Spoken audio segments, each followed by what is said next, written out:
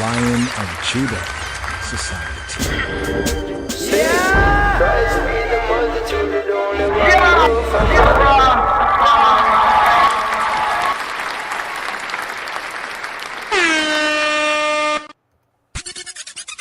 Lion of Judah Society.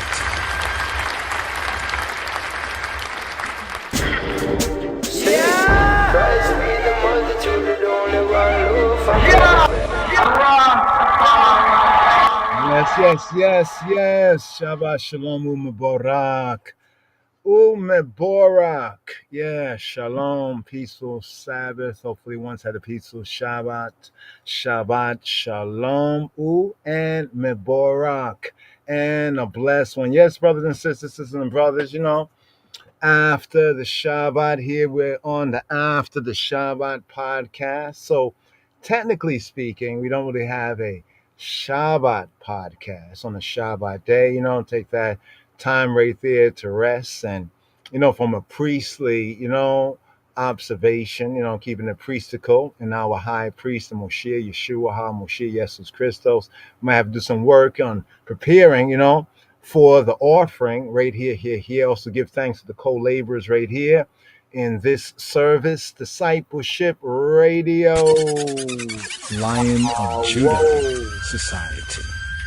And so right here, you could call this the Sunday, the first day service, Sunday service after Shabbat. So like imagine like when ones in the community, keeping the Shabbat day, resting within their gates. And then, as the evening time come in, after the Shabbat, technically the evening time, the evening really points to the day to come. Here in the West, we think that the evening, like right now, people say this is Saturday night, Saturday night, yeah. But actually, according to Yahweh's way, proper timekeeping, the evening and morning, remember, evening and morning, right, is one day. Don't say the morning and the evening. You see what I'm saying? It says the evening and the morning. So usually after the Shabbat, right, as ones would rest, there's really no command to, the command is basically to work 6 days, what I'm saying? To work and to rest and to cease from that activity and to give thanks to the Creator, and, for the creation, reflect upon creation, to rest and refresh. Right, so basically, when ones say Shabbat, keep the Shabbat, they don't really say, well, make sure you're doing work and productive activity, laboring. You know what I'm saying? And then make sure after you labor, get that rest. So hopefully ones have rest and refresh. So here, after the Shabbat podcast, right here we have the 40th sabbatical study for this Shabbat strong, Balak, right? Balak. A little sneak preview right here. Shabbat Shalom, Sembet Salam. Yes, give thanks. Peaceful Shabbat here after the Shabbat. Moving forward, a new Shabuah, a new 7, a new cycle here beginning. First day of the cycle, right? That they call Sunday is the first day of the Shabuah. And when does that technically begin? It begins after the Shabbat is fulfilled, right? And fulfilled, right, during those hours of the day, right? So Erev Tov, good evening, Laila Tov, good night, and a Boker Tov, Boker, the break of day, Boker Tov, Boker Tov to those who are in the dawning break of day periods. Yes. So here's a little bit. Here we at the 40th sabbatical study, this Torah portion. And this Torah portion is named Balak. Shalom, Chaverim. Shalom Lakam. Peace be to you, Chaverim, brothers and sisters, near and far and near, and here. Shema Yisrael. Shem'u, here. Here for this 40th weekly Torah portion reading and feeding for this Rastafari sabbatical study. Here. Give ear for this Shabbat strong, this manna, this angel's bread right here. Here we at the 40th sabbatical study, this Torah portion. And this Torah portion is named Balak. Emptier. Balak, waster. Balak, spoiler. Balak, devastator. Balak, destroyer. Balak, to be wasted, to be empty, like to run out in that sense. Balak. So we have here the name of a king of Moab, who was frightened and scared. Balak was scared. The waster, the emptier, the one who is like being run out, being empty, being wasted. He fought against Israel. He fought against the B'nai Yisrael. He fought against the Israelites. He fought against the sons, the children of Yisrael. Balak did. And Balak, he tried to hire Balaam. He tried to hire Balaam, a prophet for hire, to cuss the men of Israel, the sons of Yisrael, the B'nai Yisrael, the Israelites, that he might defeat them. Here we pick up with Numbers chapter 22, verse 2. Numbers chapter 22, verse 2, and concerning Balak, this portion here, Numbers chapter 22, verse 2 to Numbers chapter 24, verse 25, just to get to the portion concerning Balak right here. Now, this entire Torah portion, it reads up to Numbers chapter 24. We have chapter 24, we have verse 9 to 24 and 9. So from Numbers 22 and 2 to Numbers chapter 25 and 9. But the portion concerning zooming in on Balak, whose name, right, he is one of the named persons within the Torah portion, reading and feeding for the Shabbat. Here we're at the Shabbat for this Torah portion here. Balak, Shabbat, wasted, Shabbat, run out, to be exhausted, to be run out, to be emptied out, wasted out, Balak, to be spoiled. Now, metaphysically, what's the metaphysics of the sabbatical, the Shabbat name right here, Balak? An empty, Balak, an empty, run out, a wasted, a void, thus a destructive, a wasting thought. Balak, metaphysically, psychically represents a empty, void, destructive, or wasting thought. Thus the name Balak, empty, a waster, devastator, spoiler, destroyer, that rules the carnal mind. I want no carnal mind. That's the chant, Rastafari chant. I don't want no carnal mind, because let this mind be in I and we. That is the word there. Let this mind, the mind of Moshiach, the iritical mind, the spiritual mind. So here from low degrees to high degrees, right here in I sabbatical Torah portion, Rastafari sabbatical studies, and right here for this Shabbat strong, we have Balak, waster, Balak, emptier, Balak, destroyer, devastator, to be run out, to be wasted, Balak. So who was Balak? Balak was a king of Moab that was scared. He was a scared Moorish, the Moorish connection is very, very interesting, Chabarim as well. The Moorish, where are the Israelites? Where are the Israelites here in these Torah portion reading and feedings? Where have they reached to? Well, in verse 1 of Numbers chapter 22, where we left off for continuity purposes. We left off at the 39th sabbatical study, Torah portion for Shabbat Chukat. We left off with Numbers 22, verse 1, the march of Yisrael. Remember, Israel, the B'nai Yisrael is on the march. Aharon, Miriam, a whole generation of the 40 years, with this 40-year generation in the Midbar, in the wilderness, So here we also are coming to a new generation after that 40-year sentence to wander in the wilderness, wandering in the wilderness for 40 years, right? Especially because of the Chatiyat, the Akari, right? A poor exercise of democracy, right? Here we have a bad exercise, especially in numbers, right? When we speak about democracy, right? Democracy. His Majesty, Garmawi Nugus Neges, says some very interesting word sound concerning democracy. He says that democracy might be good for certain African or certain peoples. Certain peoples might benefit from democracy. For others, democracy, right, would be, right, a mistake. right? A mistake. And we're paraphrasing right here. The force of His Majesty's words is a little more forceful. But he says that democracy is good for certain people. It can be beneficial. For others, it would be a mistake, right? It would be an error. So we had 12 spies, 10 lies. The people listen to the majority. Now here, in this Torah portion, we have, beginning off with Balak.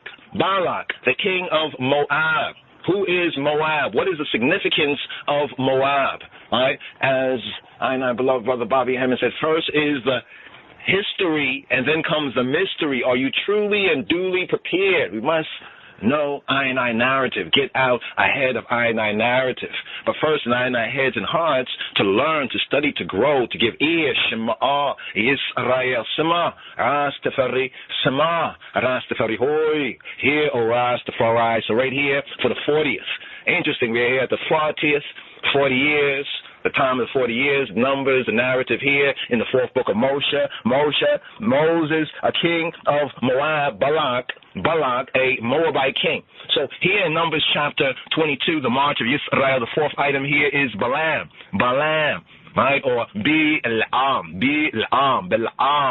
We have 2 Peter chapter 2, verse 15. Take note, Chabarim, fellow disciples of the King of Kings, John disciples, take notes right here. These are some very important links right here as we're going to the foundation, and the groundation in the holy place. We have 2 Peter chapter 2, verse 15. We have Jude, the epistle of Yehuda, of Judas, or Yehuda, not Ascarotawi, not Iscariot, right, but of Jude, verse 11. Then we have Revelation. Revelation reveals the truth. Revelation chapter 2, verse 14. So for continuity purposes from the previous 39th, here we're at the 40th. Where do we leave off? Right? Picking up is where we left off. We left off at Numbers chapter 22, verse 1. And the Bnei Yisrael set forward ever. Backward never. Now the Bnei Yisrael moving forward, set forward. And they pitch. Where do they pitch? In the plains of Moab. They pitch in the plains of Moab on this side. Shema. On this side, Jordanos. On this side of Jordan by Jericho, the city of the moon, Jericho. Now, here's what's interesting. Right, first is the history. Right, the history even of we, the black Jews of the Lion of the tribe of Judah. Right, we have the black Jews of Harlem. The testimony of the black Jews of Harlem. We have the Moorish. Right, what's this? The Moorish Zionists. We can say scientists, Moorish Zionist temple, right? The Moorish Zionist temple of the Moorish Jews. Now, the Moorish Jews, who are the Moorish Jews, Yehudi, especially as we have testified and witnessed in those photographic evidence, and also in written and other historical evidence in the Roaring Twenties. So we, the black Jews, also known as the Ethiopian Hebrews and African Israelites, even from such a time, were in the plains of Moab, even then in the 1920s, in the Roaring Twenties, and we have the testimony, the photographic evidence, right, even for that, the Moorish Jews, right, the Moorish Zionists. Now, this is before the one named Timothy Drew, a.k.a. also known as Noble Drew Ali, set up and established the Moabites, a.k.a. otherwise known as the Moorish Science Temple. So before the Moorish Science Temple was the Moorish Zionist Temple of the Moorish Jews, who are of we, the black Jews, the Ethiopian Hebrews, of the conquering line of the tribe of Judah, the root of David. Weep not, behold. Gadmawi, Haile Selassie. Weep not, behold. Conquering line of the tribe of Judah, the root of David, has prevailed to open the book and to loose the 7 seals thereof. So we have the historical, factual, first is the history. You see, the Jews, or the European Jews, as Bobby Hammond said, they know their story. They know their story when they're 10 years old, the Jews, right? They learned this from we, the black Jews. So now being grafted into our own, we can say our own natural olive tree. We've been grafted in again, even in these latter days and times. It's a prophecy, even in the book of Enoch, concerning his divine majesty. But right here, the main link is, where are the Israelites? Amorites. Here after that 40 years, after the 40 years, we're coming to the fulfillment of this 40 years. We have Aharon. Aharon passes on, he dies. Aharon is gathered to be Miriam. She passes on, she dies. Right? We have a new generation on the rise. So with the deaths of Aharon and Miriam and of the older generation, the old school generation is passing on. And we have a new generation, right, on the rise right here. Now Yisrael is on the march. Reminds I of a documentary, a video. Have you heard of this video, this documentary, Ethiopia on the march? Ethiopia on the march. Ethiopia on the march of Yisrael. Are ye not as the children of the Ethiopians unto me, O children of Yisrael, O B'nai Yisrael? Yes. Shema. So here it says that the children of Yisrael set forward. They're on the move. Before that, in the last chapter of the Torah portion reading and feeding, chapter 21, we have the march of Yisrael. We have two victories. And Israel sent messengers to Sihon, Melech HaEmori, king of the Amorites, saying, let me pass through thy land. We will not turn into the fields or into the vineyards. I will not drink of the waters of the well, but we will go by the king's highway, until we be past thy borders. This is the word that was sent to say. But Sihon would not suffer Yisrael to pass through his border. But Sihon gathered all his people together and went out against Yisrael into the Midbar, into the wilderness, and he came to Jahaz and fought against Yisrael and Israel. Yisrael smote him with the edge of the sword and possessed his land from Arnon to Yabuk or Jabuk, even to the Bnei Ammon. For the border of the children of Ammon was strong. Now we have Ammon. Who were the sons? Right? Who were the sons? We say the sons, and it's very kind of mixed up because we have incest, right? Here, according to the Torah. Now, I know many Moors or Moorish and modern day, latter day Moabites, they don't like this. They think this is not right. The testimony that we have in HaTorah, but it is right and it's exact, right? Giving us the keys of the historical, right? First is the history, right? And as well as the mystery, so we can see what the prophet eyes see. Because there's a prophecy that is fulfilling, right? And has been fulfilling. We have a testimony of its fulfillment in the 1920s with the Moors. So when we say Moab, this link here historically is with the Moors, especially in I story, an I narrative. Who are I, the once lost, now found, black and brown sheeple of the Beit Yisrael here in this North Country and throughout the countries in the Americas, right, in the Caribbean, the trans-Ethiopic ocean, enslavement of the once lost, now found, black and brown children of the Yisrael, right, even with the new name, right, precious name. See, that word in Amos 9 and 7 is a prophetic word. That word right there is speaking to the children of Yisrael, the B'nai Yisrael, and likening them to the B'nai Kushim, right, the B'nai Kushim, to the children of the Ethiopians. All right, that link right there. So we have historical testimony in 1920. So in the 1920s, we, the black Jews, were pitched where? We were pitched in the plains of Moab. This is why we have the Moorish Zionists. Note that, because we have the African Zion, the true Zion is the African Zion. So we had the Moorish Zionist temple, and Timothy Drew, a.k.a. Noble Drew Ali, according to the historical record and documents and testimony, his family and himself also attended the Moorish Zionist temple of the Moorish Jews circa the 1920s, the Roaring 20s, before he had set up and established what became later heretofore to be known as the Moorish Science Temple. Right? Get that? Moorish science. So scientists. But first we had Zionists, Zion, and this is ascribed in the historical record to we, the black Jews, to the children of Yisrael, even in this North Country, the Americas, the United States of Americas, right, America, this North Country, even here in the wilderness of this North Country, the wilderness of America. Now, just note that link right there. You have to note this right here and just take a moment to meditate on this, because what we're showing here is the history, going over the narrative, the Torah portion. What is it? What is in this manna? What's in this bread? What's in this word? Well read. So we have the children of Yisrael, right, smiting, right, Sihon, the king of the Amorites, and Yisrael taking all these cities. And Israel dwelt in all the cities of Mori, the Amorites, in Heshbon, and in all the villages thereof.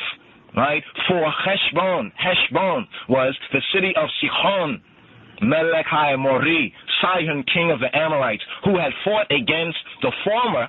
See, Sihon, king of the Amorites, he had fought against the former Melech, the former ruling intelligence, ruling conscious king of Moab, and taken all his land out of his hand, even to Arnon.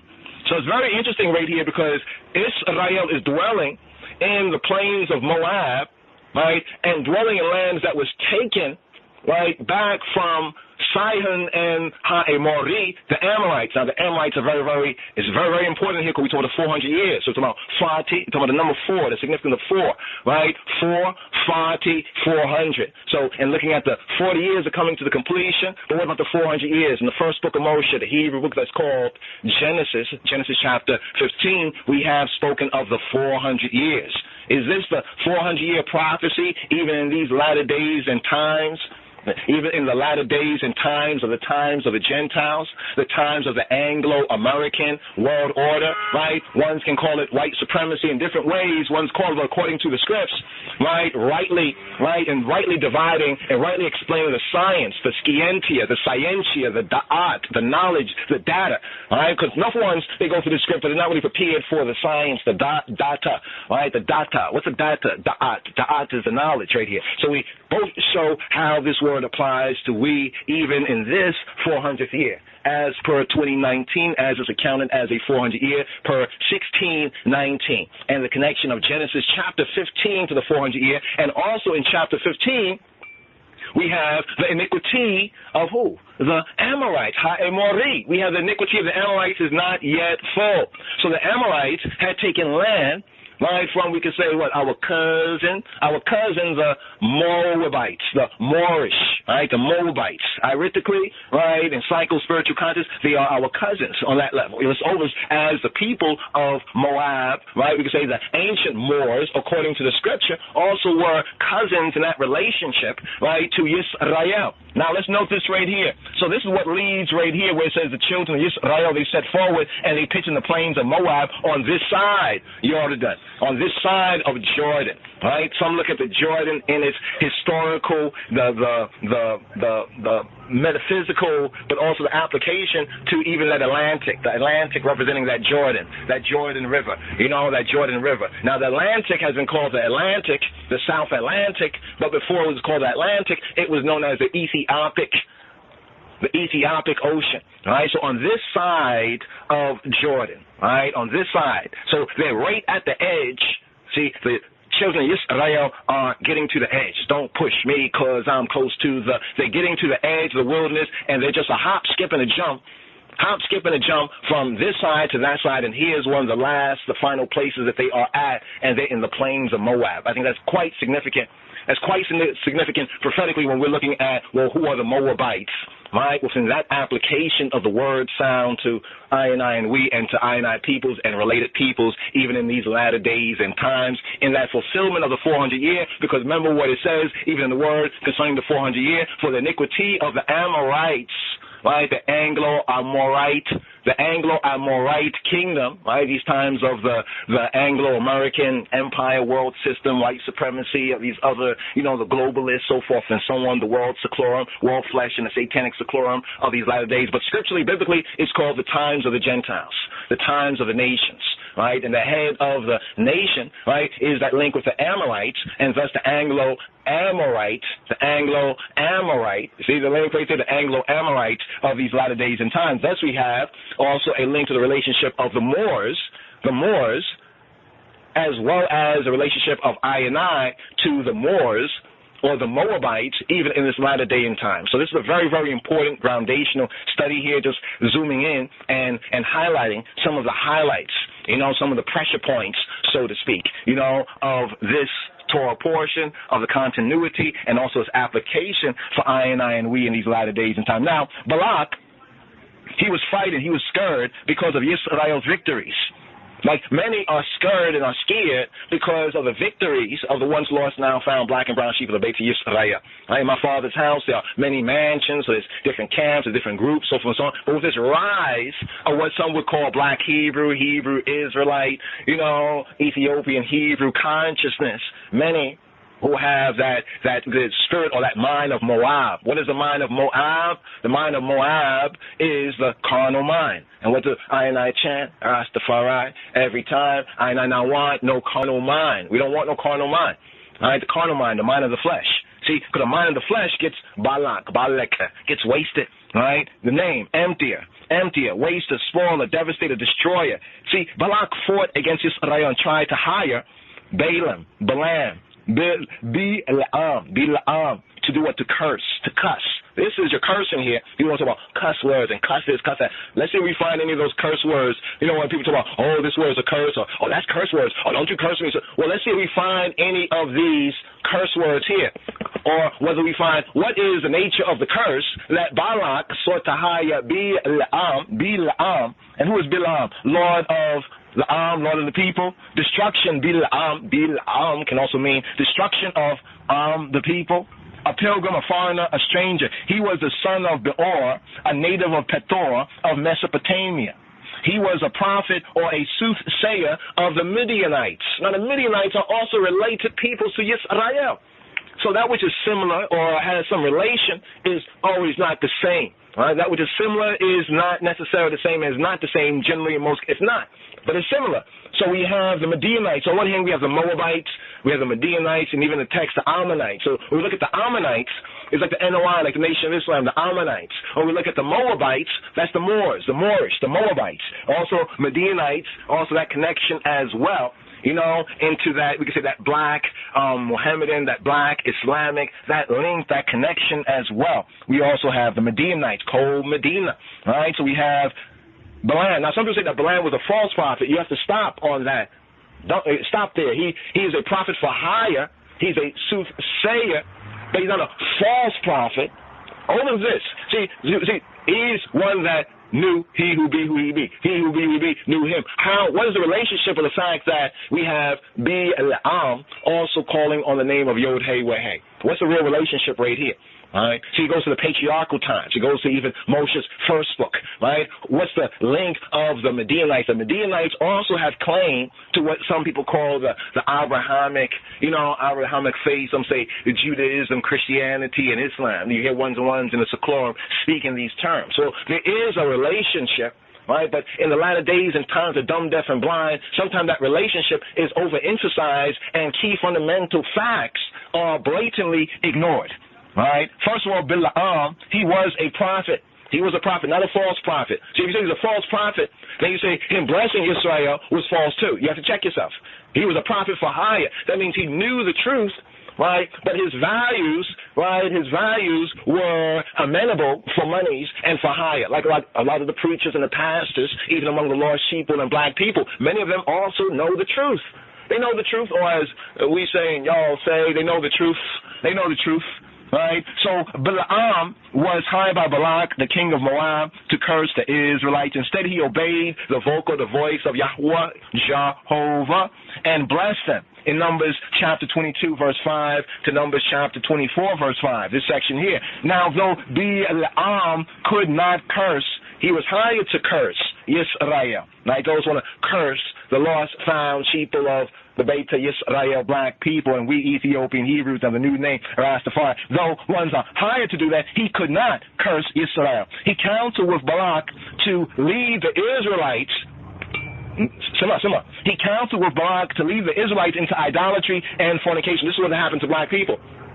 That even in I historical experience in this wilderness, the wilderness of North America, the same thing that ones and ones were hired, right? Even in the church, right? Those who knew the true word of the church and the true God, but they could be hired like Bilam was hired, a prophet for hire, but he could not curse.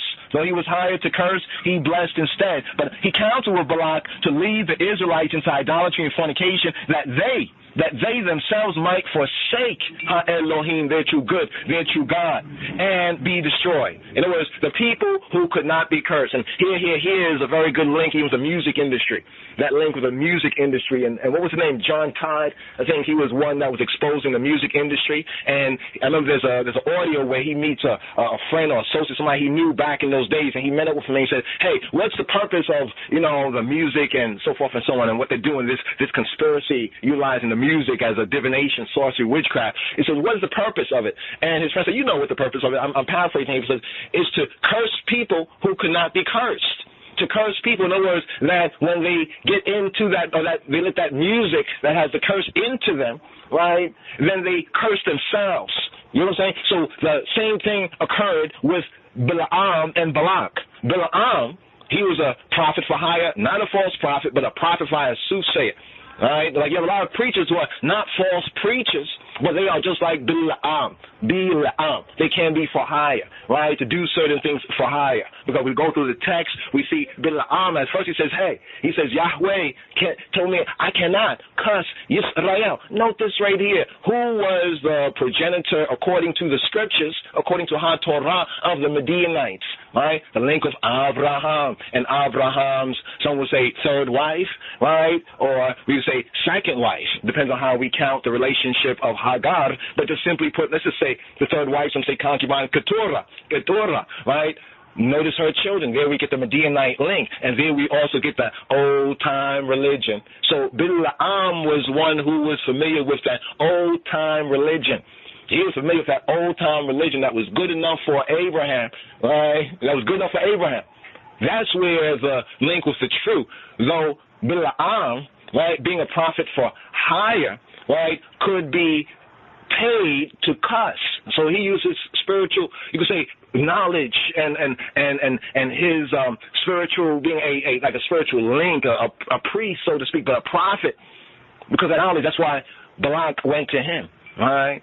Note, to get something similar, note that Midianites, they're related to the family, then the greater family of Abraham, but not specifically in that seed, right? And then also the revelation that were revealed to the specific seed, Abraham, Isaac, Jacob, the 12 sons, the tribes in Egypt, out of Egypt, Moshe and Aaron, and here, the Midianites were not familiar with.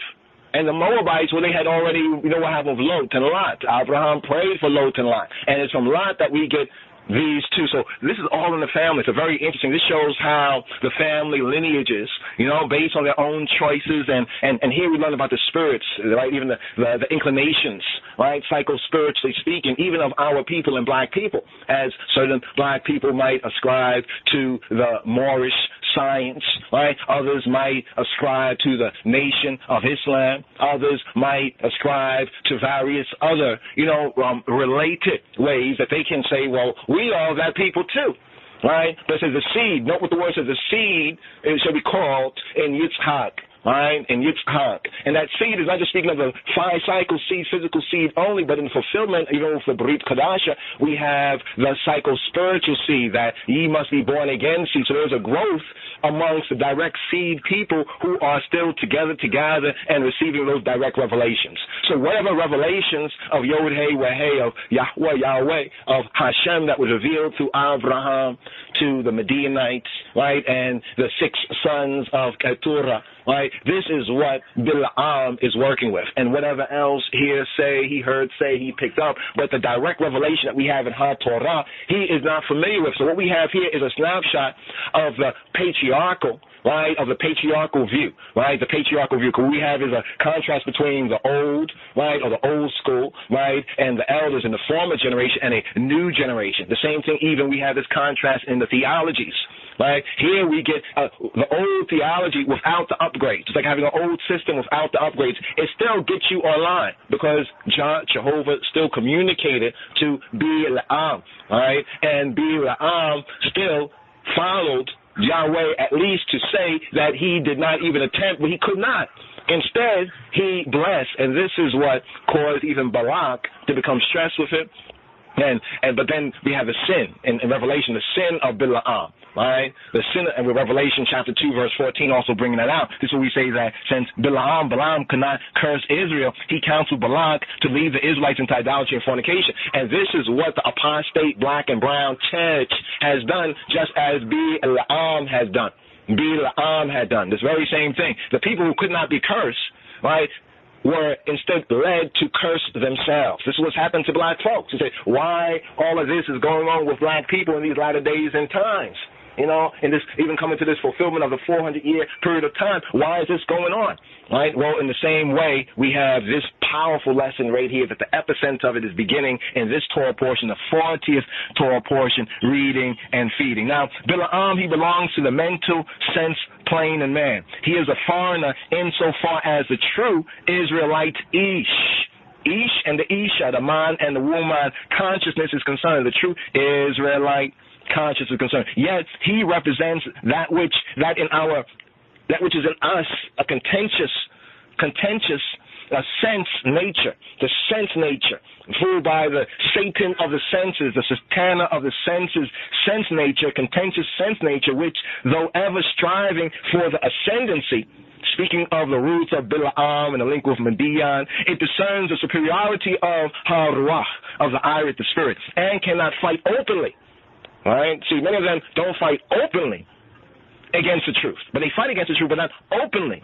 Right? For an enemy. See, this discernment that Bila'am represents, however, being of the sense man. When Robenu spoke about the 5 wise, the 5 foolish version, the sense man, right? And reaching no higher in its expression than the phase of the psychical. Some think they're spiritual, but they are only psychical. See, this discernment that Bila'am represents being of the sense man and reaching no higher in its expression than the phase of the psychical that is governed by the sense mind. The sense mind. We're talking about the sense mind, we're talking about the foolish virgins, right? No, we're talking about even the 5 senses, right? Some have the 5 senses, but it's only limited. They physically see, so to speak, but they don't spiritually see. They physically hear, but spiritually they don't hear. They physically, right, smell, but spiritually don't smell, right? Taste, right, in a physical sense, but not spiritually taste. And touch in a fleshy, a natural sense, but spiritually, spiritually, iritically, they are out of touch, right? This is deceptive. This is deceptive. It seeks in subtle ways to undermine, adulterate, and destroy the Israelites' thoughts. Right? You may be skin folk, you know, obviously we black people, black and brown people, but are you truly, iritically, spiritually, our kinfolk? Right? See, there's many who rely on we black people, right? Like even the Egyptians and the rest of them. This is very interesting because they undermine, subtle ways, they undermine, they adulterate, and they seek to destroy the Israelite Ish and Isha, the Israelite thought, that are continually struggling to gain a more perfect comprehension. And we find this especially even out here in this wilderness, in these latter days of the Gentiles, even right now, among a lot of other black peoples, right? Other black people, especially the Committee or the Kemites or the self-professed Egyptian Kemites, even the House of Consciousness. There's that. We see that very much with Sarnetta. Sarnetta has this irit, this spirit, as well too, where it's in a subtle way, it's coming out more and more overtly. It was even there before. We're just pointing this out as a point of reference, right? Because first is the history, so giving you some historical, some object lessons, right? Some objective reality, right? Not just speaking about, we're not talking about it subjectively, just from our own personal view, but things that are very clear, historically proven. They seek to do what? To undermine, adulterate, and destroy the Israelite thoughts that are more that are coming to a more perfect, struggling to gain a more perfect comprehension, realization, and expression of the truth. A lot of these other black groups, a lot of other groups that claim to be black. They claim to be black, right? But they are not in our divine heritage, right? They are not righteously black, or they are not representing the black righteousness. Over that. In the end, in the fulfillment, all of sense is overcome, and its powers of discernment are lifted to a higher plane of activity. Now, the Moabites and the Midianites were defeated, for the record.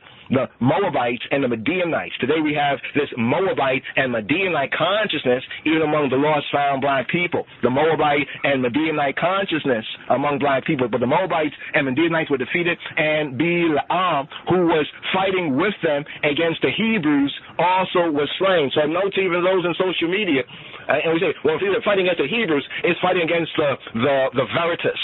See, we might say that these Hebrews here, yes, they are Hebrews, but here the facts may not be right here, and here's the proof, the evidence of that. It's iron sharpen iron. But there are others who are fighting against the Hebrews, even against we, the Ethiopian Hebrews, like Balaq, will be slain. We have this in the upcoming Torah portion, Numbers chapter 31 and 8. Some overview here of who's who and who is Balak. What's his relationship to the Moabites? What's the Moabites' relationship to the Moorish? Right? Ironically, the Moors, the Moorish. What evidence we have in the black Jews of Harlem, the Midianites, then we have the Ammonites, we already know about the Egyptians, and we see that all of these kindred, we could say, melanated, all of them were melanated peoples, right? But we need discernment.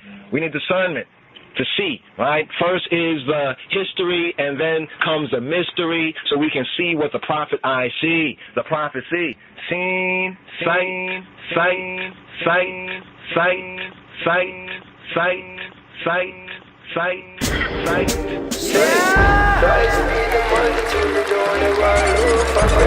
Lion of Judah Society.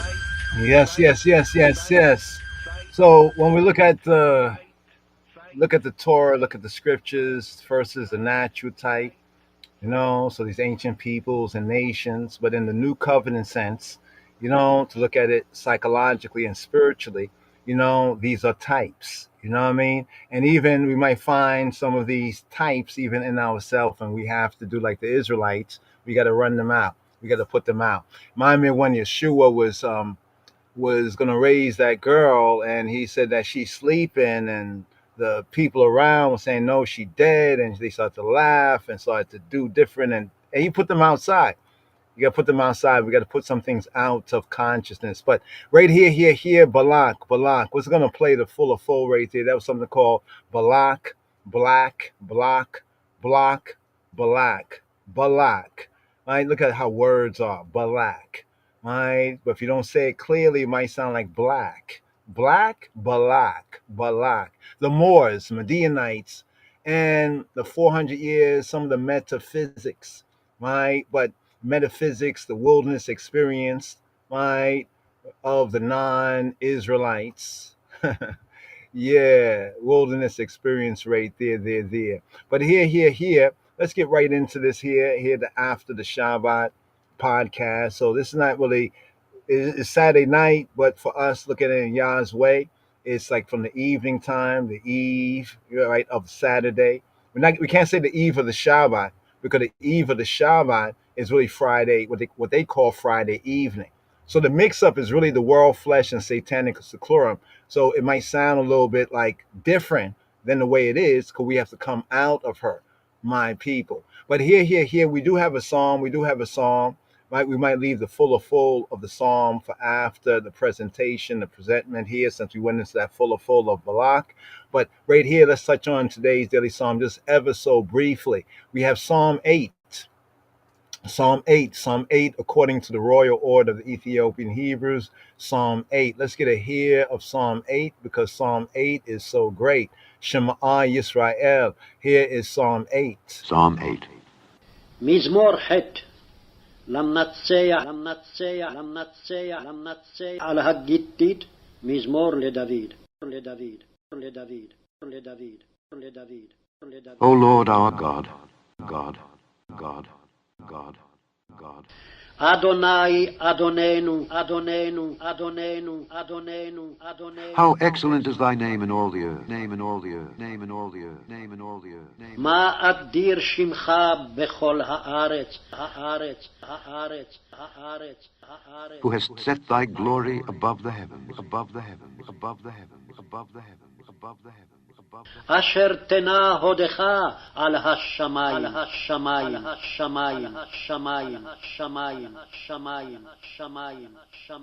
Out of the mouth of babes and sucklings hast thou ordained strength because of thine enemies, that thou mightest still the enemy and the avenger.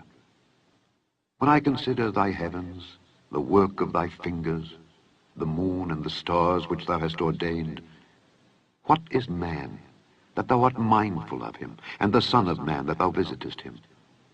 For thou hast made him a little lower than the angels, and hast crowned him with glory and honor.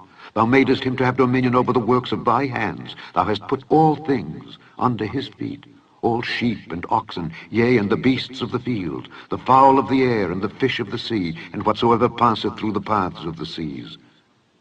O Lord, our Lord, how excellent is thy name in all the earth, in all the earth, in all the earth, in all the earth, in all the earth, in all the earth, in all the earth, in all the earth, in all the earth, in all the earth, in all the earth, in all the earth, in all the earth, in all the earth, in all the earth, in all the earth, in all the earth, in all the earth. שמע ישראל, אדוני אלוהינו, אדוני אחד. שמע ישראל, אדוני אלוהינו, אדוני אחד. Here. שמע ישראל, אדוני אלוהינו, אדוני אחד. אדוני אחד. Oh, here. So we're going to bring the Torah reading and feeding here to the first day service after the Shabbat right here. Once again, hope ones and ones had a time to rest, refresh, be blessed, be empowered to prosper, right? And also to begin the new cycle, the new Shabua right here, and be blessed and be happy, be well, and go in the way, the truth, and the life of the King of Kings Christ. But here we have the Torah reading and feeding Balak, right? Balak, right? Alak. So Balak, it means like waster, or like in a sense, sometimes translated as devastator. We brought in the Royal Amharic and the Afro-Semitic, relative languages to get to the core meaning. Alak, Balak, in like something running out and something being expended, in that sense of waste. So the waster, you may think like he's a waster, he's a devastator. No, he is wasted. Like somebody just wasted. Somebody's like they run out. Like, people say, I'm done. I can't. That's the Balak. Balak is like, I can't. There's that saying that we say, I just can't with you. Yo, I just can't with you. You know how we or some might use that expression, some more times, some just sometimes. This is the sense of Balak, right? Alek, something to be expended, something like to run out. The bait essentia, the be, as a preposition in Hebrew, Balak, in being run out, when he runs out, when he is emptied. Now, how is this with Balak here in the portion? Well, he is a king. That means he has an army, he got people. You see the Israelites doing their thing, right? Kicking ass, taking names like Sihon, right? Sihon and Og, they got defeated, right? The ones that had beat the Moabites and took their land, now the Israelites, a new generation, they're rising up. You have to remember how people were looking at the Israelites, right? The people looking at the Israelites like, yo, this people came out of Egypt, their God or what have you. They came out, but now they're wandering in the wilderness. It's like they're lost. What's happening with them? The people were afraid at first. Remember Rahab? Rahab says to to Joshua's spies in the book of Joshua, what happened to y'all? What happened to y'all 40 years earlier? The people of Jericho and the people of the land, they were scared. But notice what the Israelites thought, right? Based on the spies that told lies. They said that we were like grasshoppers in our own eyes. Look at this. Check out the psychology, even in the Bible. The spies said, we were like grasshoppers in our own eyes. So, therefore, here's what they call projection in psychology. They said, we were like grasshoppers vis-a-vis the other people of the land in our own eyes, right? In their own eyes. Therefore, we were in their eyes, grasshoppers. So it's almost like the way they thought about themselves, they projected and thought that the people of the land looked at them the same way. And because of that, what it says, fear, F-E-A-R, false evidence appearing real. And that caused them to miss an opportunity. So like 40 years later, Joshua, Yehoshua, and the other Israelites got to find out, wow, how false that false report was. Because Rahab, a righteous 304, she basically confessed and said that, hey, everybody was scared. What happened to y'all? In other words, that tells us that if the Israelites had listened to Caleb, right, they could have just gone in. They could have gone in at that time. So see, the perspective about things is very important. What we can learn from these Torah portions is how we see. You know what I mean? How we see, how we hear, how we perceive, right? And whether what we are perceiving is the reality, right? So here in this Torah portion, Balak, we're gonna go through these aliyot right here. We have Numbers chapter 22 and 2 to Numbers 25 and 9. As we mentioned before, once we hit chapter 11, now we're about 11 chapters later, right? Chapter 22. Once we hit chapter 11 in the book of Numbers, we can call this for the Israelites in the wilderness their bankruptcy, a psycho spiritual, a soul and a spirit bankruptcy, right? Because after that point in the narrative, we start to see everything like sliding, everything kind of go off, like things sliding off track, right? And we get one up after the next, and it leads us down to this point that we're at right here, right? Where the Israelites now of the new generation are beginning to step up, right? But here's where it begins to swerve. Not at this point right here with Balak and Balaam, right? But notice what happens next. But before we get there, let's get right here. We have these 7 aliyot that you see before you, right here, those watching the podcast, the screen, and then the second of the 3 readings, right? So normally, usually, if we're in like community, right, on the Shabbat day, right? For those who would observe, the gathering on the Shabbat day. See, in the Torah, it doesn't say that we must go to temple, to church, to synagogue, but in many communities, right, it's a decision of ones and ones for the Shabbat day in a community to come together to hear the reading of the word. Now, for us here on the Ear and the Irit, we say, well, after the Shabbat podcast, and bringing it forward for the first day, kind of like a first day sermon as we get into the new 6 to 7 day study and the new Torah portion, reading and feeding. So basically, after this, we start to pick up with the first, second, third, the basics of the new Torah reading and feeding. But first things first here, Balak, right? Numbers chapter 22. Then we go to Micah chapter 5, focus verses 6 to chapter 6, verse 8. Then we have the Brit Chadasha, the renewed covenant reading, namely Romans chapter 11, verses 25 to verse 32. And want to say give thanks to the fellow co-laborers here to Ras Sahar Ahad, as well as Ras Ayason Tafari, and even to the other brothers and sisters that, had mentioned that they're going to also seek to bring forth some, audibles as well. Definitely need to get some daughters to, practice, the basics of the Hebrew for the lighting of the lights, for the Shabbat time. But we'll seek to kind of bring forward presentations so ones can, practice and perfect. But right here, the Torah portion outlined before us here. Some of the main things to look out for or to listen for. In Numbers chapter 22, at verse 1, Balak, right, this Moabite king, son of Zippor or Zippor, son of the little bird, the son of the twitterer. This is the son of the son of Twitter, right? Because he's called Balak ben Zippor.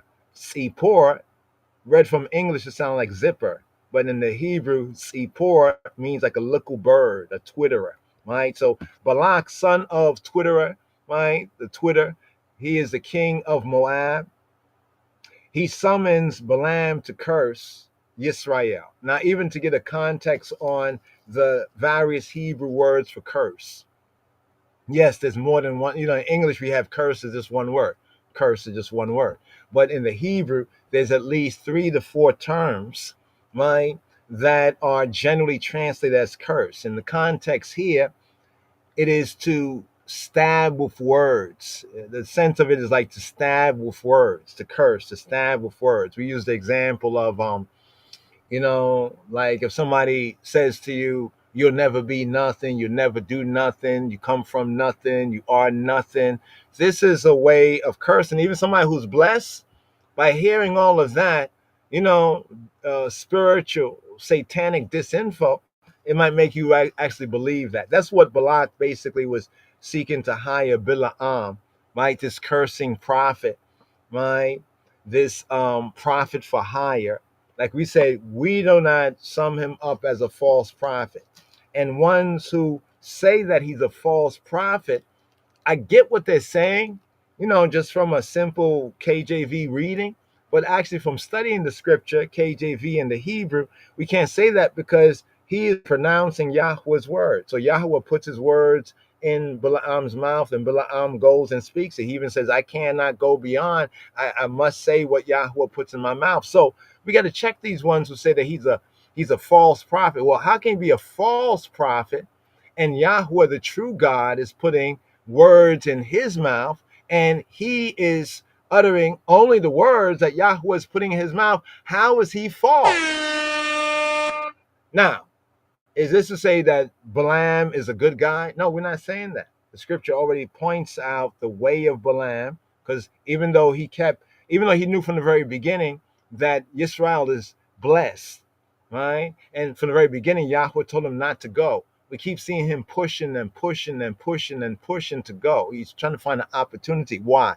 Because the way of Balaam, right, is the way of Balak, right? He ran greedy, right? Greedily he ran to get that reward, right? Remember, this is how he must have made his living, through people asking him to curse ones, right?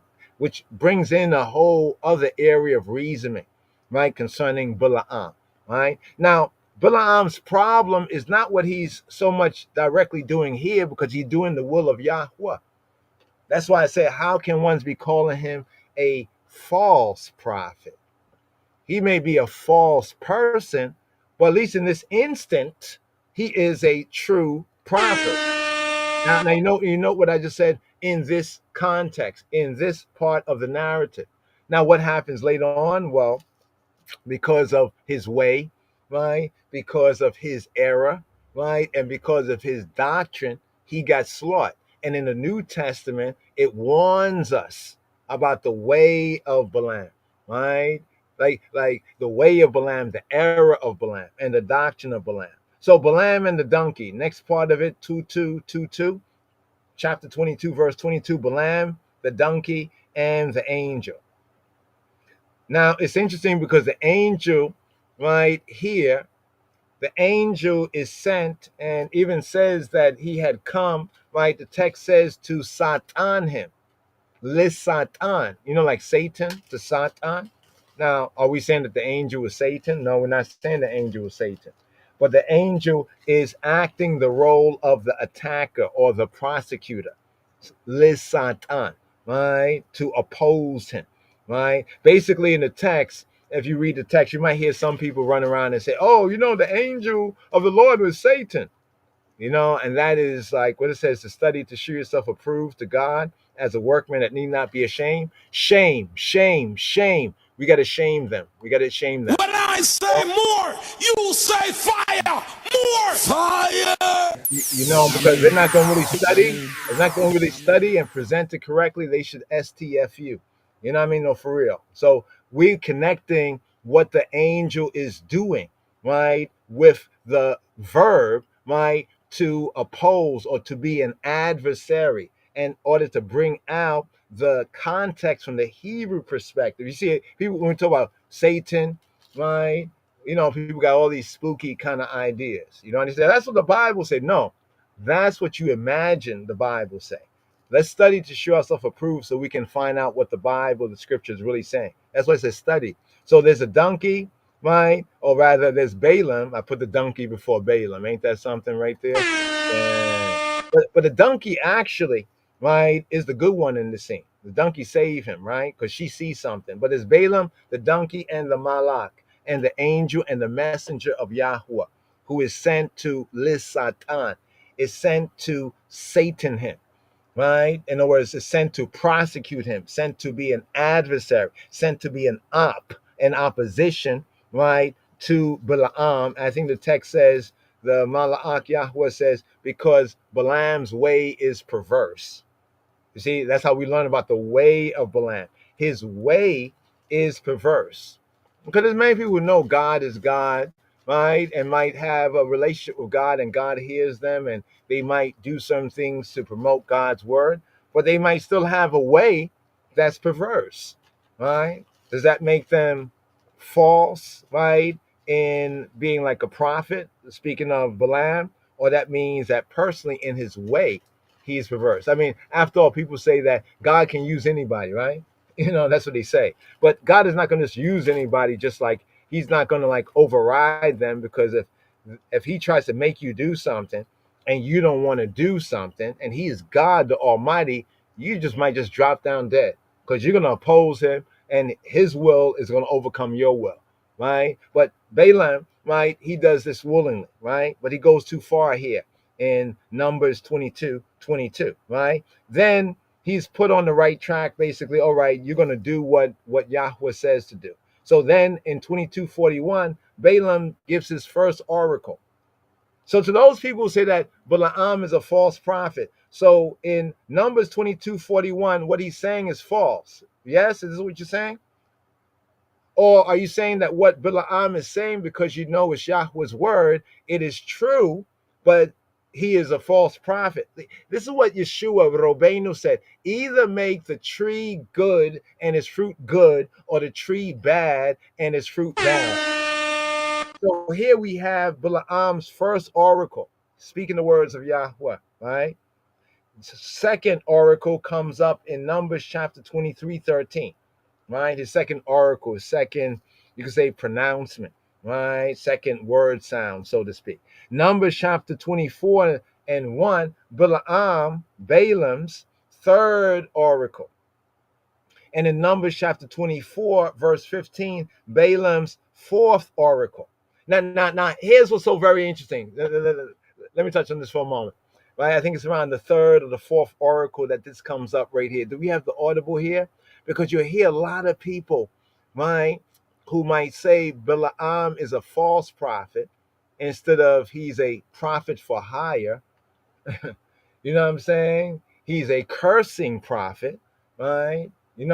He's a soothsayer. That's why Balaam, right, was called by Balak to say something, because what he said, what I mean? It's like right now when people are doing some products, like say if I'm pushing some product, some merchandise, right, and there's somebody who's a social media influencer, and I can get this social media influencer, right, to like record some things for my product or my channel, my platform, my thing will probably blow up more because people will look at that social media influencer and what they say is going to really matter.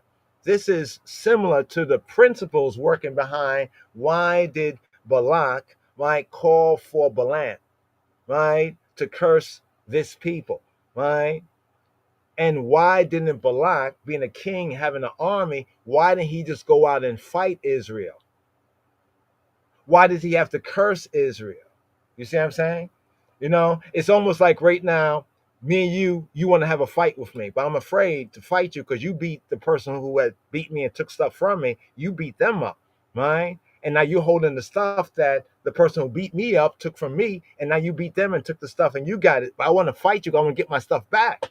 But now I'm like, I need to find somebody in social media to run you down, right? If I could run you down, like stab you with words, right, and make you shamefaced, then that might give me the advantage. Then I will go out against you. This is the sense of the curse. Overstand, right? But a lot of people say that he's a false prophet. They like to quote this part from Numbers chapter 23:19. Numbers chapter 23, right, 19, right? Chapter 23:19, where they say God is not a man. People say God is not a man. God is not a man. People say that. People say no, God is not a man. Right? Okay, I hear you. You remember the Israelites when the Israelites came out of Egypt in Exodus chapter 20, right? In Exodus chapter 20, remember Exodus chapter 15. That's the 10 words, but in Exodus chapter 15, the Song of the Sea. You remember Israel came out of Egypt? There's a verse in there. It says that Yahweh is a man of war. You remember that? You remember that there?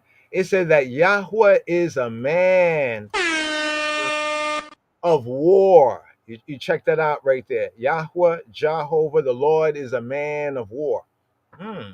He's a man of war. Interesting. But over here, my Bilaam is saying that God is not a man. Well, actually, that's not all he's saying. The fullness. People like to do that a lot of times. It's like the verse is a full verse, and they'll take a couple of words out the verse and force a period there. So they'll say, God is not a man. It says so in Numbers 23 and 19. No, that's not the full verse. Right? What is the full verse?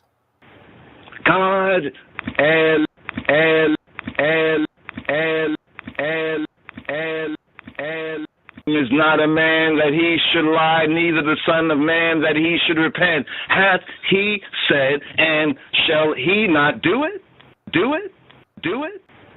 God, El, El, El, El, El,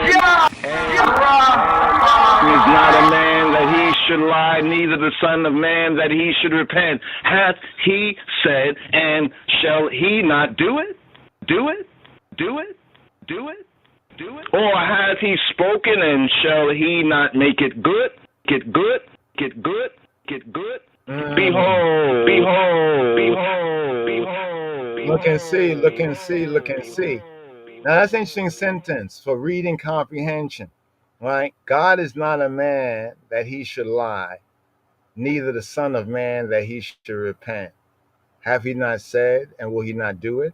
So basically, that God is not like regular men that lie, right? Then after they lie, get caught in their lie, they got to repent, right? Or what they say they're going to do, they don't do. You know what I'm saying? See, it's context there, because we take that, I've heard a lot of people use it, say, look, God is not a man, right? To prove that God is not a man. Wait, hold on for a moment. But then why does it say over there that he's a man of war? We're going to get into that right there. But this is all found here, right, in this Torah reading and feeding.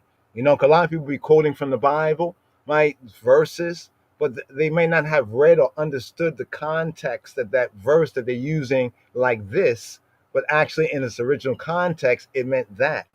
Check. So in Numbers chapter 24, we get to Balaam, Bilaam's third oracle. In 24:15, the fourth oracle. And then in 25:1, there's what is known as the worship of Baal Peor. Right? Something goes wrong, right, at this point, right? But we're going to get to this is what's going to lead us here into this upcoming 41st sabbatical study. So we're going from the 40th here to the 41st. So we're at 41 of 54 Torah reading and feedings. Wow, we're coming to the end of the year, right? The holy year, the sabbatical year right here in this season, right? So here we're at the 40 of 54 right here. So the Torah portion outline, right? The prophets reading from Micah, right? The ruler from Bethlehem, Micah 5:2, 5:7. The future role of the remnant, the future role of the remnant, the diaspora, the remnant. Micah 6:1. El Elohim, God challenges Yisrael. And in 6:6 of Micah, what doth God require? Right? What does he really require of us? Right? Is it burnt sacrifices and offerings? Is it religious things? You know what I mean? What does he really require of us? But here, without much further ado, let's get through this right here. Right? Keep it short, tight. And right here, this Torah reading and feeding. Gonna begin off the Shema Yisrael. Here, this is Shema Yisrael from Deuteronomy chapter 6, verse 4. But the full of it is Deuteronomy chapter 6, verse 4. That's the Shema Yisrael. Yahweh Eloheinu, Yahweh Echad. And then we get the full right here. Give thanks, Queen Makeda, Malka Makeda, as well as Melchizedek. He'll bring in the read from Genesis chapter 15, Shema Yisrael.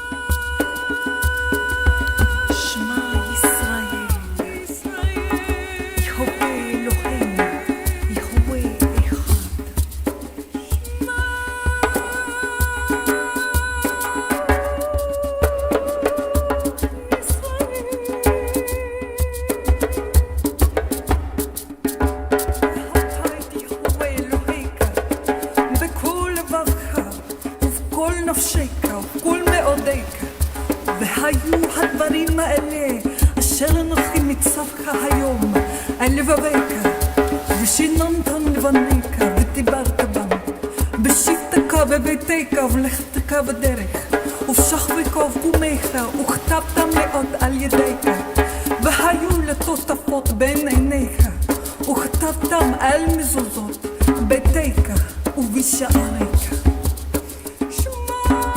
Know of a surety that thy seed will be a stranger in a land that is not theirs, and they shall enslave and oppress them for 400 years. In the fourth and in the last generation, yes, you shall journey into captivity a second time in ships, because you have rejected his instructions. Yes. So the fullness right there, the great commandment, Deuteronomy. There we had Deuteronomy chapter 6, right? There we had Deuteronomy chapter 6. You know, brothers and sisters, if ones and ones do a little audible drop, maybe we'll share that here on the air. You know, of these key parts of the way, Deuteronomy chapter 6, right? Deuteronomy chapter 6, verse 4, the Shema Yisrael, Yahweh Eloheinu, Yahweh Echad. He who be Yahweh, Jehovah, our Elohim. Yahweh, he who be Echad. So the full here, the great commandment. Hear, O Israel, Yahweh, our Elohim. Yahweh, the one. Yahweh, he who be the one. Shema, Yisrael, Yahweh Eloheinu, Yahweh Echad. And then she chanted and read from verse 4 to verse 9, just, you know, it says one speaking a tongue, right? In the Hebrew, the holy tongue, there should be one that can interpret. So here's an interpretation of what you just heard right there. Hear, O Israel, the Lord our God is one Lord. And thou shalt love Yahweh Eloheka, he who be Jehovah your Elohim, with all thine heart, and with all thy soul, and with all thy might. These two verses, Deuteronomy chapter 6, verse 4 to 5, is what is called the Great Commandment. Right? Remember when the young Torah scholar came to Rabbeinu Yeshua and he asked him, you know, like, which is the greatest of the commandments? Check. And here's the instruction and warning that continues the Shema section, right? Verses 6 to 9. Verses 6 to 9. So the full, Deuteronomy chapter 6, verse 4, right, to verse 9. Verses 4 to 5 is the great commandment. And then verses 6 here to 9 is a portion of the instruction and warning. This is the fullness of the Shema. So the opening part that we probably are familiar with, like, hear, O Israel, the Lord our God is one Lord. That right there is the Shema, but it's like the intro, right, to the Shema. The full, right? Shema Yisrael, Yahweh Eloheinu, Yahweh Echad. Hear, O Israel, he who be our Elohim. He who be Yahweh Echad, the one. And thou shalt love Yahweh Eloheka, thy Elohim, thy creator, thy judge, thy almighty power, with all thine heart, and with all thy soul, and with all thy might. Instruction and warning. Verse 6. And these words, not those words, and these words that I command thee this day shall be in thine heart, shall be in thy mind. Verse 7. And thou shalt teach them diligently, sharpen them. Thou shalt teach them diligently to thy children, to thy sons, and shalt talk of them when thou sittest in thine house, and when thou walkest by the way, and when thou layest down, and when thou risest up. Verse 8.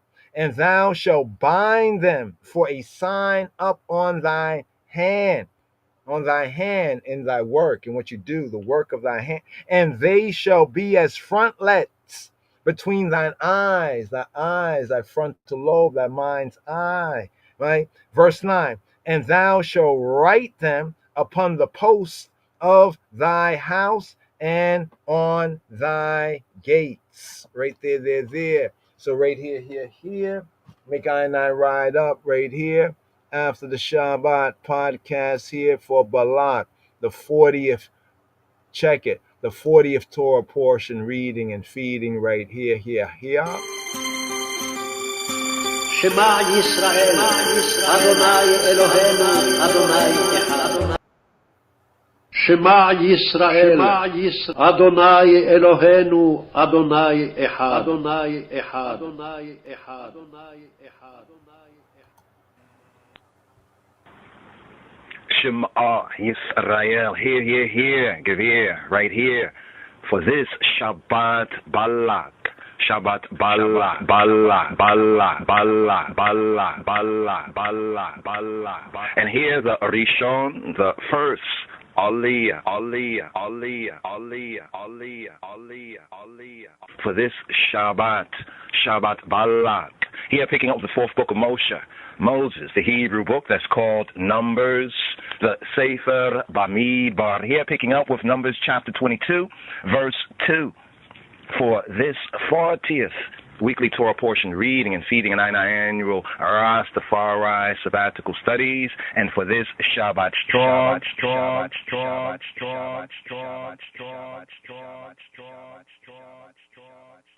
Balak. Here, the Rishon, the first Aliyah, offering up anaphora for this Shabbat Balak, Senbet Balak. Here, Numbers 22, verse 2. Beshem Ha'ab Wehabein We'ruach Kadosh Yahuwah Echad. In the name of the Father and of the Son and the Holy Spirit, He who be, who He be, the One, the One, the One, the One, the One, the One, the One. Here, picking up with the Rishon, the first Aliyah for Shabbat Balak. Wayareh Balak ben Sipor et kol asher asa Yisrael la emori. And Balak, the son of Zippor, ben Zippor, the son of Zippor, saw all that Israel had done to the Amorites. And Moab was sore afraid of Ha'am, the people, because they were many, and Moab was distressed because of the Bnei Yisrael, because of the sons, the children of Yisrael. And Moab said to the elders of Midian, now shall this company lick up all that are round about us, as the ox licketh up the grass of the field. And Balak ben Zippor, Balak, the son of Zippor, was king of the Moabites at that time.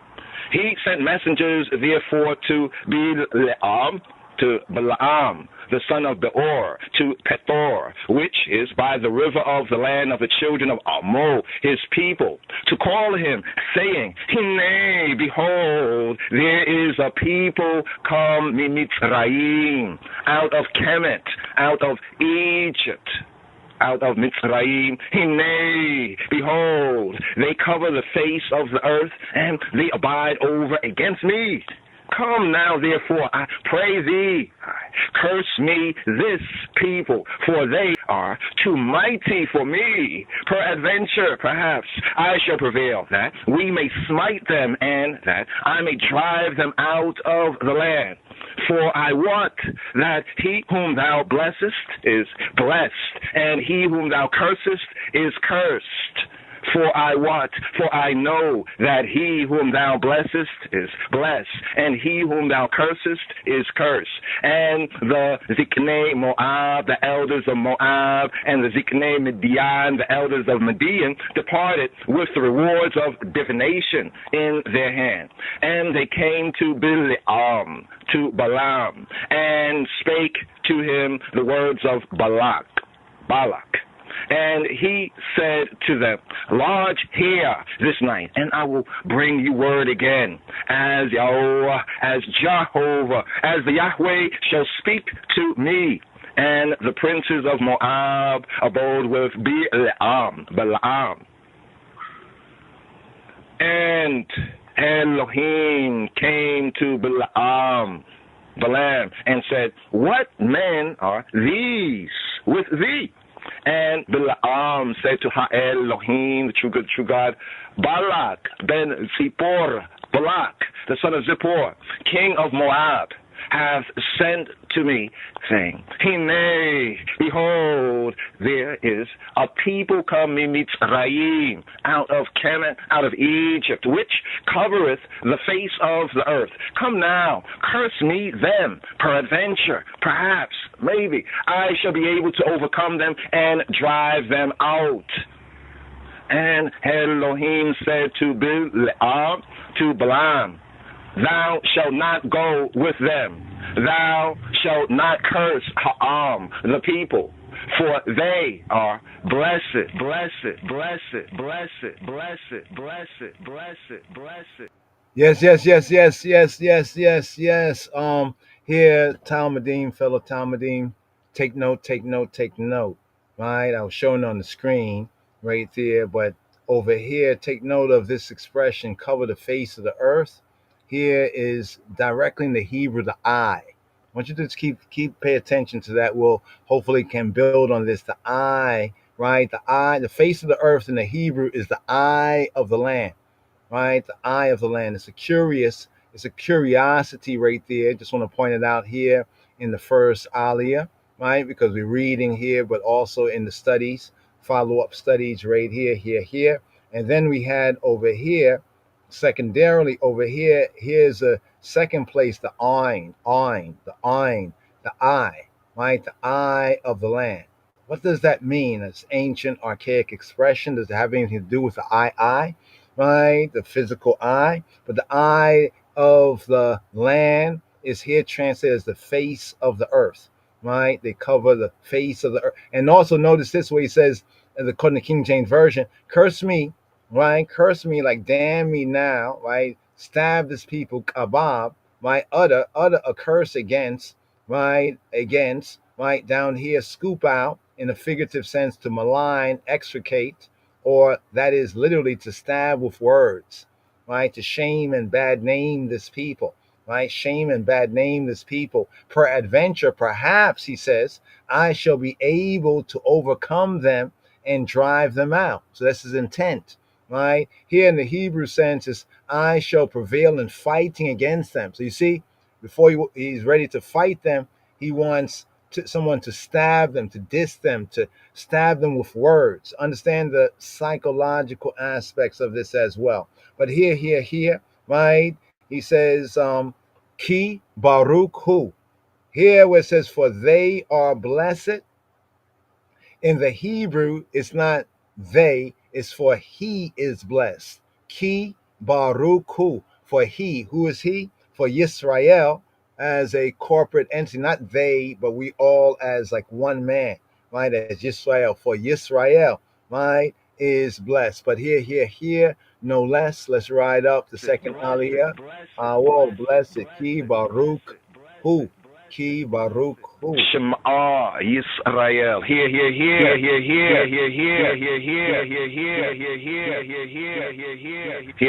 Give ear right here for the Sheni. The Sheni, Aliyah. The second aliyah for this Shabbat, Balak. Here, picking up the fourth book of Moshe, Hebrew book called Numbers chapter 22. Here at verse 13 for the Sheni aliyah, the second aliyah, second offering up for this Shabbat, Balak. ويقام بالأم بابوكر ويومر إلا ساري بالاك لكو إلا أرسكم كيا مين هو لتيتيا لا حلوك إماكم. Here, picking up the Sheni, the second aliyah for the Shabbat, Balak. Here, Numbers 22, verse 13. And Balaam rose up. Wayatam Bil'am. And Balaam rose up in the morning. Wayatam Bil'am Baboker. And Balaam rose up in the morning and said to the princes of Balak, and said to the princes of Balak, Wayomer il Sarei Balak, get you into your land, and Liku il Arizkem, For the Yahweh, he who be, refuses to give me leave to go with you. Ki me haini Yahuwah letiti lahloka imakem. And the princes of Moab rose up, and they went to Balak, and said, Balaam refuseth to come with us.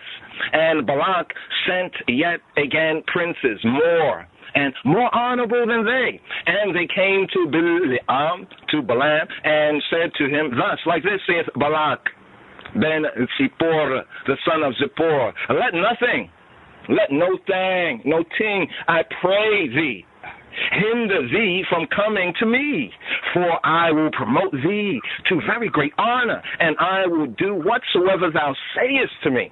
Come therefore, I pray thee, curse me this people.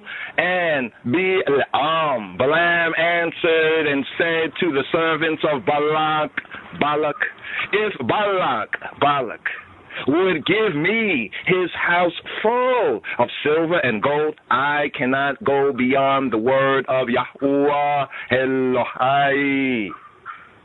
Go beyond the word of he who be, my Elohim, to do less or more. Now, therefore, I pray you, tarry y'all also here this night, that I may know what the Yahweh will say to me more.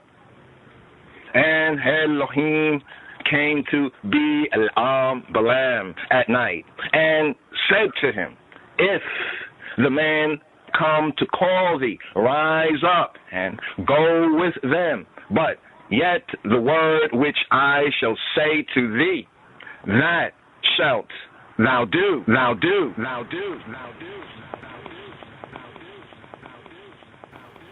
Now remember right there, end of the second aliyah, second reading right here for Parashat Balak. Remember the key is if the men come to call thee. Pay attention. If the men come to call thee. Shema Yisrael. Shema Yisrael, Adonai Eloheinu, Adonai Echad. Shema Yisrael, Adonai Eloheinu, Adonai Echad. Shema Yisrael, Adonai Eloheinu, Adonai Echad. Shema Yisrael, Adonai Eloheinu, Adonai Echad. Adonai Echad. Adonai Echad. Of Numbers. Here we are at Numbers chapter 22, picking up with verse 21. And here, Shema Yisrael, Shema. And here, Shema Yisrael, Shema. Here, Gavir, right here is the Shalishi Aliyah, offering up an Aphora here for this Shabbat Balak. Here, picking up with the fourth book of Moshe, the Hebrew book of Numbers. Here we are at Numbers chapter 22, picking up with verse 21. 21 here for the Shalishi Aliyah for this Shabbat Balak, Senbet Balak. Wayakam bi'lam baboker, wayachbosh etono, wayelek im sarei Moab. And Balaam Bi'lam rose up in the morning and saddled his ass and went with the princes of Moab. Wayakam bi'lam baboker, wayachbo et etono, wayelek in sarei Moab. And Elohim's anger was kindled because he went, and the Malaki Yahweh and the angel of Jehovah stood in the way for an adversary against him. Now he was riding upon his ass, and his two servants were with him. And the ass saw the Malaki Yahweh, the angel of Jehovah, standing in the way, and his sword drawn in his hand. And the ass turned aside out of the way and went into the field. And Balaam smote the ass to turn her into the way. But the Malaki Yahweh, or the angel of Jehovah, stood in a path in the vineyards, a wall being on this side and a wall on that side. And when the ass saw the Malak Yahweh, the angel of Jehovah, she thrust herself to the wall and crushed Balaam's foot against the wall, and he smote her again. And the Malaki Yahweh and the angel of Jehovah went further and stood in a narrow place where was no way to turn either to the right hand or to the left. And when the ass saw the Malak Yahweh, the angel of Jehovah, she fell down under Balaam, and Balaam's anger was kindled, and he smote the ass with a staff. And the Yahweh Jehovah opened the mouth of the ass, and she said to Balaam, what have I done to thee, that thou hast smitten me these 3 times? And Balaam said to the ass, because thou hast mocked me, I would there were a sword in mine hand, for now would I kill thee. And the ass said to Balaam, am not I thine ass, upon which thou hast ridden ever since I was thine to this day? Was I ever wont to do so to thee? And he said, nay. Then Yahweh Jehovah opened the eyes of Balaam, and he saw the Malaki Yahweh, the angel of Jehovah, standing in the way, and his sword drawn in his hand. And he bowed down his head and fell flat on his face. And the angel, the Malaki Yahweh, said to him, wherefore hast thou smitten thine ass these 3 times? Behold, I went out to withstand thee, because thy way is perverse before me.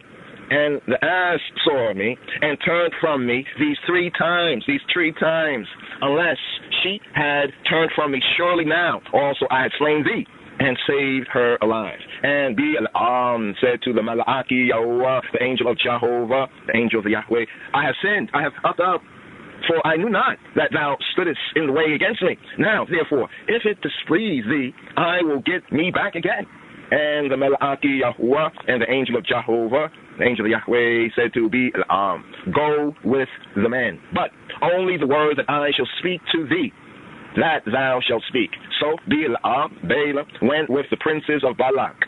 And when Balak heard that Balaam was come, he went out to meet him to a city of Moab, which is in the border of Arnon, which is in the utmost coast. And Balak said to Balaam, did I not earnestly send to thee to call thee? Wherefore camest thou not to me? Am I not able indeed to promote thee to honor? And Balaam said to Balak, lo, look, I am come to thee. Have I now any power at all to say anything? The word that Elohim putteth in my mouth, that I speak.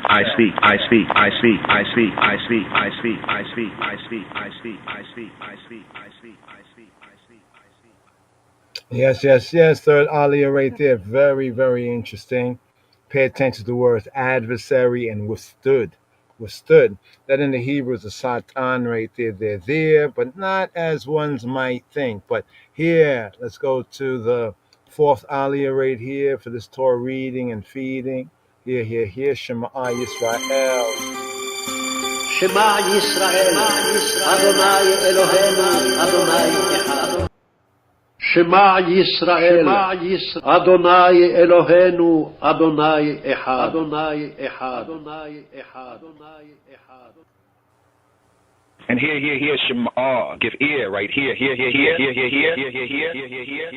For the Rabi'i Aliyah, for the 4th Aliyah for this Shabbat Balak. Here, picking up the 4th book of Moshe, the Hebrew book that's called Numbers. Here, Numbers chapter 22, here at verse 39 for the Rabi'i Aliyah for this Shabbat Balak. Here, picking up with Numbers chapter 22, here at verse 39 for the Rabi'i, the 4th Aliyah, offering up anaphora for this Shabbat Balak. Wayeleka Balaam im Balak, Wayabu Kiryata Chutzot.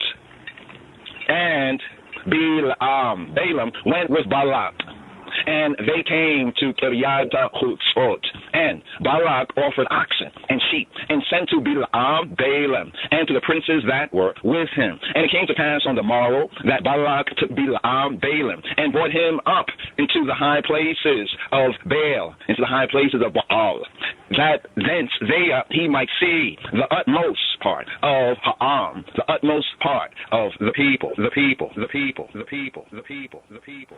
Here, fourth book of Moshe, Hebrew book that is called Numbers chapter 23, Balaam, Balaam, the prophecy from the high places of Baal, of Baal, the separation of Yisrael. And Balaam, Balaam said to Balak, build me here 7 altars, and prepare me here 7 oxen and 7 rams. And Balak did as Balaam, Balaam had spoken. And Balak and Balaam, Balaam offered on every altar a bullock and a ram. And Balaam, Balaam said to Balak, stand by thy olah, thy burnt offering, and I will go. Adventure, perhaps the Yahweh will come to meet me, and whatsoever he sheweth me, I will tell thee. And he went to an high place, and Elohim met Balaam, Balaam, and he said to him, I have prepared 7 altars, and I have offered upon every altar a bullock and a ram. And Jehovah, and the Yahweh put a word in Balaam, Balaam's mouth, and said, return to Balak, and thus, like this, thou shalt speak. And he returned to him, and lo, he stood by his olah, his burnt sacrifice, he and all the princes of Moab. And he took up his parable, and said, Balak, the king of Moab, hath brought me from Aram, out of the mountains of the east, saying, come, curse me, Yaakov, come, curse me, Jacob, and come, defy Israel. How shall I curse whom Elohim have not cursed? Or how shall I defy whom Yahweh, Jehovah, hath not defied? For from the top of the rocks I see him, and from the hills I behold him. Lo, Ha'am, the people, shall dwell alone, and shall not be reckoned among the Goyim, among the nations. Who can count the dust of Yaakov, of Jacob, and the number of the 4th part of Israel? Let me die the death of the righteous, and let my last end be like his. And Balak said to Balaam, Balaam, what hast thou done to me? I took thee to curse mine enemies, and behold, thou hast blessed them altogether. And he answered and said, must I not take heed to speak that which the Yahweh Jehovah hath put in my mouth, in my mouth, in my mouth, in my mouth, in my mouth, in my mouth, in my mouth, in my mouth, in my mouth, in my mouth, in my mouth, in my mouth, in my mouth, in my mouth, in my mouth, in my mouth. Shema Yisrael, Adonai Eloheinu, Adonai Echad. Shema Yisrael, Adonai Eloheinu, Adonai Echad. Shema Yisrael, Adonai Eloheinu, Adonai Echad. Shema Yisrael, Adonai Eloheinu, Adonai Echad. Adonai Echad. Adonai Echad. Adonai Echad. So here, the 5th to the 7th, right here, 5th to the 7th aliyot, right here. Shema Yisrael, Shema Rastafari. Here for the 5th, the Hamishi Aliyah, for this Shabbat, Balak, here picking up with the 4th book of Moshe, Hebrew book called Numbers chapter 23, here at verse 13, for the Hamishi Aliyah. Balaam, Balaam, the prophecy from Pisgah, the justification and power of Israel. Here for the Hamishi Aliyah, Numbers chapter 23, here at verse 13. Yomer Elayo Balak, Likana iti ila makom acher asher tirenu mishama etes katzehu tire with kulolo tire with kabno li misham. Here, for the Hamishi Ali. And Balak said to him, come, I pray thee, with me to another place, from whence thou mayest see them. Thou shalt see them, but the uttermost part of them, and shalt not see them all. And curse me them from thence, from there. And he brought him into the field of Zophim, to the top of Pisgah, and built 7 altars, and offered a bullock and a ram on every altar. And he said to Balak, stand here by thy olah, thy burnt offering, while I meet Yahweh yonder. And Yahweh, Jehovah, the Yahweh, met Balaam, and put a word in his mouth, and said, go again to Balak, and say like this. And when he came to him, behold, he stood by his olah, his burnt offering, and the princes of Moab with him. And Balak said to him, what hath the Yahweh spoken? And he took up his parable, and said, rise up, Balak, and hear, hearken to I, thou son of Zippor. God, El, is not a man that he should lie, neither the son of man that he should repent. Hath he said, and shall he not do it? Or hath he spoken, and shall he not make it good? Get good. Behold, I have received commandment to bless, and he hath blessed, and I cannot reverse it. He hath not beheld iniquity in Yaakov, in Jacob, neither hath he seen perverseness in Yisrael. Yahweh, Jehovah, Yahweh, his Elohim is with him, and the shout of a king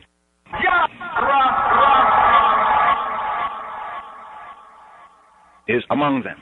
El brought them out of Egypt. He has, as it were, the strength of a unicorn. Surely there is no enchantment against Yaakov, neither is there any divination against Yisrael. According to this time, this hour, it shall be said of Yaakov and of Yisrael, what hath El wrought?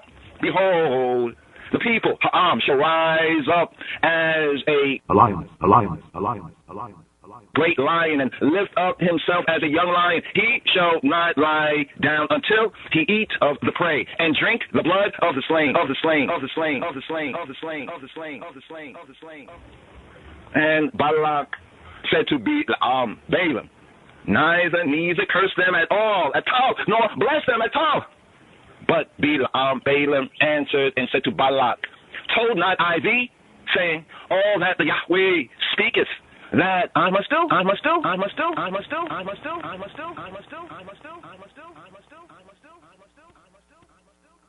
Here, for the Sheshi, Aliyah, for this Shabbat Balak, here for Moshe, Hebrew book that's called Numbers chapter 23. Here, give ear. Here at verse 27, Numbers 23, verse 27 for the Sheshi, for the 6th Aliyah, offering up Anaphora for this Shabbat Balak, the Sheshi Aliyah. Why Omer Balak illa Bil'am, Elikana ek acheka illa makom achira. Ulay yishar bi'aynei ha'Elohim we'akaboto liya misham. Here for the Sheshi Aliyah, Balaam, the prophecy from Peor, first item, the beauty and order of Yisrael, the IT, the beauty and the order of Yisrael.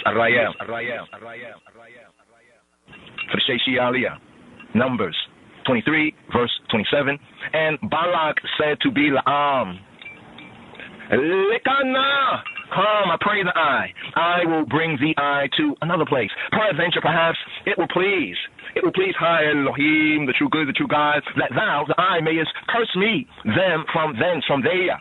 And Balak brought Balaam to the top of Peor, that looketh toward Jeshimon. And Balaam said to Balak, build me here 7 altars, and prepare me here 7 bullocks and 7 rams. And Balak did as Balaam had said, and offered a bullock and a ram on every altar. Here. 4th book of Moshe, Hebrew book, called Numbers chapter 24. And when Balaam saw that it pleased Yahweh, the Yahweh, Jehovah, to bless Israel, he went not, as at other times, to seek for enchantments, but he set his face toward the wilderness. Toward the Midbar. And Balaam lifted up his eyes, and he saw Israel abiding in his tents, according to their tribes. And the spirit of Elohim came upon him. And he took up his parable, and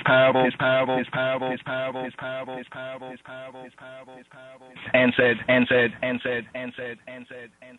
Bilam, the son of Beorah, have said, and the man whose eyes are open hath said. He hath said, which heard the words of El, which heard Imre El, the words of El, which saw the vision of Shaddai, the Almighty, falling into a trance, but having his eyes open. How goodly are thy tents, O Yaakov, and thy tabernacles, O Yisrael, as the valleys they are spread forth, as gardens by the riverside, as the trees of lean aloes, which the Yahweh hath planted, and as cedar trees beside the waters. He shall pour the water out of his buckets, and his seed shall be in many waters, and his king shall be higher than Agag, and his kingdom shall be exalted. El brought him forth, forward Mitzrayim, out of Kemet, out of Gibet, out of Egypt. He hath, as it were, the strength of an unicorn. He shall eat up the Goyim, the nations his enemies, and shall break their bones and pierce them through with his arrows. He couched, he lay down as a lion, and as a great lion. He couched, he lay down as a lion, and as a lioness. Who shall rouse him up? Kara'a, Shakav, Ka'ari, Ukalabi, Mi, Yikimenu. He couched, he lay down as a lion and as a lioness. Who shall stir him up? Blessed is he that blesseth thee, and cursed is he that curseth thee. And Balak's anger was kindled against Balaam, and he smote his hands together. Hey, and Balak said to Balaam, Hey, I called thee to curse mine enemies, and behold, thou hast altogether blessed them these 3 times. Therefore now flee thou to thy place. I thought to promote the eye to great honor, but lo, the Yahweh hath kept thee back from honor. And Balaam said to Balak, Spake I not also to thy messengers when thou sentest to me, saying, If Balak would give me his house full of silver and gold, I cannot go beyond the commandment of the Yahweh to do either good or bad of mine own mind. But what the Yahweh Jehovah saith, that will I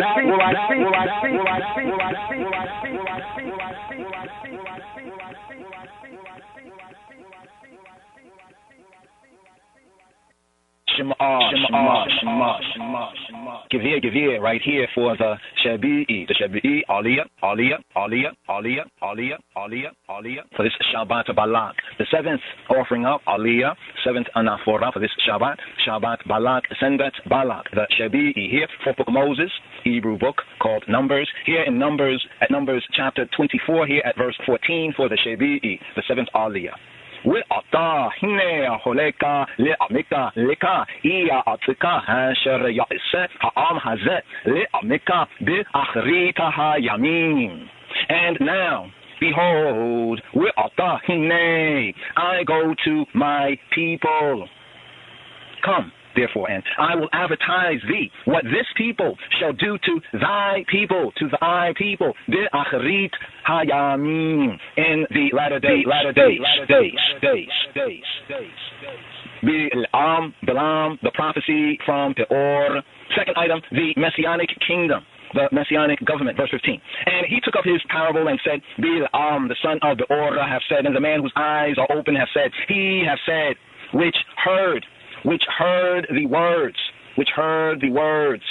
of El, of Elohim, which heard the words of El, the true good, the true God, and knew the knowledge of Elyon, of the Most High, which saw the vision of Shaddai, the Almighty, falling into a trance. But having his eyes open, I shall see him, but not now. I shall behold him, but not now. There shall come a star out of Jacob, and a scepter shall rise out of Yisrael, and shall smite the corners of Moab, and destroy all the children of Sheth.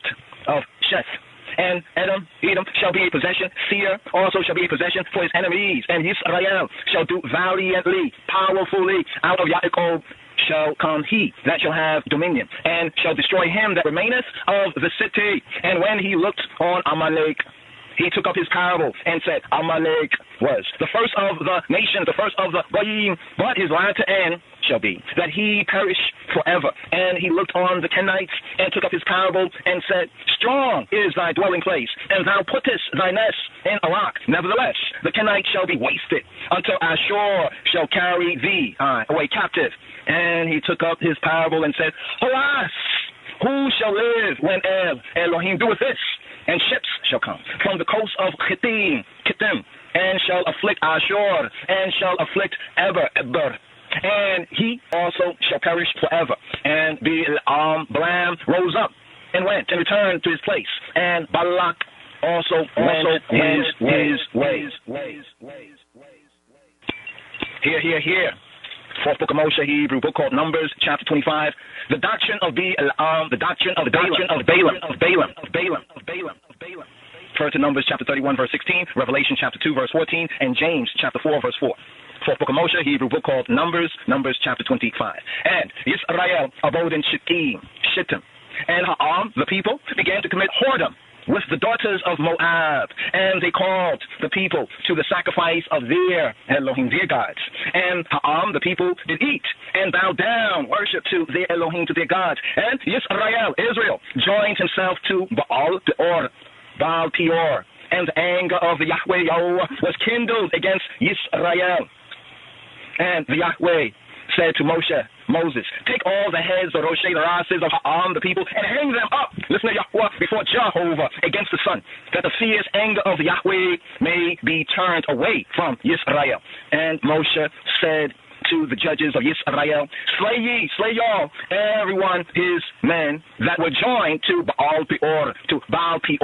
And behold, one of the children of Israel, one of the sons of Israel, came and brought to his brethren a Midianitish woman in the sight of Moses, and in the sight of all the congregation, the aggregation of the Bnei Israel, the sons, the children of Israel, who were weeping before the door, the Patach of the tabernacle of the congregation of the tent of meeting, the Ohel Moel.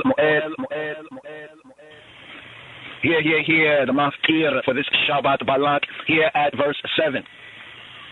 Wayare Pinachas ben El-Azar ben Aharon HaKohen Wayatam mitoka ha'edah Wayikach Romach B'yado.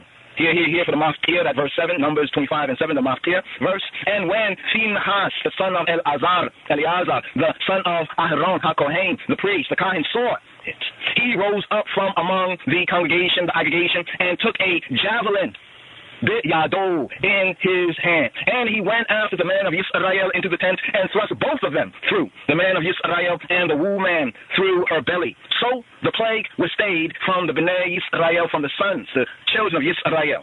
And those that died in the plague were 24,000. And thus conclude the Torah Aliyot for Shabbat Balak. Glory be to the word, the sound, the power. Glory be to Ainai Father, Ainai King, Adamawi, Haile Selassie. Glory be to the first power of the Trinity, Beshem Yeshua, HaMoshiach, Vegetachin Na, Bemen Hanetachin, Be Jesus Christos. Amen.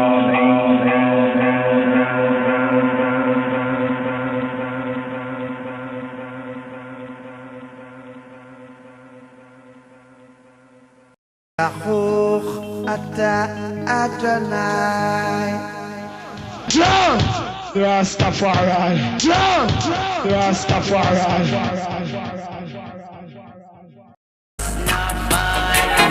You know we are Israelites. You know we are Israelites. You know we are Israelites. You know.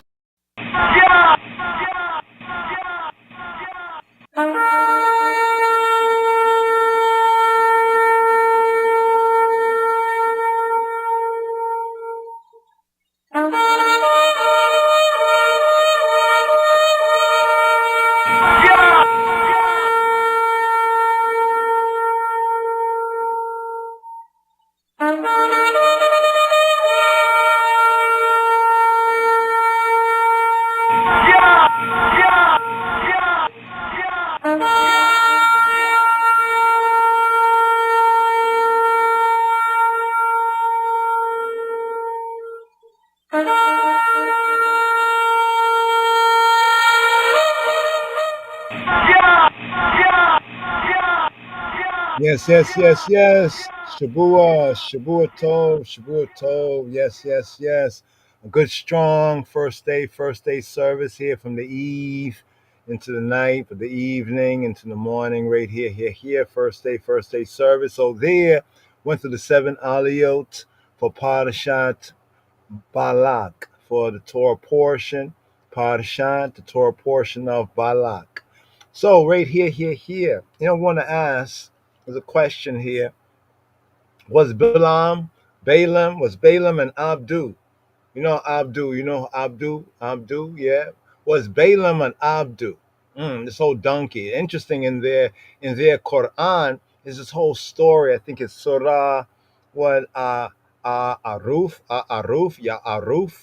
right? Which speaks about a character that some say is like Balaam, because according to the Mohammedan, prophet, the Mohammedans, even their prophet, he took this kind of fly up into the sky. He went up into heaven riding on like a, what they call Burak, something like Burak, like kind of a donkey. It's kind of interesting how these things are, right? Yeah, there's, if I see a picture of a young boy holding like a donkey picture, that is said to be Muhammad Ali. But anyway, was Balaam an Abdu? Was he an Abdu? Right? And is that connection with what is in the Surah? We'll get that right there. But this is some additional like study and research. But here, as we completed this Torah portion, reading and feeding, Parashat Balak, especially in the latter portion, who shall rise up? Did you catch it? We talk about their rise up as an Ari, rise up as a lion. In the KJV, it says, and as a, what says, a great lion or old lion. There's two places. One says great lion, that's actually Labi, which is lioness. So as a lion and a lioness. And then we have also great lion. I think here it was like great lion. Right here. Oh yeah, that's a whole interesting story from the hadith and everything. Like Mahmud, he rode on a donkey, and then they say that some black men rode on Mahmud. Hey, this is just what is written. Just thought it was interesting with his Torah reading and feeding this kind of strange sort of a prophet, right? That's called Balaam, right? Now, the latter portion of it, want to just comment on this before we ride up with the Haftarah, the prophets portion, and the Brit Hadasha. Here for the first day, moving into the first day. Here for this Torah reading and feeding. So here, let's bring up this script. So here we're looking at Numbers chapter 25, right? So here's actually where Phineas kind of gets introduced. Also, just for the record, isn't it interesting that the symbol of the Democratic Party is the donkey? Kind of interesting how they chose the donkey. There's certain universalism, so to speak, like we have water, right? Water. Is water different among these people? Is land different? Is fire? Is air? I mean, these are things that we share in common. So this whole thing about the donkey, right? Just zooming in on this theme of this donkey. Sometimes you got to thank a jackass. You really got to thank a jackass sometimes. All right, what I'm saying? The donkey saved, Balaam saved Balaam. Once again, Balaam, we say, was not a false prophet. That means if he's a false prophet, then when it says that Yahweh spoke to him and commandeered his mouth and he couldn't do those things, and then when he blesses Israel, then that's all false. So let's watch like what we say and really study to show ourselves approved, right? Well, what kind of prophet? He's a very strange prophet, right? This prophet for hire. And his hire was all about cussing or cursing, right, the Bnei Yisrael, so that a fretful, a cowardly, a scared king could possibly fight and possibly overcome them. Oh yeah. Yeah, what you see on the screen is true. Like some people have this idea, but we just studied to show ourselves approved. You know what I mean? Who they call Satan, but the Malak Yahweh, right? According to the text, opposes, right? According to the wording of the text, Satan, Satan's Balaam, because he didn't do as he was directed. He was told that if they come and like call you, if they come and call you. but he kind of ran greedily. So when the angel Lisatan Sataned him, right, or opposed him, or withstood him, or was an adversary to him, or was a prosecutor of him, this is the Hebrew meaning of Satan without the spookism, right? The meaning of Hebraically of Satan without all the spookism, right? Just according to the text. In other words, how they would have understood. Yeah, that's a whole interesting thing. But it's what it is, right?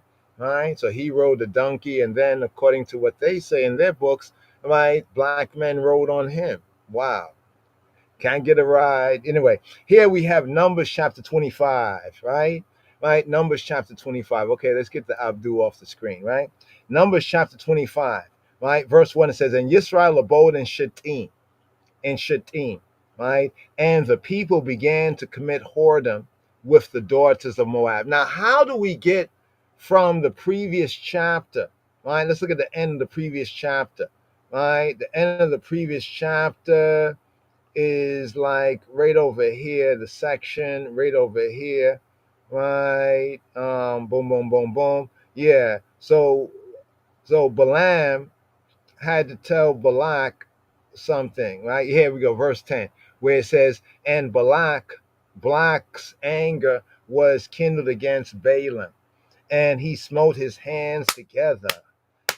Hey, and Balak said to Balaam, like the Nollywood movie, hey, you know what I mean? Like they're soothsayers and others, yeah. So he says, I call thee to curse, right? To cuss, to curse. Let's get a nuance of that right here. I call thee to curse, to curse. Here we go, to kabab, to utter a curse, right? Utter a curse, or more literally in the Hebrew, the spirit of the Hebrew kabab is to stab with words, right? To stab with words, to curse mine enemies, and behold, thou hast blessed altogether, not just blessed, but altogether. So notice the word altogether is barak, right? And the word blessed, the root word, right, is barak, right? In other words, the Hebrew sense is, and behold, look and see, you have in blessing, bless the people. That's like you really, really, really have blessed them. For real, for real, for real, for real. Altogether blessed, barak, barak, you have really, really blessed, right? These three times. Now, something about the number three, right? The Hebrew Trinity, right? Shalosh, Shalosha, Shalosh, bless them three times, right? And then here, let's notice this here. Therefore, now flee thou to that place. Notice what he's saying. He's like, you better get gone. You better get gone, right? Barach. Now we have the word barach. We use this expression, brah, brah. Yeah, man, and he got out there, brah, brah. Here we have in the Hebrew, barach, barach, barach, right? Barach, brah. Has a sense of like somebody going fast, moving fast, brah, right? Brah. He said, get out of here, right? You better hurry away. You better get gone, right? Thou, the I, to your place.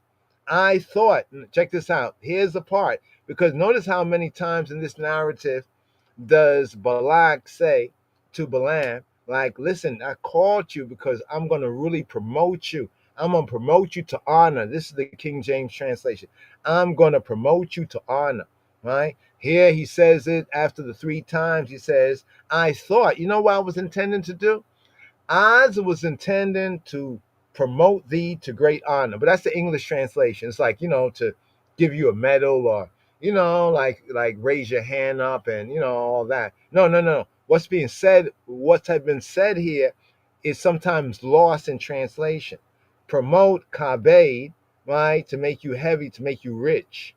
In the context, to honor you also in this sense is to make you rich. That's why we call him a prophet, right? No, we missed the screen right there, but a prophet for hire, right? So to promote thee to great, notice what great, kabad, right? Kabad, kabed, right? To be heavy, literally, or to be rich in the sense of to be honorable, right? To promote thee, right? To great honor.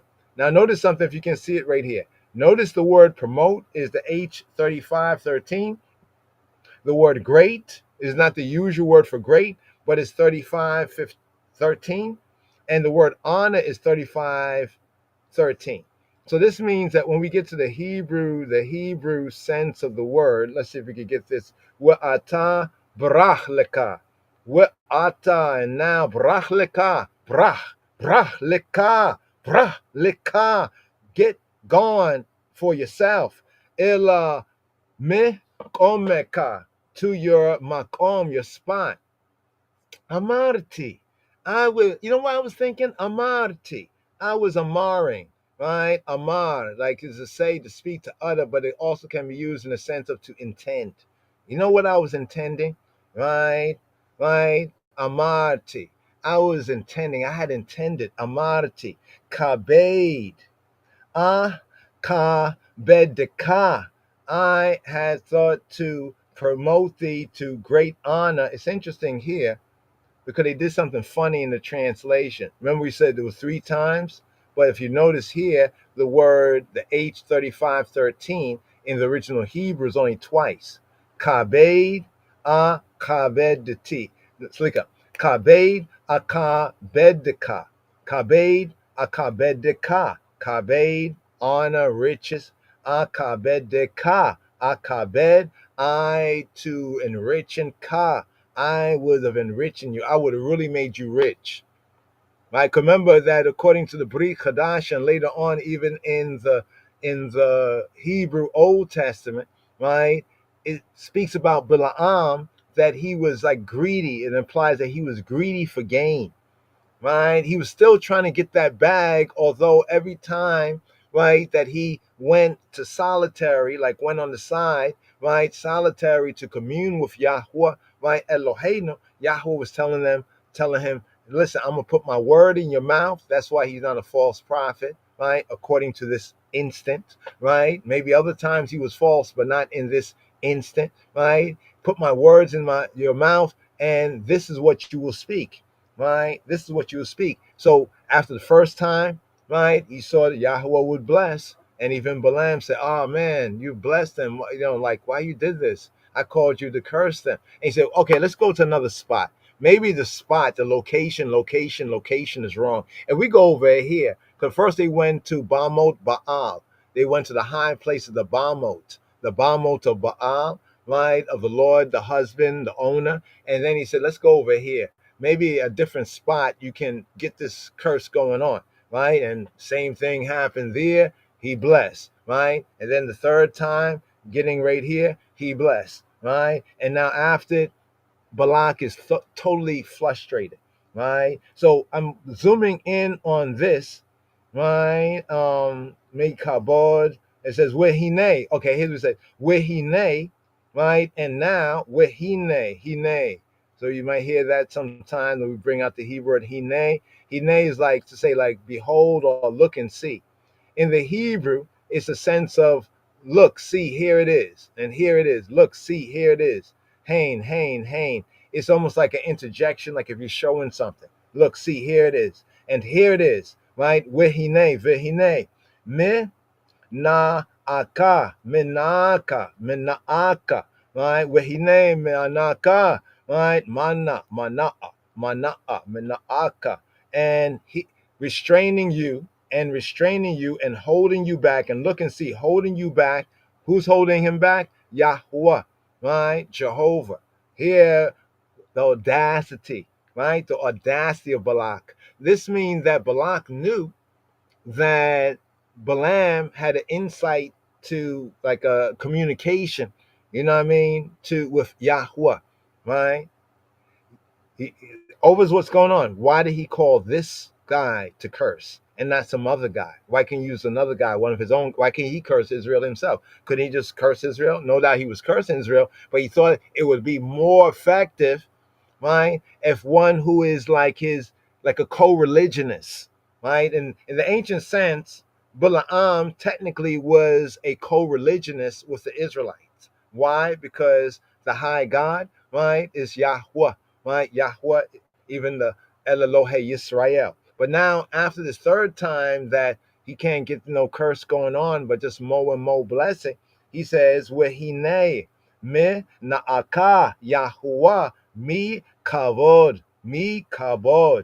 That behold, look and see. Like I was thinking to make you rich, But look and see, here it is. Right? Menaka Yahuwah. That Yahuwah is holding you back.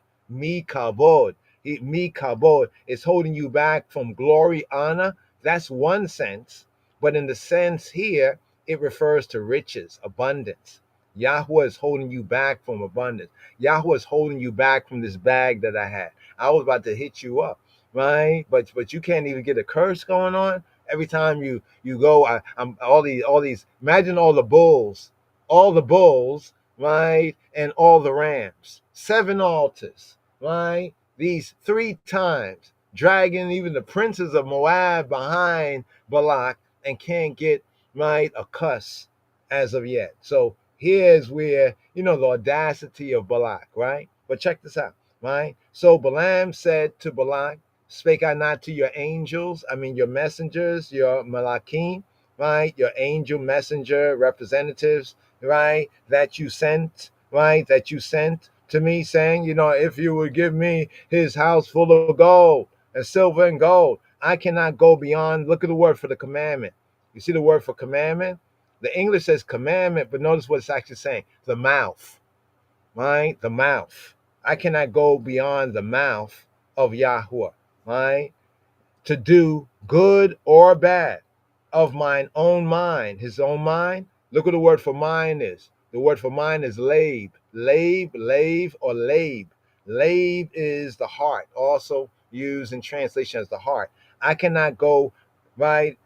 He says, beyond the mouth of Yahweh, right, to do good, tov, or ra. He's saying he can do tov, good, that which is beneficial, or ra, right? So according to the spirituality, the religion, the belief of Balaam, right, that he could not do more than the mouth of Yahweh. So after they had the 7 altars, after they had the bull and a ram for each of the 7 altars, what did Balaam say to Balak? Stand over here. Let me go speak. Let me kind of like holler at, speak, to Yahweh and see what he's saying. See what we can do right here. And every time, and the 3 times, he came back and blessed. So now he's kind of doubling down. So the question is this right here from the very beginning. This is a question I would ask Balaam, right? If this is so, what you're saying here, then why from the very beginning when Yahweh said, don't go, right? And he says, don't curse them, right? Because they are blessed, so that he is blessed. Why can't he just leave it alone there? Why does he keep finding a reason or opportunity after he's told no to keep go? Why does he keep go when he's told no? Because he's after that bag. So it's kind of funny what he's saying right here. He's saying that, even if Balak would give me his house full of silver and gold. Let me ask you a question. If Yahweh said, yeah, you can curse them, right? You think Balaam would refuse Balak's whole house full of silver and gold? All right. So he's kind of funny here, but he is speaking the truth. He's saying that according to his religiosity, his spirituality, right, he cannot go beyond the mouth of Yahweh to do either tov or ra, good, tov, or ra, or bad, or evil, of his own heart, of his own mind. But what Yahweh saith, that will I speak. This is one of the most important areas when you see a lot of ones say, yeah, Balaam was a false prophet, blah, blah, blah, blah, blah, blah, blah, blah. And I'm like, wait, did they really even read the text? So that means that Yahweh here speaking to him is false too. And what he said, based on what Yahweh put in his mouth, is false. You got to watch these people. You got to watch them. Right? That's what it says, study to show yourself approved. Those who say such things, right, need to be ashamed, right, and repent.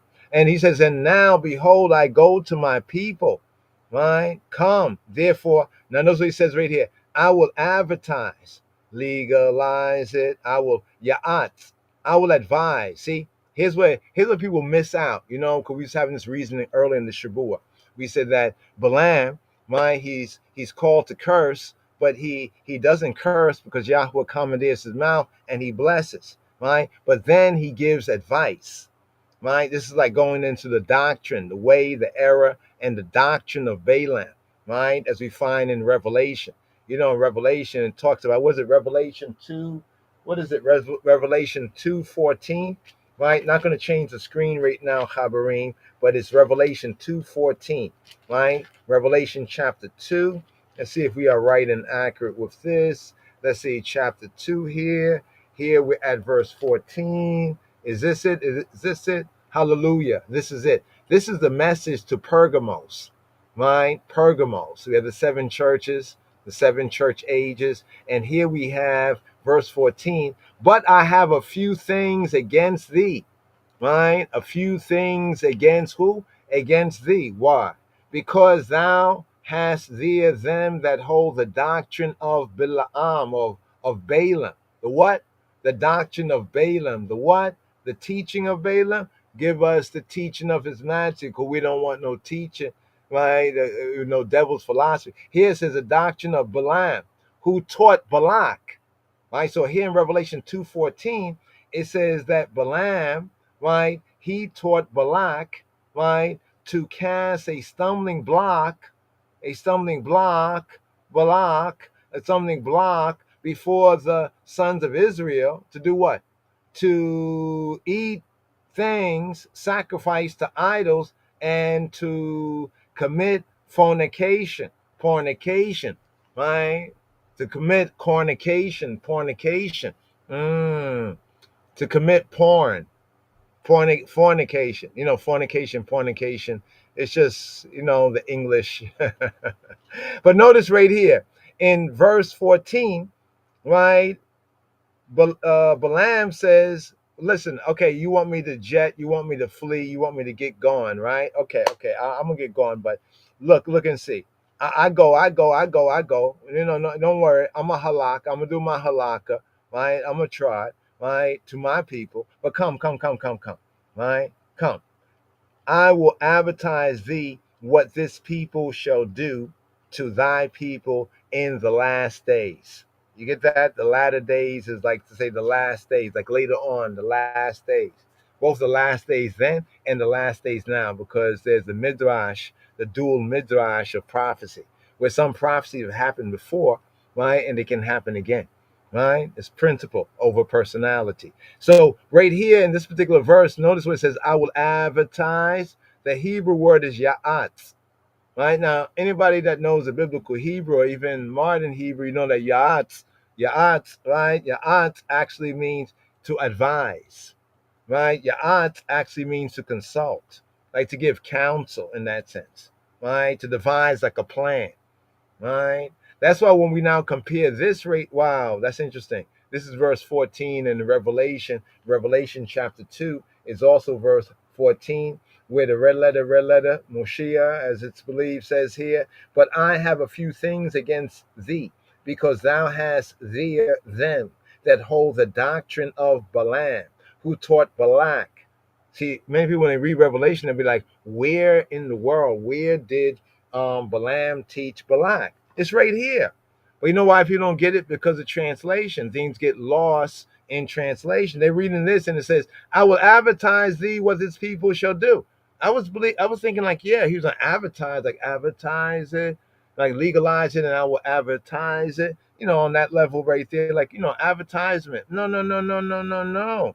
All right. The real sense of this is, and I will advise you what this people will do in the last day. But he didn't only advise about what will happen, right, in the latter days. He also advised how to undermine them. Basically said, listen, you don't get it, Balak. I cannot go to Yahweh. You can burn all these sacrifices and everything, but it just seems to me my eyes are open now that Yahweh will not curse his people, right? But you know what you can do? You can do something that will cause the people to put themselves in a cursed situation. That basically you can do something that in other words, Balaam said, I can't curse the people. Yahweh won't allow me. But you can do things that will cause a consequence on the people that is basically the opposite of blessing, that will be a consequence, that will be a curse. All right. So in other words, can't curse the people, but here's a way, right, that they would curse themselves. Right. And this is what comes up. This is where this Torah portion kind of ends off right here. So not going through all the details of what Balaam, right, Balaam says, even though he calls on three attributes, a trinity of attributes in this verse. He calls on El, right? Right? He said the words of El, the knowledge of Elyon, and the vision of Shaddai. So he calls on these attributes of Yahweh. Yahweh, he who he be, El, the Almighty. He who be, Yahweh, right? Elyon, Elyon. Elyon is the highest, the most high, right? And then, right, the vision of, right, he who he be, who is Shaddai. Now, Shaddai, they often translate this as the most powerful. It's not really right that sense. It's like the nourisher, right? It has to do with the shad. Shad has to do with the breast. So it's like a twofold sense. The shaddad here is, it says, to deal violently, to despoil, right? But the word shad itself is breast. So in the male aspect, it's like somebody having pecs. You know, when we say pecs, you work out, have pecs. This is like to be burly. That's why it says to be burly, to be powerful, right? And then you could use that strength, right, implied to ravish. But then in the secondary sense, in the more nurturing aspect of Shaddai, is breasted, like a mother nourishes, right? Because ultimately speaking about the spirit and the power, check, right? Which can, from time to time, manifest as man or through man or in man. But that's not my point right here. We're going to get into some of these things, hopefully, that he says about the latter days, right? The key thing is, some people say, why you guys got the star of David? Why you have this star? They say the star is evil and this and that. And there's no star in the Bible. They try to, they go to these extremes. Like they might see the star up there and they say, whoa, whoa, whoa, that's Satan, that's Saturn, that's, no, no, no, no, no, no, no. Look at right here, here. Right here, here. There shall come a what? A star. Now, the simple sense of this right here is Kokab. Right? Kokab is a star, right? Oh, star, the 6-pointed star is 666. How in the world is it 666? It's just 6 points. Oh, because in your mind you repeat it 3 times. Gotcha. But here the star, right, of Messiah, right? Star of Messiah, word, stars of Messiah, right? Of the brothers, Israel, youth. So some of the ways that star is of God's omniscience, like all knowingness. But here, this prophecy of the star, right? A star rolling, blazing, right? A star. But in the figurative sense, a star is a what? Is a prince.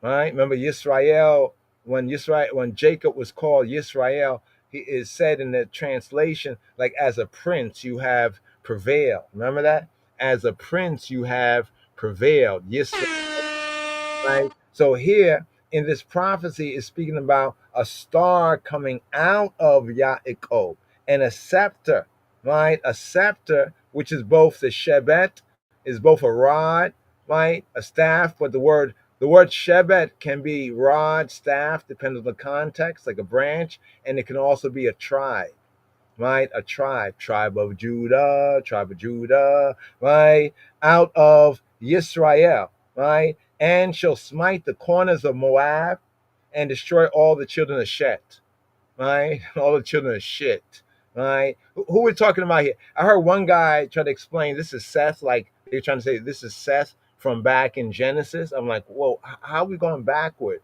Back to Genesis, right? Who are the children of Shet, right? The children of Shet, right? Shet, the son of Adam and Eve, right? That's a different Shet from the one here, right? Is Shet right here. It says what it says. It says the seat of the body in Hebrew. Shet is the buttocks, right? The children of the ass. So notice in this Torah portion we have the jackass, the donkey, and then in Balaam's right kind of final kind of word of kind of prophecy, what's going to happen in the end times. He told about destruction of the children of the buttocks. I'm just showing you right here. That's why we're going through this here. Right? Smite through the princes of the buttocks. It's interesting because we say Batiman. You know what I'm saying? At least our Benjamite yard relations. You know what I mean? So let's get this verse right here. Right? The last part of the verse. It says, We karkar call b'nei shet. We karkar and karkar. Right? From the core. Right? Doubled over. Right? And shall right? The literal sense is to bore, to dig out, like you're digging for water. The secondary sense is to be cold, like kora, kora. Remember kora, right? The third sense in the pilpel.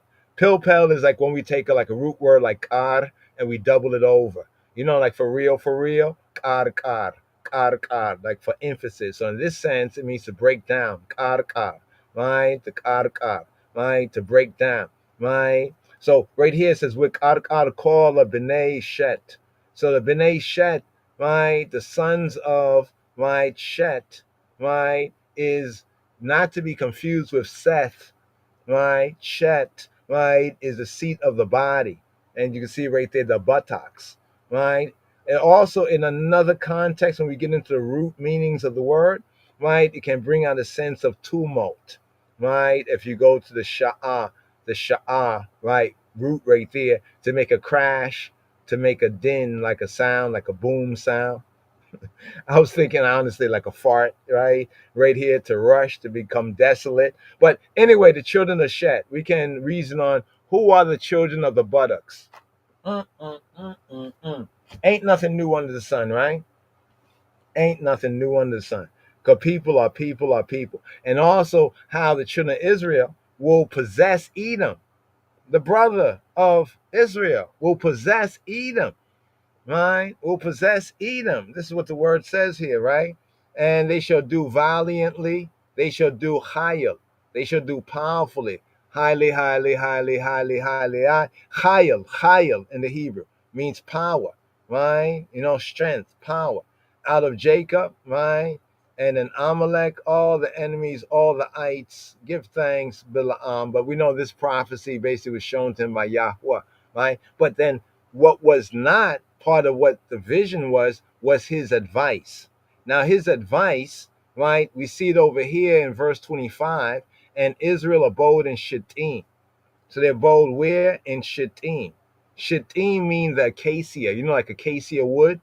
There's a kind of wood they call acacia wood, right? The same kind of wood that the ark, right? The ark of the covenant was made from the acacia, right? The acacia wood, right? And the people began, check this out, and the people began to commit whoredom.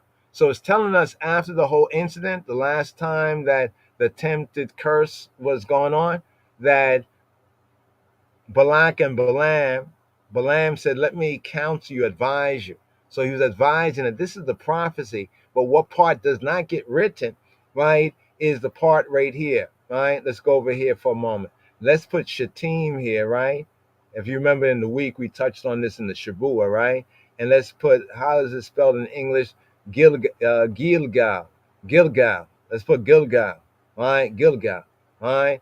Notice over here, Micah. Right? Now remember, this is what's coming up right here for the Haftarah, right? The Haftarah for this Torah reading and feeding. 6 and 5. Oh, my people, remember now what Balak, king of Moab, consulted. Remember what we showed you about advertise? Advertise. You remember what it said in chapter 20? What's that? That was 24. In chapter 24 of Numbers, right, where Balaam said, come. He said, I'll go, right? Because he told him to flee, get out of here. Because I wanted to promote you, but you couldn't even curse him. And Balaam said, okay, I'm going to go, but let me advertise. Remember I pointed that word advertise is really the underlying word is ya'at. So over there, they translate as advertise, but the same word in Hebrew over here is as consulted. Consulted, right? Consulted. And what Bilaam, the son of Beor, answered him. What did he answer him?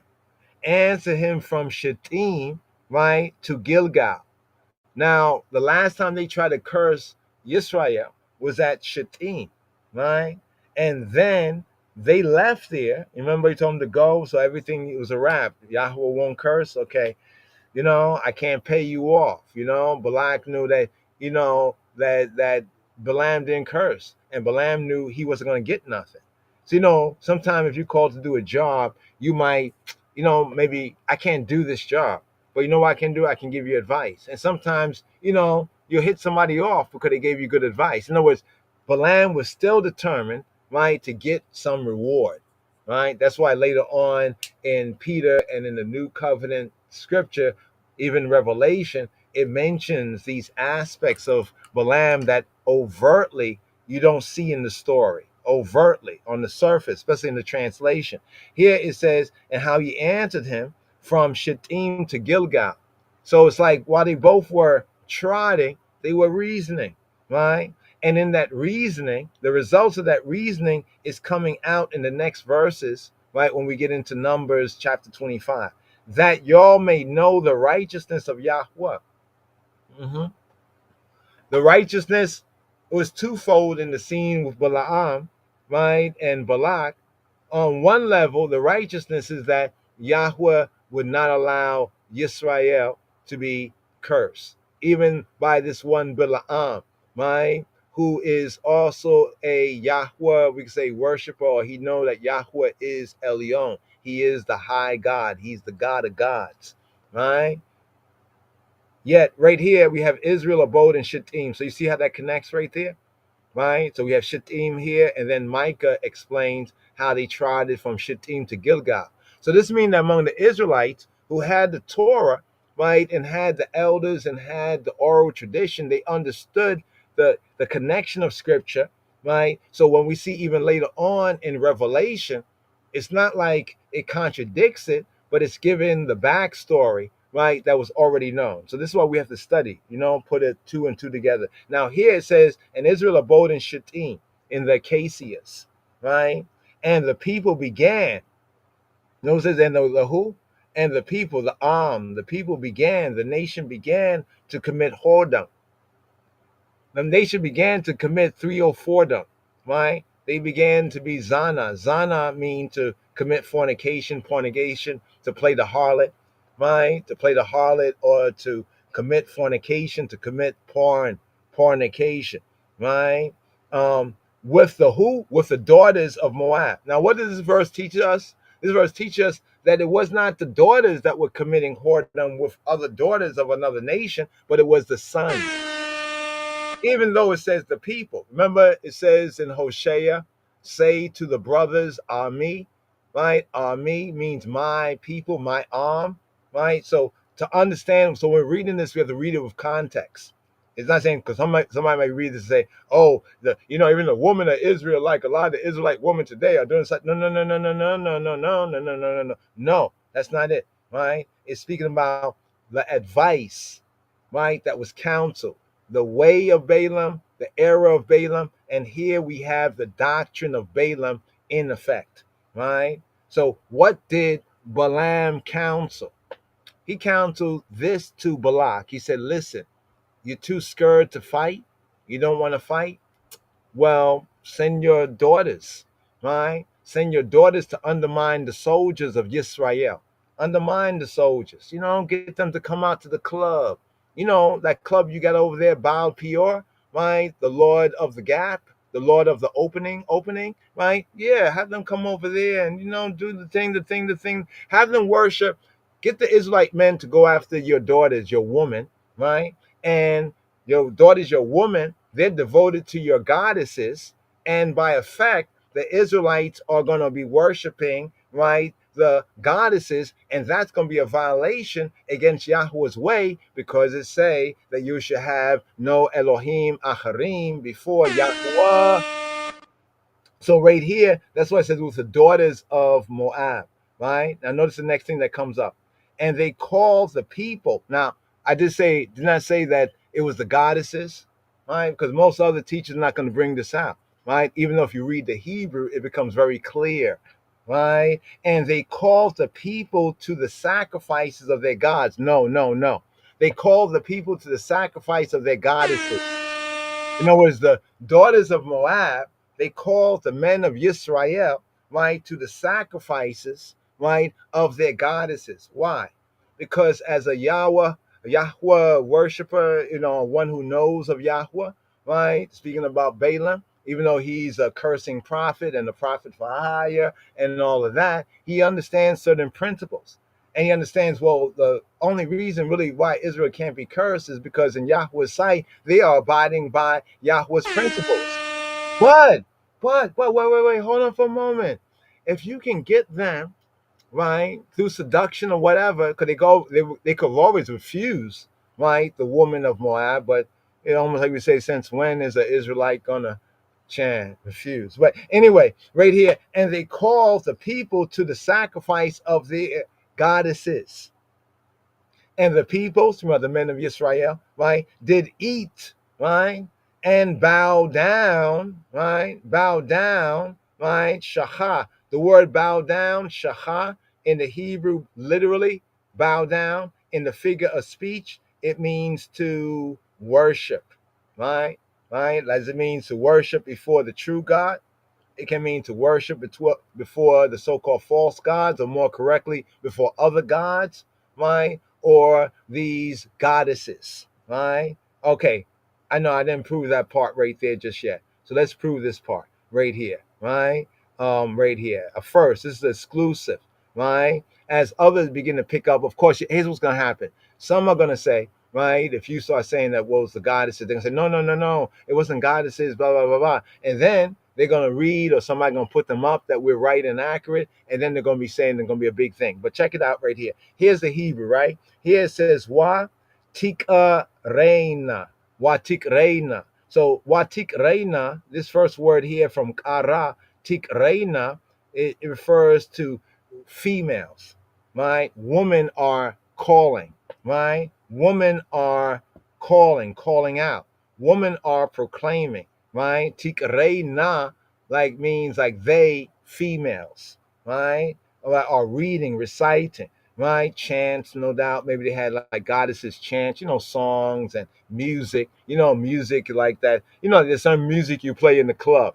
Some music you will not play in the club, because the club is there for, you know what I mean? For certain purposes. Wa tikreina la'am. So the goddess, the woman of Moab, the daughters of Moab, who are worshippers of their goddesses, right? They were calling to the Israelites, right? So when it says Watik Reina, right? They, females, called Watik Reina, La'am, to the people, Le, right? Calling them, proclaiming to them, come on now, we have this feast, this, food gonna be there, woman gonna be there, yo, check it out. Like men, how men are. Like we say, oh, there's a party going on. There's a lot of women there. Yo, there's a lot of bad women. If a woman is telling you that women are going to be there, you're going to be like, even a little more word. Yeah, yeah, yeah. A lot of, bad itches are going to be there, right? Watikreina la'ama le zibchei, right?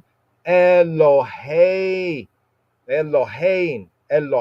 So here, the word here, Elohim, is their goddesses, but also it means their gods. But since it's the woman's gods, it's their goddesses, right? So here they're calling them to worship, right? Their goddesses, right? Just like you see in ancient archaeology, it talk about all these. There was a bunch of goddesses and stuff like that. Yeah, this is where we see it with the Israelites, and it says why yokal and eating ha'am, and the people ate, right? It's like the men them ate, right? Why yisha tachawu, and they bow down. Not they just physically bow down, but they worship, right? Remember the old reggae tunes, the roots tune, you don't bend down, do no bend down, right? Bowing down. This can be interpreted in many ways, but to keep it PG, we want to keep it PG, right? Why yisha tachawu, right?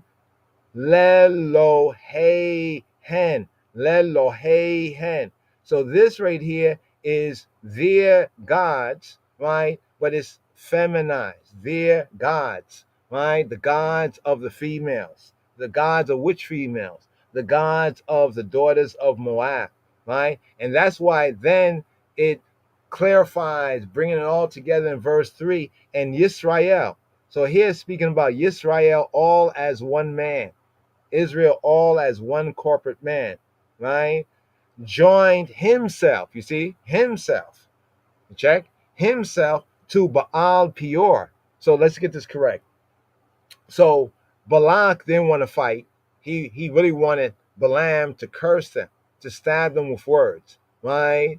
And if he was able to do that, then Balak felt that he would then be able to go and fight. We should show that earlier when it says overcome them. Really, literally in the Hebrew, he would be able to fight with them, right?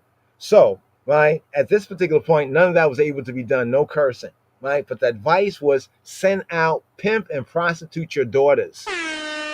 Ain't nothing new under the sun, right? Pimp and okay, get how dirty this is here, in a sense, right? Israel beat the ones who beat the Moabites and took back the land that was Moabite lands for themselves because they beat the Amorites, right? Because it says that Balak saw all that Israel had done, right? They are successful in battle, right? So he could just got it, he didn't have to get somebody to curse, he could just go fight, right? But somehow he don't feel confident enough, right? Well, would you? Right? The person that beat you up and took your lunch money, right? It gets beaten up by another person that beat them up and take the lunch money that was taken from you.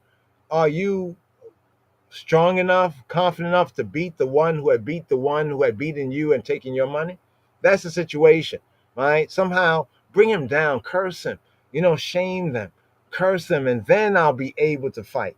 But because that was not able to be done, they went from Shittim to Gilgal, and no doubt was reasoning, right? And Balaam, being a Yahweh worshiper, or Yahweh worshiper, right, must have understood some principles, right, with Yahweh. No other Elohim before him. So therefore, if you can get the Israelites to worship, right, other Elohim other than Yahweh Eloheinu, but how are you going to get the Israelites to do that? The oldest trick in the book, the oldest profession, they say, right? Prostitution, they say, is the oldest profession. Or maybe among some people, right? What we have right here is an example of it. And Israel joined himself to Baal Peor. But wait, hold on for a moment. Who is Baal Peor? Right? Baal Peor is the pimp of the gap. Baal Peor is the Lord of the Baal here in the context that is being used, right, is the pimp, right? So there's the God that the Moabites worship, Baal, right? The term Baal just means owner and husband. The term means owner and husband, right? But for the other peoples, this was the name and attribute of the God, the deity, the devil, the demon that they was worshiping, the pimp, right? So when it says Lord of the Gap, it means the pimp of the gap.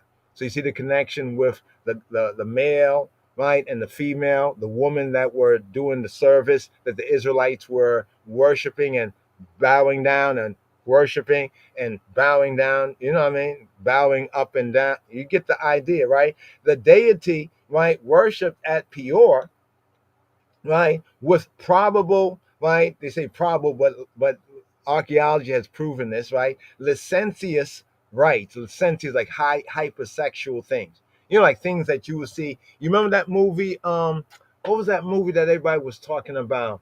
That movie, what was that movie? I can't remember the name of that, but where everybody's wearing the mask, like what they call the quote Diddy parties. But before that, there was that. Oh man, some of you are probably shouting out the name. You got the name of that. I think it was Stanley Kubrick movie, whatever. Yeah, yeah. But those kind of things where people are just getting down, doing all kind of stuff. Like kind of what goes on in Vegas stay in Vegas. What goes on in the Baal Peor stays in the Baal Peor, right? So Baal as a word in Hebrew means Lord, right? Here in the context of the Phoenicians and Canaanites, right? So the term husband, right? If somebody says, yeah, you know about my God, and you're like, who's your God? Oh, my God is husband. Husband who? No. That's the name of the God, husband. Oh. Your God is husband God. Or another person said their God is wifey. Wifey. I have a wife. No, not your wife. Our God is the wifey. This is the sense of Baal, right? Because here, let's scroll down here so you can get a better context of. You see, in its root sense, it means owner, husband, or Lord. In fact, in the Hebrew idiom, a bird is called the Lord, the Baal Kanaf, right? A term poetically in Hebrew for bird is Baal Kanaf. Does that mean the bird is Baal? No. You stupid? No. Baal in that sense means the owner of, right? Just like Baal Peor, right, means the owner of the gap. Well, the gap referring to the woman, the prostitutes, the daughters of Moab's gaps and everything. This means that the Baal is the who? Is the pimp. Now, how do they worship them? Because they pay money to engage in all of this obscenity.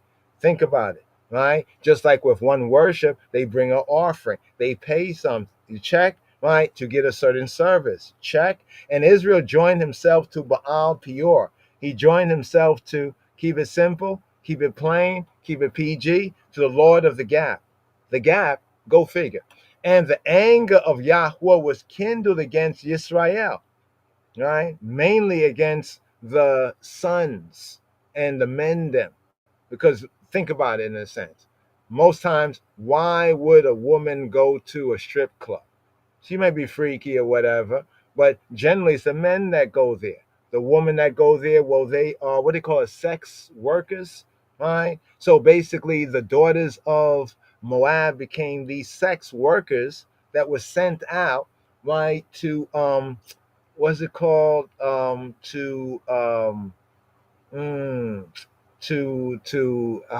the term is escaping me right now, but basically to compromise, let's put it like that, to compromise the sons of Israel, right?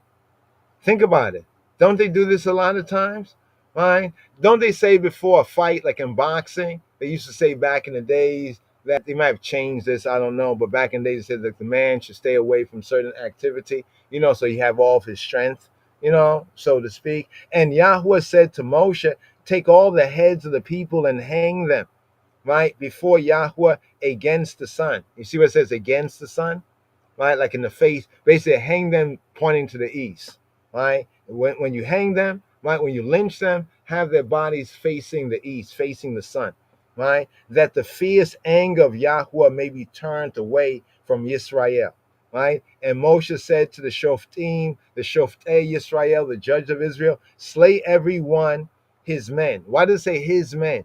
Because among the 12 tribes, there were judges amongst each tribe, right? And therefore, the judges among this tribe, who was down with this. Who was going up to Baal Peor, going to the hole in the rock strip joint and everything. Get them, slay them, right? Slay every one of his men that were joined. Look at the word join, samad, that were fastened, that were attached, right? That were fit, that were hitched up. Nowadays, they be like a hookup. Somebody's like a hookup. Back in the day, they'd be like a booty call. But here, they're like a hookup, right? Hookup. They was hitched up. So even the language from a Hebrew perspective is kind of being very plain, right, with what's going on. It might be lost in translation, but it's very plain that we're hitched up, right, to Baal Peor, that we're hitched up to the pimp of the opening, the pimp of the gap, right? And behold, one of the B'nai Yisrael, right, one of the sons of Israel, right, came and brought to his brethren a Midianitish woman. Now, over this, let's scroll back, right? Let's go over here. Hold that verse, scroll back. Look at the first verse. Israel abode in Shittim, and the people began to commit whoredom with the daughters of Moab. The daughters of who? Moab. But then we scroll down here to verse 6. That means now the Midianites are sending their woman as well. The Midianites are sending their woman as well. What's going on here? Right? Remember, in the beginning of the narrative, it talk about Balak is a Moabite, and then the Midianites and the Moabites, and Balaam is among the Midianites. So they all are down. They're conspiring this way, right? Notice they could have just got up and fought Israel. But instead of fighting Israel, they was willing to send their woman, right? Send their woman, like pimp out, and well, their woman probably were already whores anyway, just to keep it a buck and everything. But still, you understand? It's kind of really interesting, but it's really real too. This really, really does happen, right? Somebody, I don't want to even get into it. And brought to his brethren a Midianitish woman, right? In the sight of Moshe. So now check out what's happening. So they already got, after the attempted cursing failed, this advice was done, and then it was set in motion. This plan was set in motion, right? The Israelites started hooking up, with the daughters of Moab, and then the daughters of Midian, no doubt, got in on it, at this hole in the rock and everything, you know what I mean?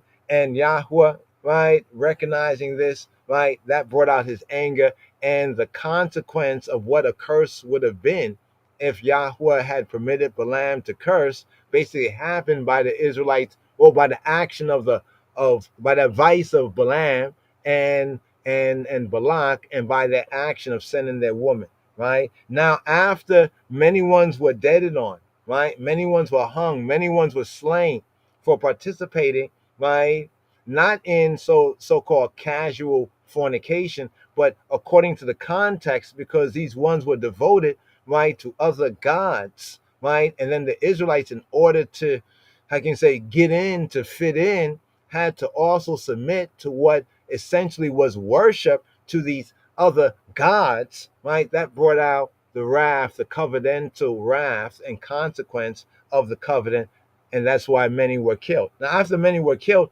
Israel was weeping. Can you imagine? People's sons and people's brothers had to be deaded on, because of what had happened, right? And now they're all lamenting and weeping, right? And then one Israelite guy is just strolling through, and he's bringing to his notice notice this, the language. He brought to his brother with a Midianitish woman. 'Cause I'm bringing a woman to my homie over there, right? What do you think is going on? Some pimping and hoeing and pimping? Yeah, right? In the sight of Moshe.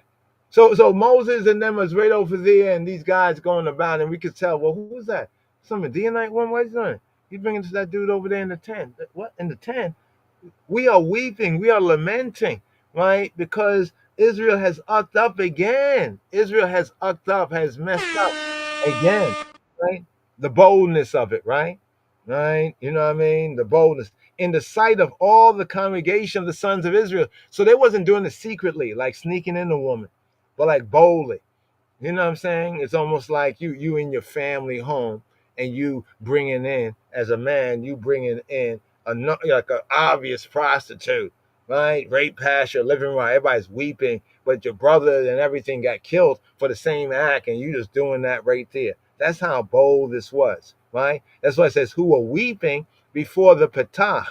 They were weeping before the Petach, like the door, the opening of the tent, the tabernacle, almost like before Yahweh's house, you know what I mean? His residence in camp of the tabernacle of the congregation. And here's where we get the introduction of Phineas, coming up with the Phineas Torah, the Phi Nahas, Pi Pi Phi Nahas. Here we have Phineas, the mouth of brass, right? Zeal, right? The zeal of the Lord. But now notice something about this word. You see down there? Nahas, Phineas. The second part of his name means, in one sense, serpent, and in the other sense, brass. You remember the previous Torah portion about the brazen serpent and the fiery serpent? Now we have a man here whose name is Phi Nahas, or Pi Nahas. Now, Phi Fe comes from the word peh. Remember the word peh, mouth? Remember when Balaam said that he can't go beyond the commandment? The Hebrew is the mouth of Yahweh. Now here we have this one, Phineas. Now notice his name means brazen mouth. It means brazen mouth, or even serpent mouth, to say brazen mouth. But notice something about Phineas when we get into the Phineas Torah portion. He doesn't say a thing. He doesn't speak. You notice that? His name, right, from a Hebrew perspective, means brazen mouth, or mouth of the serpent, bold mouth, brazen mouth. Because the word nahas, right? Let's bring that out again. Right? Let's bring it out again. Right? So down here, right, we have Nahash, serpent, right? And a variation of Nahash, serpent, snake, right? A variation, Nahas, right? Like Nechoshet. So Nechoshet, brass, Nahash can be serpent, right? Directly, and also figuratively brass, right? So just keep that in mind right there, right? So his name can be interpreted as mouth of a serpent, if you want to be literal, right? Or as it is figuratively brought out as mouth of brass, right? Mouth of brass, P, Nahas, Phineas, right? Mouth of the serpent, or serpent mouth, brazen mouth. But if you notice in the Phineas Torah portion coming up, Phineas does not say a thing. This is so beautiful. He don't say a thing, right? Because the whole point is his zeal, right? So Phineas, the son of Eleazar, right?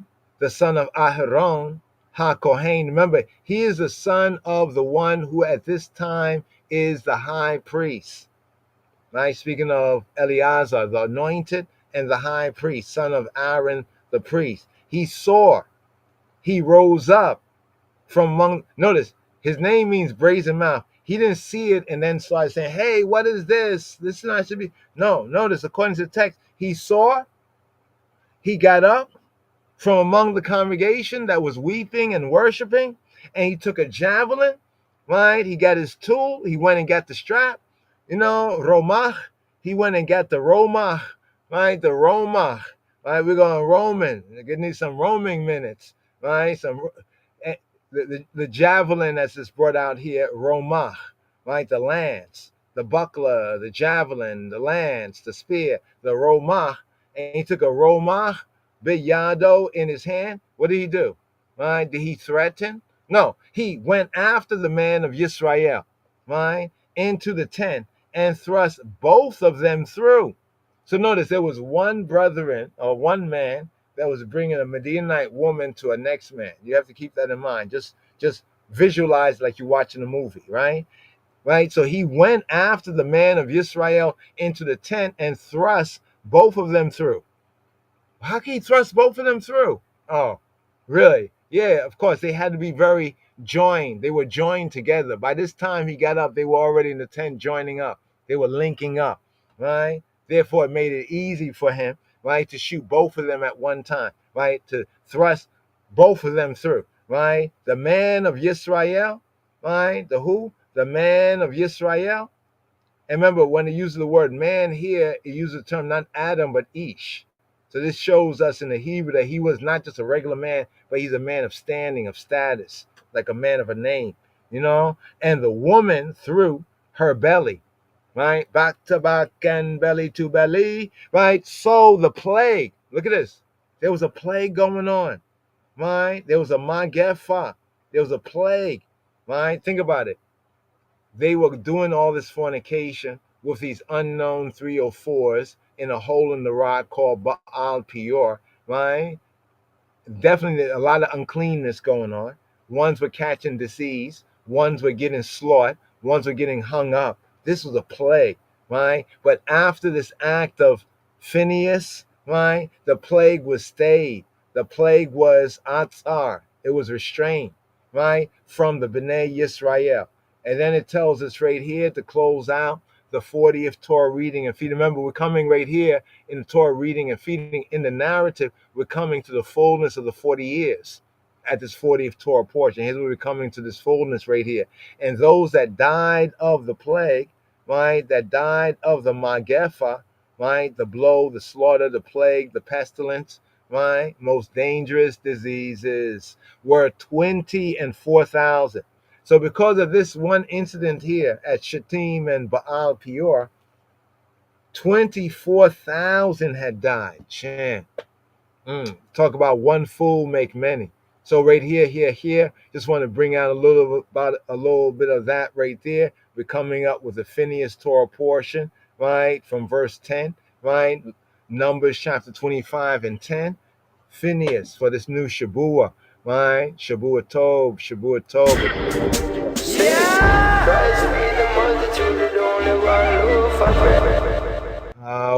Who we be, we be the Israelites. You know we are Israelites. You know we are Israelites. Shema Yisrael, Adonai Elohenu, Adonai Echad. Okay, so right here we're moving forward right here for the first day. Prophets reading Micah chapter 5, verse 6 to chapter 6, verse 8. Some of the themes here: the ruler from Oh, I pray that I don't have it even on the screen. Sleeka. Here we go, right here. So for the Torah reading and feeding, going through the 7 aliyot, a little derasha, a little study on the last part for continuity purposes. Here we have the prophets reading the Haftarah, Micah chapter 5, verse 6 to chapter 6, verse 8.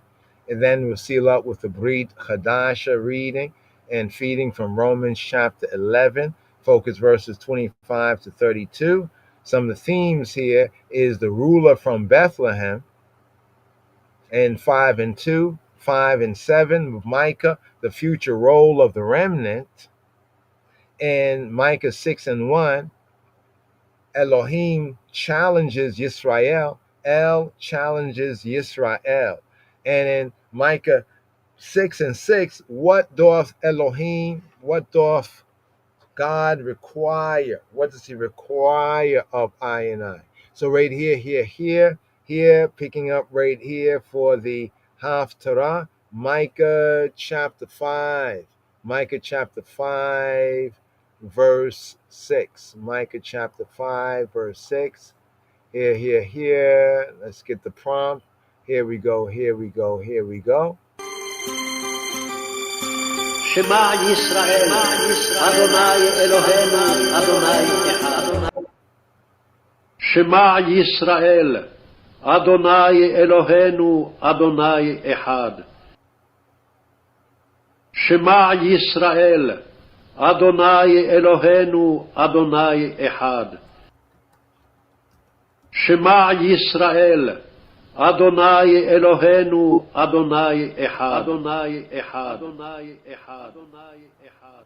Book of Micah, chapter 5, verses 6 to chapter 6, verse 8. Esa ma'ab wa wala mafesa kadus, ahad wamlak. And the remnant of Jacob shall be among the Gentiles, in the midst of many people, as a lion among the beasts of the forest, as a young lion among the flocks of sheep, who, if he go through, both treadeth down and teareth in pieces, and none can deliver. Thine hand shall be lifted up upon thine adversaries, and all thine enemies shall be cut off. And it shall come to pass in that day, saith Yahweh Buruku, that I will cut off thy horses out of the midst of thee, and I will destroy thy chariots. And I will cut off the cities of thy land, and throw down all thy strongholds. And I will cut off witchcrafts out of thine hand, and thou shalt have no more soothsayers. The graven images also will be cut off, and thy standing images out of the midst of thee, and thou shalt no more worship the work of thine hands. And I will pluck up thy groves out of the midst of thee, so will I destroy thy cities. And I will execute vengeance in my anger and fury upon the heathen, such as they have not heard. Amen. Chapter 6. Hear ye now what Yahweh Baruch saith. Arise, contend thou before the mountains, and let the hills hear thy voice. Hear, O ye mountains, Yahweh's controversy, and ye strong foundations of the earth. For Yahweh have a controversy with his people, and he will plead with Yisrael. O my people, what have I done to thee? And wherein have I wearied thee? Testify against me. For I brought thee up out of the land of Egypt, and redeemed thee out of the house of servants. And I sent before thee Moshe and Haron and Miriam. O my people, remember now what Balak, king of Moab, consulted, and what Balaam, the son of Beor, answered him from Shittim to Gilgal, that ye may know the righteousness of Yahweh Baruch. Wherewith shall I come before Yahweh, and bow myself before the high Elohim Baruch? Shall I come before him with burnt offerings, with calves of a year old? Will Yahweh be pleased with thousands of rams, or with 10,000s of rivers of oil? Shall I give my firstborn for my transgression, the fruit of my body for the sin of my soul? He has showed thee, O man, what is good, and what Yahweh Baruch doeth require of thee, but to do justly, and to love mercy, and to walk humbly with thy Elohim, Buruku. Amen. Kebole Kwalu, Kebole Demsu, Kebole Khailu, Kebo Ketamawi Haile Selassie Nus Nigga Ethiopia, soon it is Abehera, Besem Nigga Abehera. Amen.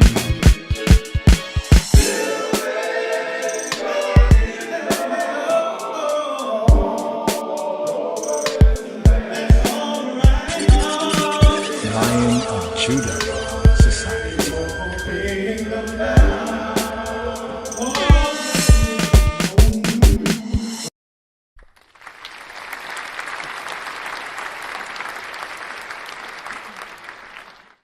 Yes. The Haftarah, the prophet's reading right there from Micah.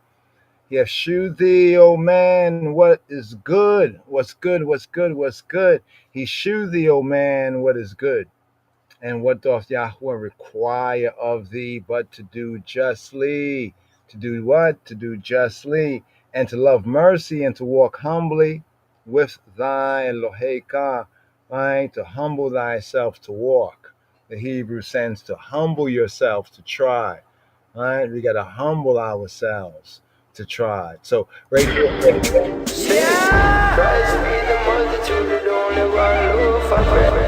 So right here to the Romans, reading from the Brit. Here we have the Brit Chadash and Adis Kidan. Romans chapter 11, right? Chapter 11, focus verses 25 to 32. 25 to 32. Shema Yisrael. Shema Yisrael, Adonai Eloheinu, Adonai Echad. Shema Yisrael, Adonai Eloheinu, Adonai Echad. Shema Yisrael, Adonai Eloheinu, Adonai Echad. Shema Yisrael, Adonai Eloheinu, Adonai Echad. Adonai Echad. Adonai Echad. Adonai Echad.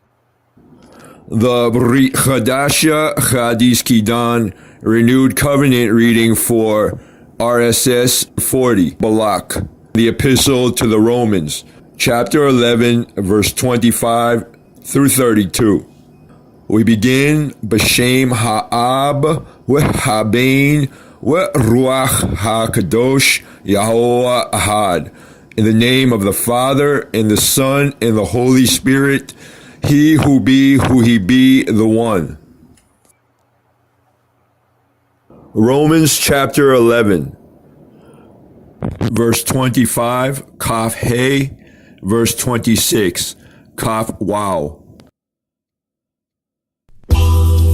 Ki lo akached mikem achai et hasod hazeh, pen tehyu chakamim be'anekem, she'Israel ba liyedei timtum haleb lemiktoto ad ki yikanes milea hagoyim, wekein kol Israel yewashe'ah kakatub uba litzion goel yashib pesha mi Yaakov.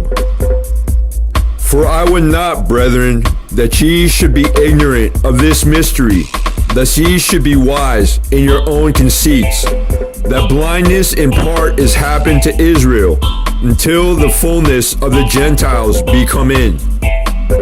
Israel is yet to be saved nationally, and so all Israel shall be saved, as it is written, there shall come out of Zion the deliverer, and shall turn away ungodliness from Jacob.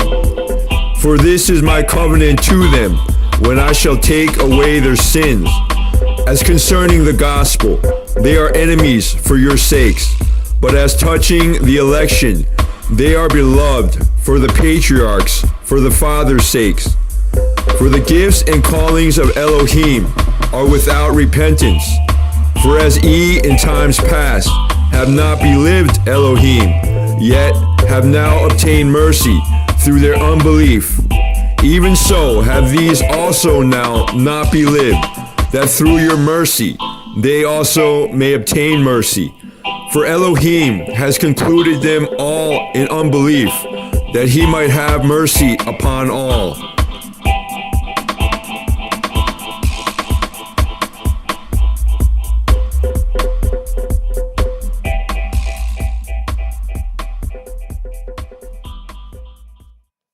Kabarula Kalu, Kabarula Dimtu, Kabarula Chailu, Kabarula Kedamawi, Chaile Selassie, Beyesus Christos Sim. Glory to word, glory to sound, glory to power, glory to Abinu Melkenu, our Father, our King, the first power of the Trinity, in the name of Yeshua HaMashiach, Jesus Christ. Yes, I, Rastafari.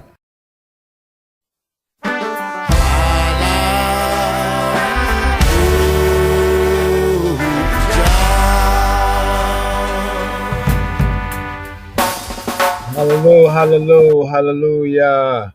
So right here after the Shabbat here, Shabbat seal, going to a new Shabua right here, dub of the Nazarene, Sabbath seal, Psalm 144, as well as the word of Bracha, blessing, and empowerment to prosper for a new Shabua. 144 right here, dub of the Nazarene.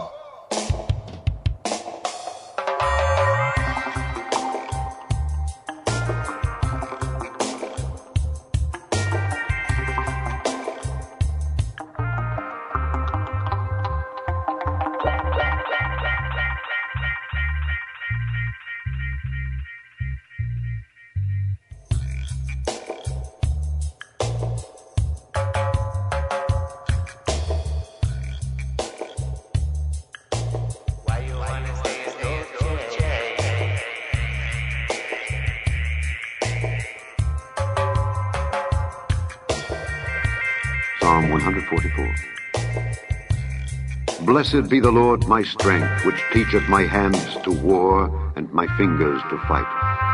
My goodness and my fortress, my high tower and my deliverer, my shield, and he in whom I trust, who subdueth my people under me. Lord, what is man that thou takest knowledge of him, or the son of man that thou makest account of him? Man is like to vanity. His days are as a shadow that passeth away. Bow thy heavens, O Lord, and come down. Touch the mountains, and they shall smoke. Cast forth lightning and scatter them. Shoot out thine arrows and destroy them. Send thine hand from above. Rid me and deliver me out of great waters, from the hand of strange children, whose mouth speaketh vanity, and their right hand is a right hand of falsehood. I will sing a new song unto thee, O God. Upon a psaltery and an instrument of 10 strings will I sing praises unto thee. It is he that giveth salvation unto kings, who delivereth David his servant from the hurtful sword. Rid me and deliver me from the hand of strange children, whose mouth speaketh vanity, and their right hand is a right hand of falsehood, that our sons may be as plants grown up in their youth, that our daughters may be as cornerstones, polished after the similitude of a palace, that our garners may be full, affording all manner of store, that our sheep may bring forth thousands and 10,000s in our streets, that our oxen may be strong to labor, that there be no breaking in nor going out, that there be no complaining in our streets. Happy is that people that is in such a case. Yea, happy is that people whose God is the Lord.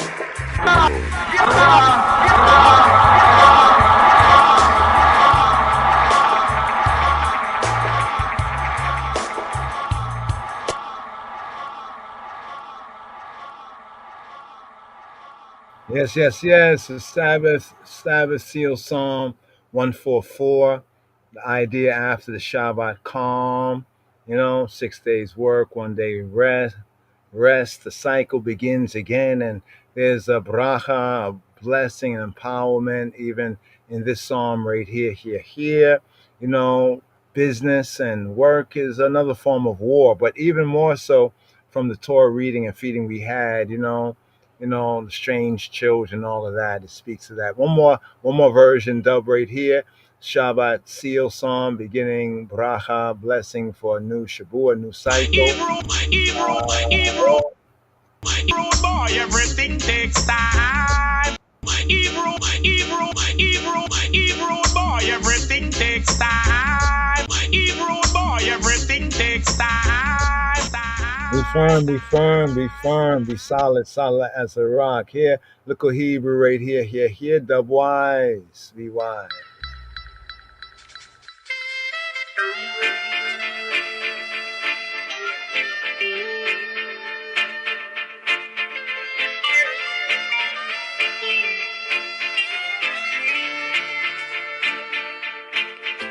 Psalm 144.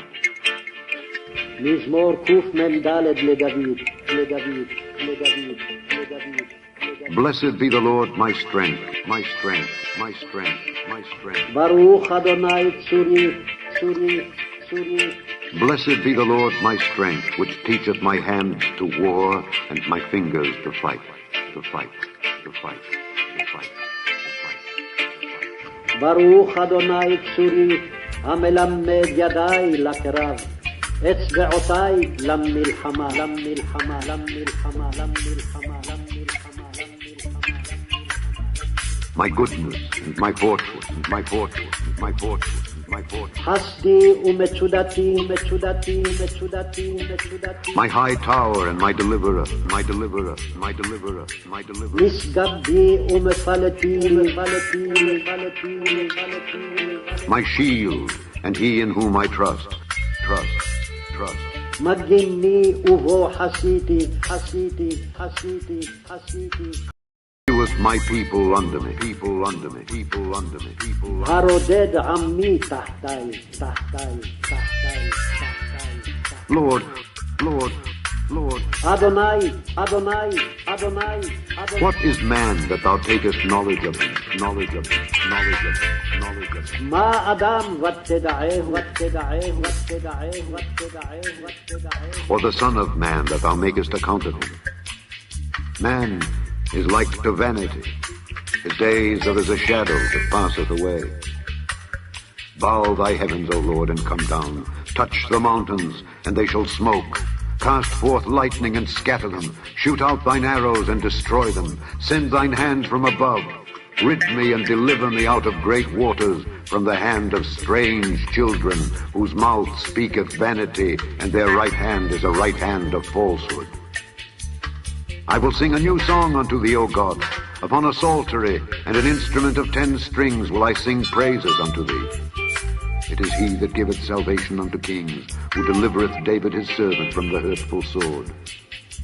Rid me and deliver me from the hand of strange children, whose mouth speaketh vanity, and their right hand is a right hand of falsehood, that our sons may be as plants grown up in their youth, that our daughters may be as cornerstones, polished after the similitude of a palace, that our garners may be full, affording all manner of store, that our sheep may bring forth thousands and 10,000s in our streets, that our oxen may be strong to labor, that there be no breaking in nor going out, that there be no complaining in our streets.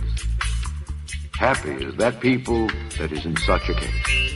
Yea, happy is that people whose God is the Lord. Adonai, Adonai, Adonai, Adonai. Yes, yes, yes. Shavua Tov, a good Shavua to come. Shavua Tov. Yes, Chavarim. May we humble ourselves to walk in the way, the truth, and the life of the King of Kings Christ. Humble I and I self. Yes, sir.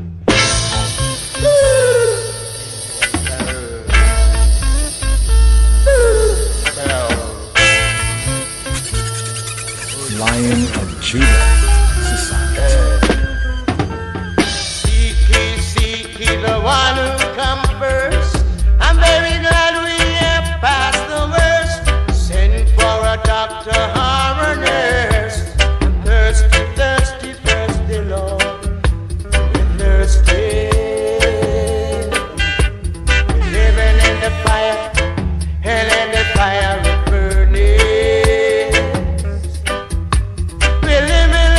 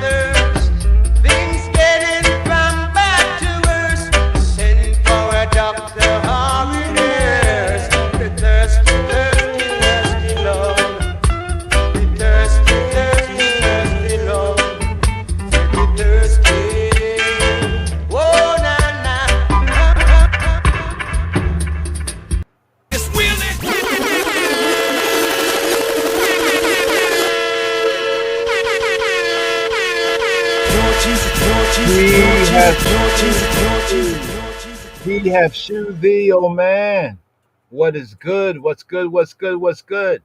And what doth Yahweh require of thee? I, but to do justly, righteously, justly, to love mercy, and to walk humbly with Eloheka, with thy Elohim. Humble thyself to walk. The Hebrew context, humble thyself to walk. That was Winston Jarrett right there with humble yourself. Humble yourself. Now I'm thinking it's about fiery furnace, almost like Daniel and the three youths in the fiery furnace, but the humble I and thyself. Yes, I.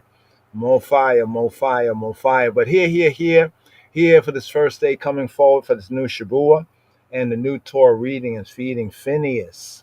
Pai Nahas, the mouth of brass. Nahas, Nahash, right? Nahas, get it? Nahas, right? Nahas, brass, Nahash, serpent, right? So the mouth of the serpent, one context, but here, brazen mouth, and the thing about Phineas is that zeal. Now even the scripture speaks about it's good to have zeal, but zeal with knowledge. It says the Israelites, we have a zeal, right? But not according to da'at, knowledge. So let's study to show ourselves approved. But here, we have today's daily psalm, at least for the first day, just to touch on it briefly. For the Shabbat day, we had Psalm 8, right? But here, for this first day, right, we have Psalm 18. Now, Psalm 18, this is the prayer of Dawid, prayer of David. Here, this prayer of David, right? Shema Yisrael, for this first day, Shabuah Tov, Yom, day Harishon, day of the first day, Yom Harishon, Tov, good.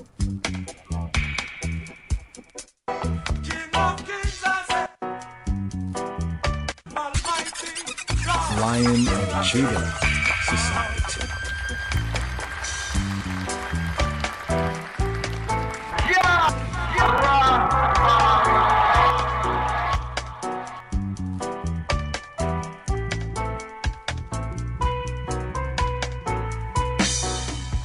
Psalm 18. מזמור י"ח למנצח לעבד אדוני לדוד אשר דיבר לאדוני את דברי השירה הזאת ביום הציל אדוני אותו מכף כל אויביו ומיד שאול ויאמר I will love thee, O Lord, my strength, my strength, my strength. ארחמך אדוני חזקי The Lord is my rock, my rock, my rock. אדוני סלעי My fortress, fortress. ומצודתי My deliverer. ומפלתי My God. Eli My strength in whom I will trust. צורי אחסבו My buckler. מגיני And the horn of my salvation. וקרן ישעי And my high tower. משגבי I will call upon the Lord who is worthy to be praised. מהולל אקרא אדוני So shall I be saved from mine enemy. ומן אויבי יבשע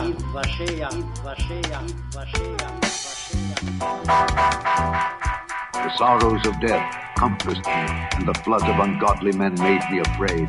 The sorrows of hell compassed me about. The snares of death prevented me. In my distress I called upon the Lord and cried unto my God.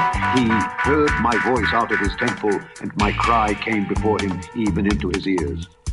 Then the earth shook and trembled. The foundations also of the hills moved and were shaken, because he was wroth. There went up a smoke out of his nostrils, and fire out of his mouth devoured. Coals were kindled by it. He bowed the heavens also and came down, and darkness was under his feet. And he rode upon a cherub and did fly. Yea, he did fly upon the wings of the wind. He made darkness his secret place. His pavilion round about him were dark waters and thick clouds of the skies. At the brightness that was before him, his thick clouds passed, hailstones and coals of fire. The Lord also thundered in the heavens, and the highest gave his voice, hailstones and coals of fire. Yea, he sent out his arrows and scattered them, and he shot out lightnings and discomfited them. Then the channels of waters were seen, and the foundations of the world were discovered at thy rebuke, O Lord, at the blast of the breath of thy nostrils. He sent from above, he took me. He drew me out of many waters. He delivered me from my strong enemy, and from them which hated me, for they were too strong for me. They prevented me in the day of my calamity, but the Lord was my stay. He brought me forth also into a large place. He delivered me because he delighted in me. The Lord rewarded me according to my righteousness, according to the cleanness of my hands hath he recompensed me. For I have kept the ways of the Lord, and have not wickedly departed from my God. For all his judgments were before me, and I did not put away his statutes from me. I was also upright before him, and I kept myself from mine iniquity. Therefore hath the Lord recompensed me according to my righteousness, according to the cleanness of my hands in his eyesight. With the merciful thou wilt show thyself merciful. With an upright man thou wilt show thyself upright. With the pure thou wilt show thyself pure, and with the froward thou wilt show thyself froward. For thou wilt save the afflicted people, but wilt bring down high looks. For thou wilt light my candle. The Lord my God will enlighten my darkness. For by thee I have run through a troop, and by my God have I leaped over a wall. As for God, his way is perfect. The word of the Lord is tried. He is a buckler to all those that trust in him. For who is God save the Lord? Or who is a rock save our God? It is God that girdeth me with strength, and maketh my way perfect. He maketh my feet like hinds' feet, and setteth me upon my high places. He teacheth my hands to war, so that a bow of steel is broken by mine arm. Thou hast also given me the shield of thy salvation, and thy right hand hath holden me up, and thy gentleness hath made me great. Thou hast enlarged my steps unto me, that my feet did not slip. I have pursued mine enemies, and overtaken them. Neither did I turn again till they were consumed. I have wounded them, that they were not able to rise. They are fallen under my feet. For thou hast girded me with strength unto the battle. Thou hast subdued unto me those that rose up against me. Thou hast also given me the necks of mine enemies, that I might destroy them that hate me. They cried, but there was none to save them, even unto the Lord, but he answered them not. Then did I beat them small as the dust before the wind. I did cast them out as the dirt in the streets. Thou hast delivered me from the strivings of the people, and thou hast made me the head of the heathen. A people whom I have not known shall serve me. As soon as they hear of me, they shall obey me. The strangers shall submit themselves unto me. The strangers shall fade away and be afraid out of their close places. The Lord liveth, and blessed be my rock, and let the God of my salvation be exalted. It is God that avengeth me, and subdueth the people under me. He delivereth me from mine enemies. Yea, thou liftest me up above those that rise up against me. Thou hast delivered me from the violent man. Therefore will I give thanks unto thee, O Lord, among the heathen, and sing praises unto thy name. Great deliverance giveth he to his king, and showeth mercy to his anointed, to David, and to his seed forevermore, forevermore, forevermore, forevermore, forevermore, forevermore.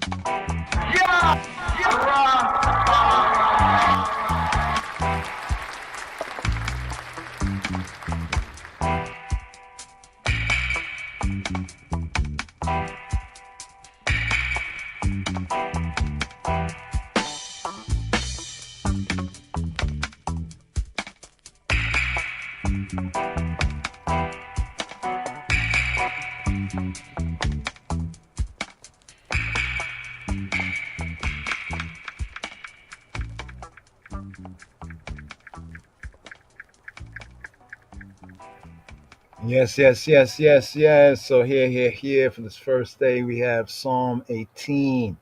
Beautiful Medi, Davidic meditation.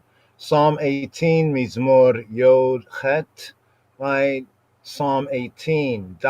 David's hymnic. David got bars. His hymnic retrospect of a life crowned with many. Nuff mercy. Lord of his mercy. David's life and liberty crowned with many mercies. May the and I's life be likewise. And no doubt in many cases it is. And give thanks and praise. Give thanks and praise. So here. Very interesting psalm we have, not to go through all the bars right here of today's daily psalm, but just to kind of just know the overview. This psalm here for this first day here, this new Shabua right here. Now, we had Psalm 8 actually previous according to royal order. So we had 8, and here we have 18 right here, today's daily psalm. Now, here it's got a couple of notes, just a couple of notes to share, on the outro here. The outro from the sabbatical from the previous Shabua, and also the intro, Psalm 18, brings an intro into the new Shabua, right? Into new 7, into new week, into new strong. So here we have Psalm 18. Now, Psalm 18, you might have heard, oh, that dub right there, the Twinkle Brothers. Twinkle Brothers, right? The Twinkle Brothers dub right there. That's a 1982 dub called Give Rasta Praise. One of the best and blessed of the reggae bands that, Black American band right there. They're there. Twinkle Brothers, Twinkle Brothers. Was looking for a dub for it, but that dub really, it's a nice long dub, right there. I think it was 8 minutes. Yeah, it's a long track right there. In fact, the number of verses in Psalm 18, right here, Hebraically. Now, Hebraically, it is, how many verses do we have here? 51. Right? 51 verses. Now, King James Version wise, let's go over here in the King James Version. Let's scroll all the way down here. We have 50. Now, of course, what's the difference between 50 and 51? A 50-51, yeah? Right? 50-51 here. It's the superscription part. See the superscription part right there? In the superscription part, we have the Hebrew reader, Avraham Shemulov, but that part wasn't translated. It's usually not translated. To the chief musician of David, the servant of Yahweh, who spake to Yahweh the words of this song in the day that Yahweh delivered him from the hand of all his enemies and from the hand of Shaul. So here in your Bibles, this probably would be like a small type. Usually it's not included as a verse. And this is one of the reasons why, what's his name? Alexander Scorby, the reader, one of the reasons why Scorby, right, did not read that part. But as we always often say and also demonstrate, it's a superscription that's very important. So it gives us the context right here, right? So here we have a song of triumph. Right, so beginning this new Shabua here, we start out with the daily psalm, Psalm 18, a psalm of triumph, right? To the chief musician, Lam Tzayach, right? To the chief musician, right? Le Ebed Yahweh. Now in the Hebrew, the order of words is different too. We notice that too here. Here in the KJV, it says to the chief musician. The words a psalm in italicization is not there. Next it says David, the servant of the Lord. But the Hebrew is Lamanatseach le'eved Yahweh le Dawid. So the more proper translation to the chief musician, the Manatseach, right? Servant of Yahweh, of David. So of David, this is of David. This composition here is of David. It's of the servant of Yahweh of David. So in a sense, Dawid, here in this Davidic song, right, is noting, acknowledging himself as a servant. Eved Yahweh. Lamanatziach le Eved Yahweh le David Asher Diber la Yahweh. That which Asher Diber, that which he said la Yahweh, to he who be who he be. Et divrei, right? Et divrei, that which he said to Yahweh, right? The words, the divrei ha shira hazot, the words of the song, the words of this song. Et divrei ha shira hazot biyom, in the day, biyom, in the day, right? Hitzil Yahweh, in the day that Yahweh delivered him, literally in the Hebrew, in the day that he snatched him, like, snatched him out of harm's way. So literally in the Hebrew, it's like snatch, and the context is like bringing up right here. Right here, we have to put it on the so we can bring out the key words.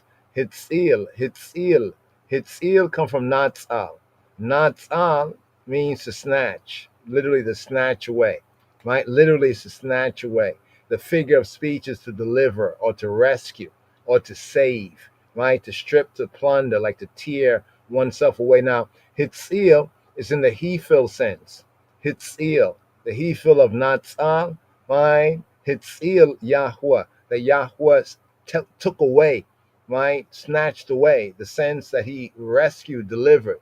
But the raw sense is snatch, like somebody is about to get hit and you pull them, you grab them, you kind of, yeah, that's the sense right there that he snatched, right? That Yahweh snatched, right? Hitzil Yahweh Oto, that snatched him, Oto, right? That snatched Oto, that delivered him, that snatched him, Hitzil Yahweh Oto, right? Mikaf, out of the kaf. Now, kaf is not hand. It's not yad. It's not yad. Yad is hand. Kaf is the palm.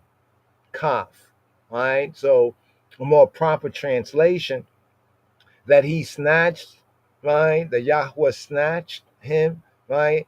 Yahweh snatched him in the day that Yahweh snatched him, right? Mikaf, from the palm. Like, you're like in somebody's palm. Like, I got you in the palm of my hand. No, Yahweh snatched him, right? Biyom hitzil Yahweh oto mikaf, snatched him from the kaf, right? Right? Call oibayo, call oibayo, call oivav, call all oibayo, from all his oyebs, right? All his oyebs, oibayo, all the old boys, them, oibayo, right? Here, oyab, enemies, personal, national. Now notice that Dawid, right, from what we know of the testimony, he had enemies that were national, right?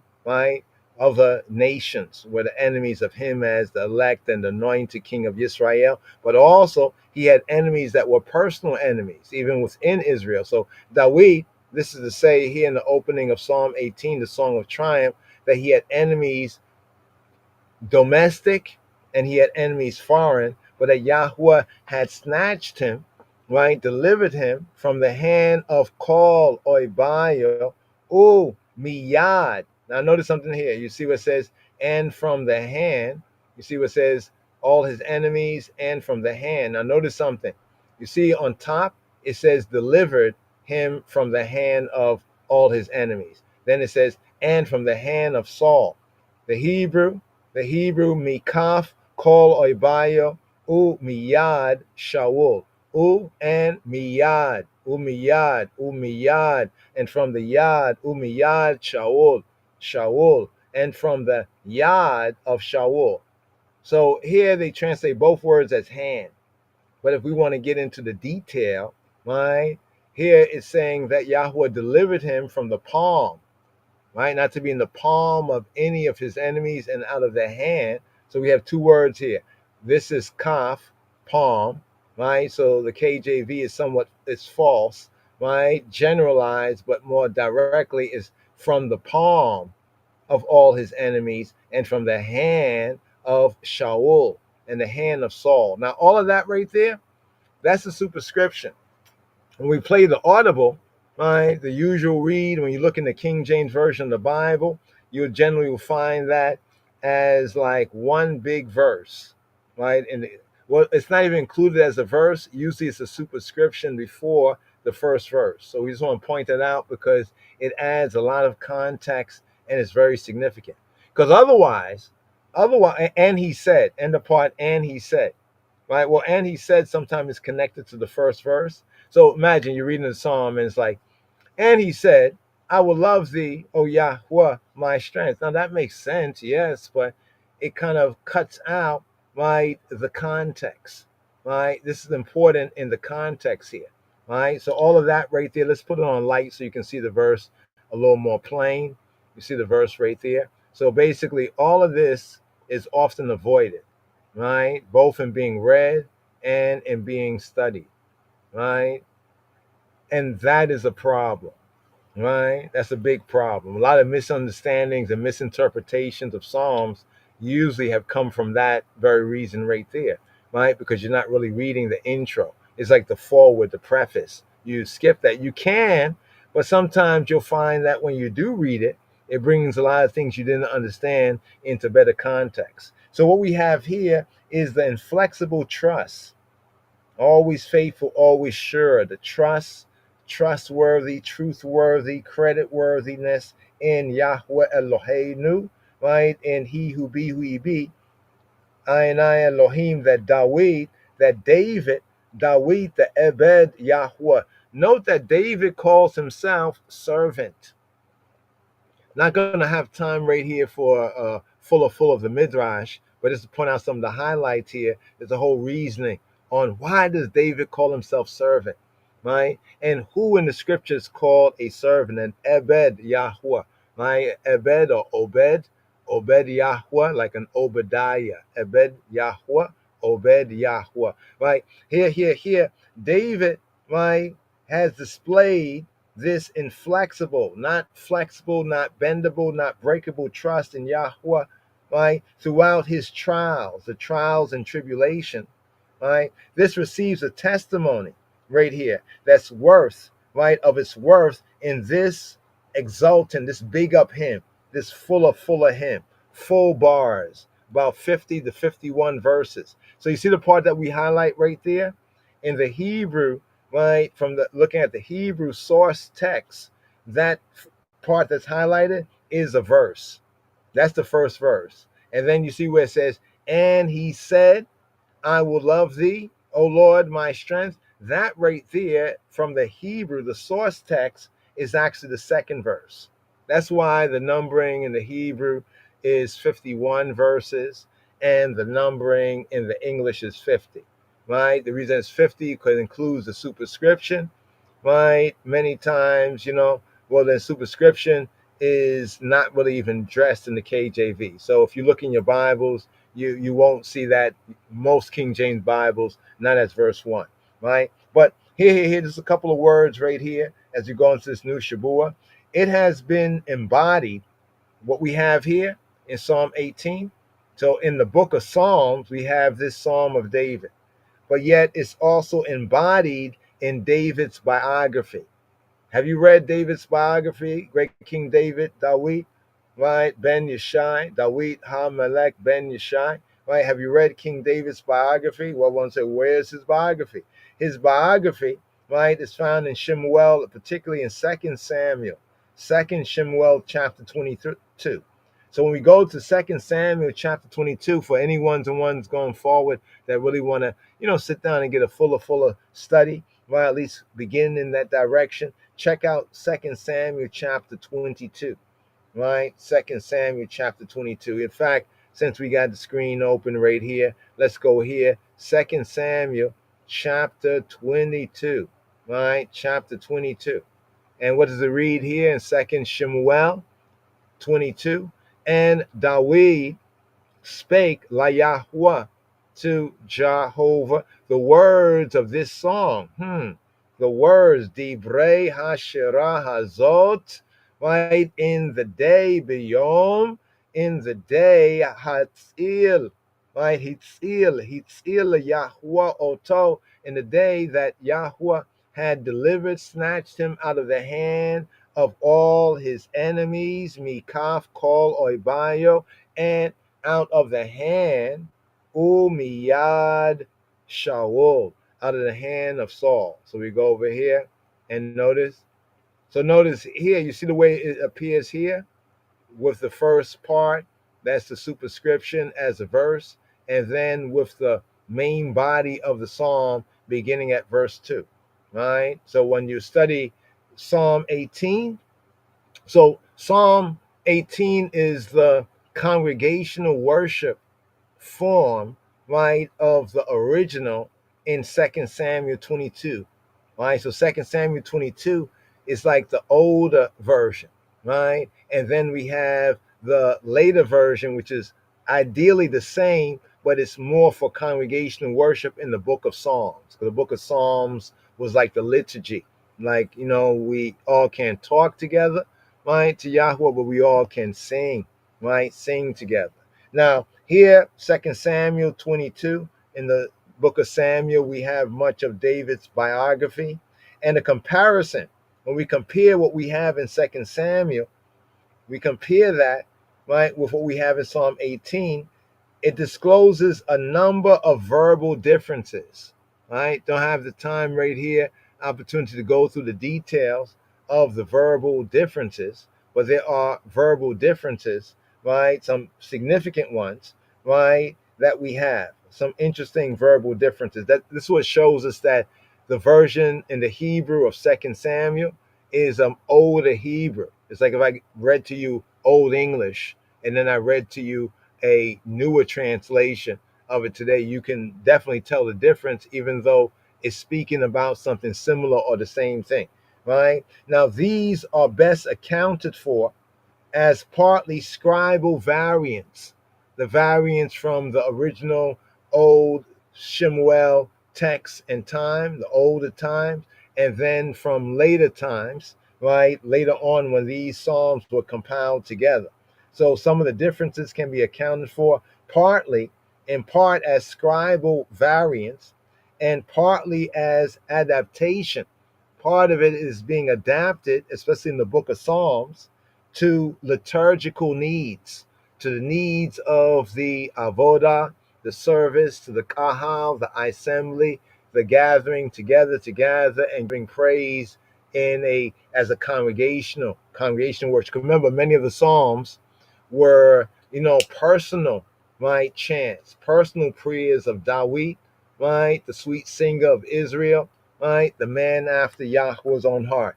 So if he's a man after Yahweh's own heart, the sweet singer, then we should give praise likewise. That's the idea from the ancient times that produced the book of Psalms, right? And in some cases like this with Psalm 18, we have a rare example of an earlier psalm in an earlier Hebrew, and then a later form of the Hebrew psalm, and the slight differences, partly because of scribal changes. The older scribes in Shemuel time, they used the language in the older form, like in some older archaic idioms and expressions. And then in the later time, particularly after the Babylonian captivity, after the time of Ezra and Nehemiah, we have later version, right? Even in the later Psalms, some Aramaic, Eastern Shemitic terms are brought in. But be that as it may, on the question of the two versions, which one is more original? That's a question one might have. Psalm 18 or 2 Samuel 22? Which one is more original? Now, the following reasoning seems most likely, right? That the text in the Psalter, the text in the book of Psalms, Psalm 18, it appears to have been subjected to a literary revision at a later date, right? So here we're still looking at 2 Samuel 22, right? The original, we could say the old version, right? This is what we would say is the original version. And then in Psalm 18, right, we have a psalm that has been subjected to literary, right, and certain revision at a later date. And in particular, right, there's peculiar forms in particular that were possibly licenses of popular usage. So we have like David's personal chant, and then later on, as that psalm was chanted by the congregation, there are certain nuances that reflects how the language, the later language, let's see, from David to the Babylonian, after the Babylonian captivity, that was at least roughly, I know, at least 200 years. Mm, what was that like? Was it seven? No, 500. Around 500. No. That was at least almost 400. Wow, that's 300 to 400 years later. So I just wanted to just point that out, right? So we know how language can change over a couple of years. Well, nowadays it'd be changing all the time, but you know what I'm saying, you know? So right here we have certain popular idioms and expressions coming into use, replacing more archaic, older forms of Hebrew, right? They have replaced, forms, right, in the ordinary use, unusual constructions. So in Second Samuel, because it's an older form of the biblical Hebrew, the Ivrit, the Yehudi, there are unusual constructions that have been simplified in Psalm 18, right? There are certain archaicisms, archaic expressions, old expressions, certain figures of speech, right? And also there's some expressions that are, for some linguists, somewhat obscure, right, or rare, and these seem to be explained. So instead of using the older, more archaic form, of the ancestors, several hundred years, right, the scribes brought out, compared it to, well, how we say it today. Like the things that were said from our grandparents, great grandparents, and then we basically say the same thing, but we have another way of saying it. You know what I'm saying?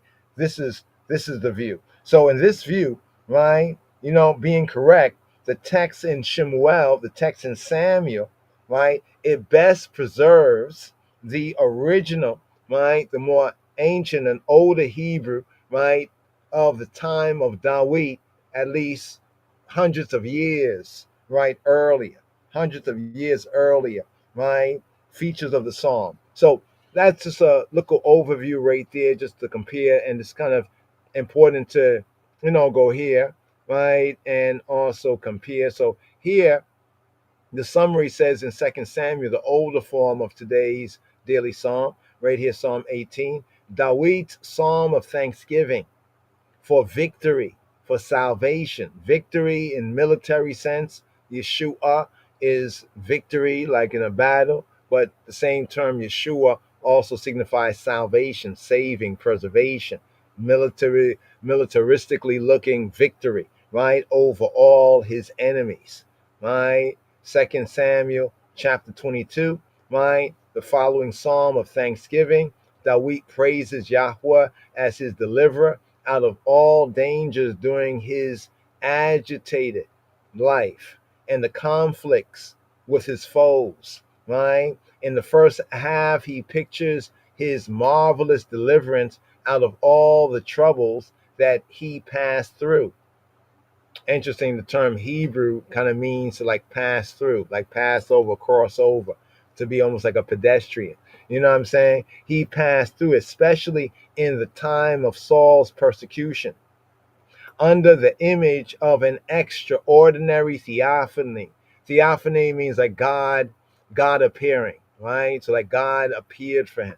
God interpositioned himself. And then we look through the Psalm, like verses 5 to 20, and it unfolds the ground of his deliverance, the groundation, right? When we look at Samuel, Second Samuel. In the second half, so that's mean there's, Psalm 51, Psalm 51, Psalm 18 with 50 to 51 verses is a kind of a big psalm. So we just want to give an overview. In the second half, he proclaims the mighty help, right, of Yahweh, right, of Adonai, and his consequence victories over the foreign enemies of his government. So he is talking about enemies domestic, like Shaul, first king of Israel. Then he continues to speak about foreign enemies to his anointed messianic government and closes with the renewal, right? So when we come to the fullness, right, of it, the renewal of praise for Elohim, the renewal, a new song. It says, sing a new song. It was, I'm a chant Isis, right?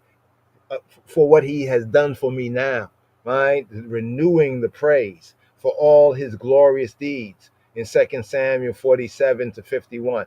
So we can see that the psalm here in 2 Samuel has basically the same verses, 50, 51 verses. The psalm is thus arranged in two leading divisions, two main parts, with an introductory, that's what we zoomed in on at first, the introductory and concluding strophe, the concluding bars, right? It says, however, we cannot disclose any definite system of strophes, right? Like, in other words, the bars in the psalm, right? Any definite system, right? It probably was a free flow. You know what I mean? It was what they call it, extemporaneous, right? Outside the temple, so to speak. In the further arrangement of the principal divisions, as the several groups of thoughts are not rounded off symmetrically. You know, like when you're just giving thanks for everything that happened in your life, you know what I mean? Not always putting them in order, but as you recall it, you kind of speak on it, right? So the contents and the form of this song of praise answer to the fact attested by the heading that it was composed by Dawid, right? By David in the later years of his reign. In the later years of his reign, when Elohim had rescued him from all his foes. So it's like a retrospect on his life and his liberty, and helped his kingdom, Malkuto, right, to victory, to Yeshua, over all the neighboring heathen other nations, right? The genuineness of the psalm is acknowledged to be indisputable by all the modern critics. So now we can go into a couple of more notes of this right here, right? But just to kind of stick to some of the basics here, right? The overview of today's daily psalm right here, here. Here we have Psalm 18, Psalm 18. Now, Chabarim, let's look at the time right here. Wanted to kind of just share a little bit more, right? Just share a little bit more on, a reasonment on the previous Torah portion, reading and feeding. But before we get into that, let me see if we can just give a acapella. We had that dub-wise. Do we have an acapella right here?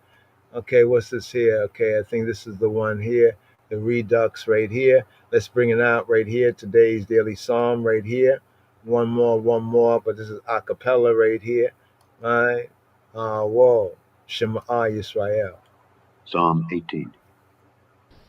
מזמור י"ח למנצח לעבד אדוני לדוד, אשר דיבר לאדוני את דברי השירה הזאת, ביום הציל אדוני אותו מכף כל אויביו ומיד שאול. ויאמר. Now that part right there, that part right there is all of the part that we had highlighted up to from the hand of Shaul. Right there. So we don't have an English translation because the reader in the English avoids that. And as is pointed in the most of the text, it would just begin, I will love thee, O Yahweh, my strength. That's how they would begin it right there. But that's not true, right? The true part is the chief musician of David, the servant of Yahweh, who spake to Yahweh the words of this song in the day that Yahweh delivered him from the hand of all his enemies and from the hand of Shaul. And he said, again, Psalm 18. מזמור י"ח למנצח לעבד אדוני לדוד, אשר דיבר לאדוני את דברי השירה הזאת, ביום הציל אדוני אותו מכף כל אויביו ומיד שאול. ויאמר. I will love thee, O Lord, my strength, my strength, my strength. ארחמך אדוני חזקי. The Lord is my rock, my rock, my rock. אדוני סלעי. My fortress. ומצודתי. And my deliverer. ומפלתי. My God. Eli. My strength in whom I will trust.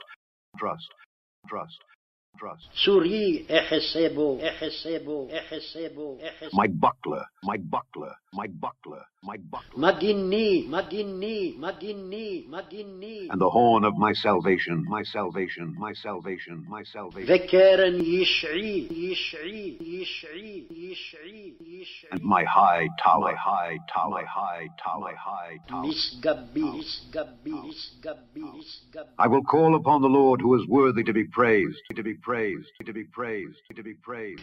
מהולל אקרא אדוני, אדוני, אדוני, אדוני. So shall I be saved from mine enemy, from mine enemy, from mine enemy, from mine enemy. ומן אויבי יבשע, יבשע, יבשע, יבשע, יבשע, יבשע, יבשע.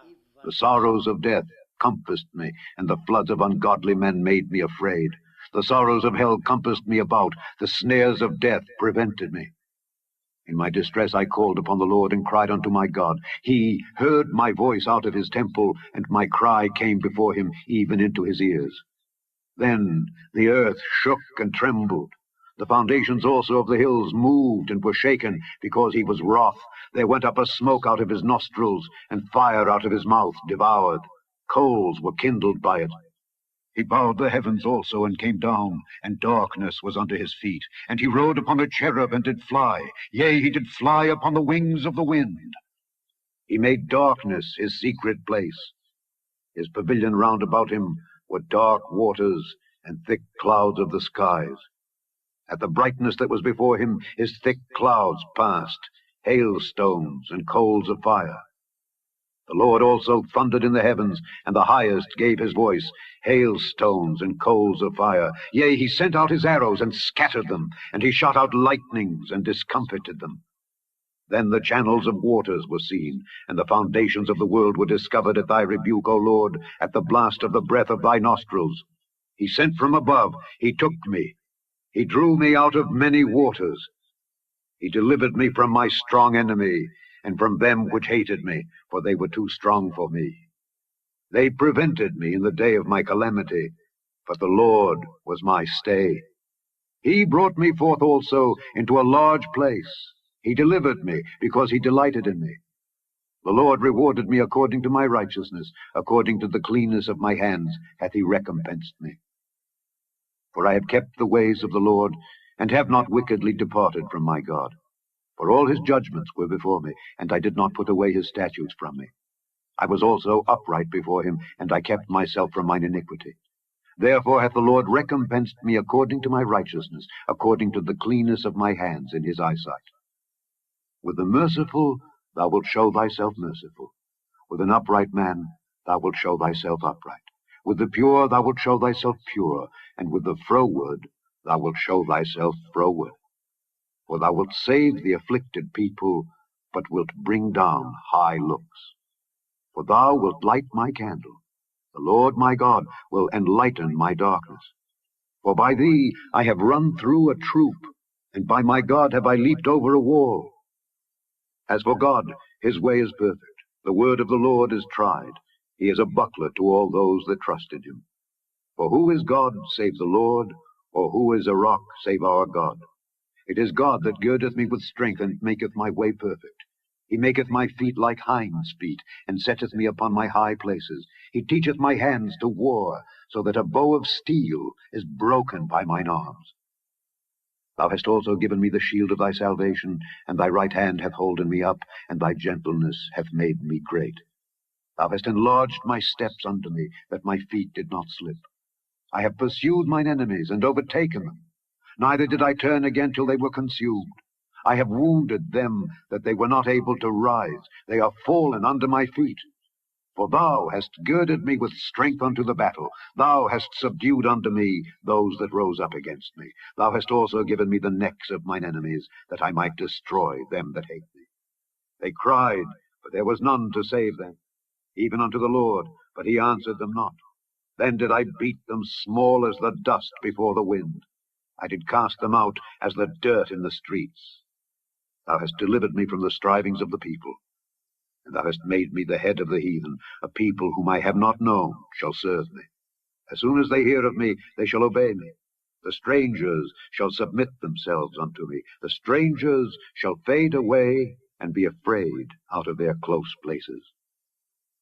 The Lord liveth, and blessed be my rock, and let the God of my salvation be exalted. It is God that avengeth me, and subdueth the people unto me. He delivereth me from mine enemies. Yea, thou liftest me up above those that rise up against me. Thou hast delivered me from the violent man. Therefore will I give thanks unto thee, O Lord, among the heathen, and sing praises unto thy name.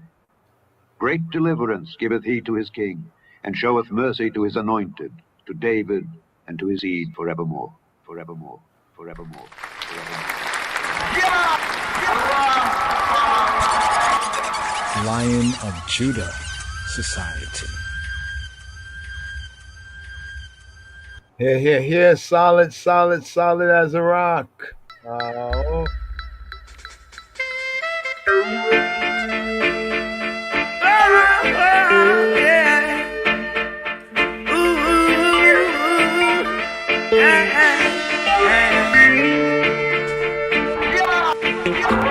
They can't keep a good man down. Always keep a smile when they want me to frown.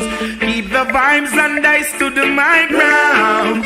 They will never ever take my crown. Oh, Jah bless, I say no man curse. Things getting better when they thought it would be worse. Here comes the officers asking for a search. They found no weapon, just only a draw first. But I'm so solid as a rock, they just can't stop me now. Even when they set their traps, they just can't stop me now. People will say this and that, they just can't stop me now. Even when they set up roadblocks, they just can't stop me now.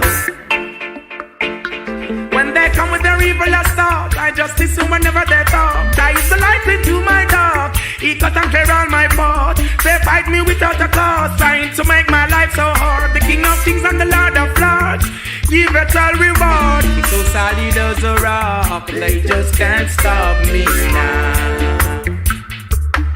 Even when they set their traps, they just can't stop me now. People will say this and that, they just can't stop me now. Even when they set up roadblocks, they just can't stop me now. So down to mix me up in your dirty game. You're only trying to tarnish my name. You're only looking for the innocent to blame, when you're the ones who wish the guns down the lane. You only cause destruction and the pain, but the righteous believes in the rain. Love is all I got to give and I'm not to shine. Looking towards the future, the sky I can't tame. Cause I'm so solid as a rock and they just can't stop me now. Even when they set their traps, they just can't stop me now. People will say this and that, they just can't stop me now. Even when they set up roadblocks, they just can't stop me now. So they can't keep a good man down. Always keep a smile when they want me to frown. Keep the vibes and I stood my ground. They will never ever take my crown. Who's Jah bless, I say no man curse. Things getting better when they thought it would be worse. Here comes the officers asking for a search. They found no weapon, just only a draw first. Solid as a rock, they just can't stop me now. Found no weapon, only a drawer of herbs.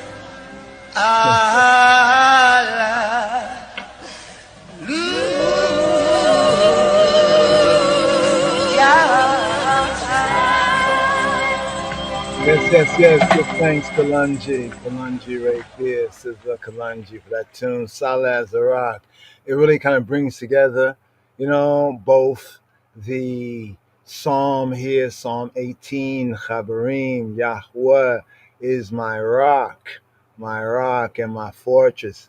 Is actually two kinds of rock, actually is mentioned right there, but my rock, the general theme, and also the Shabbat seal song.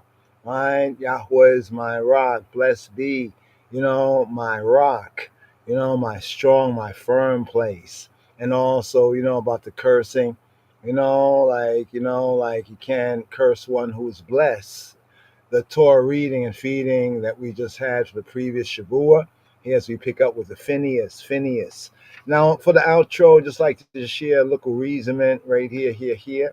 Just on this right here for outro, kind of a summary, almost like this would be like the sermon, so to speak, the Tarasha, like a kind of an overview here.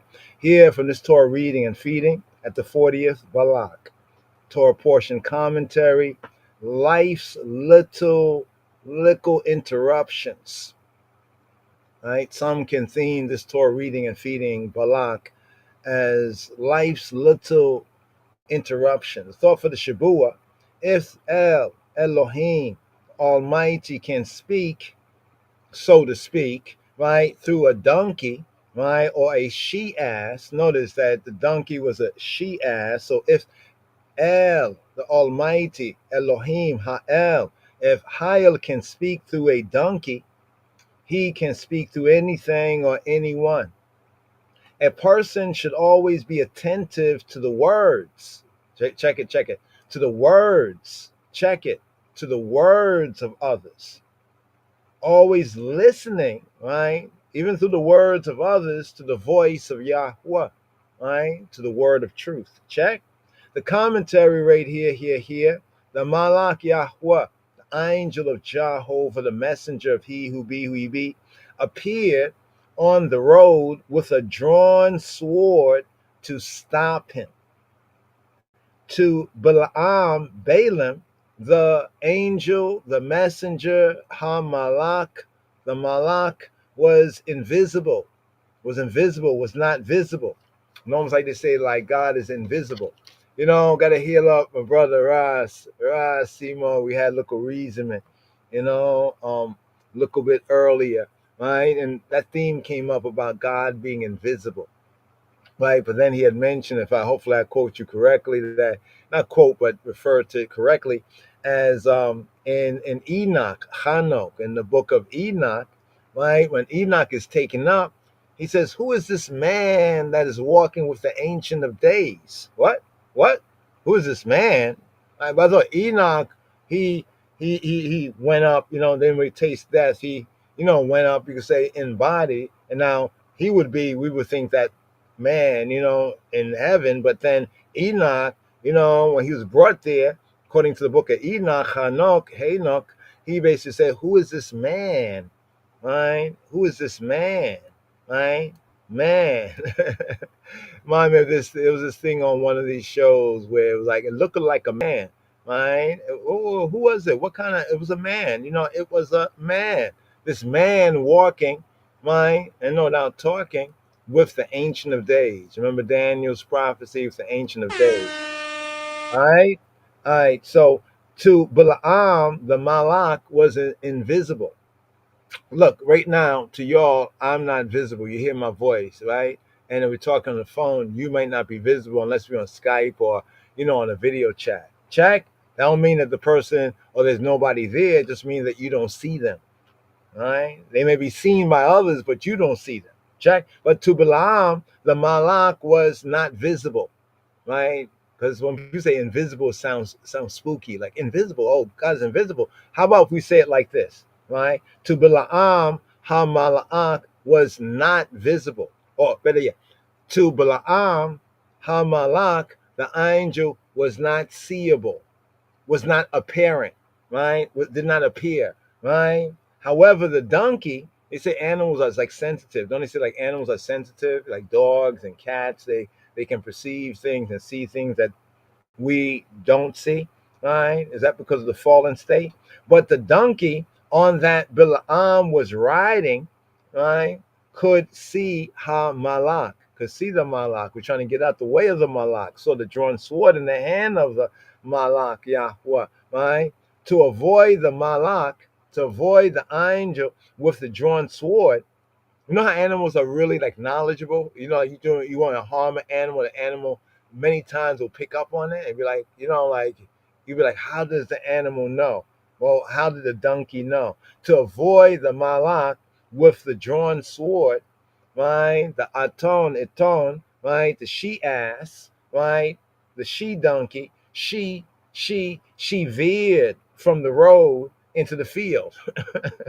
Yo, this must be some sight to see this sight.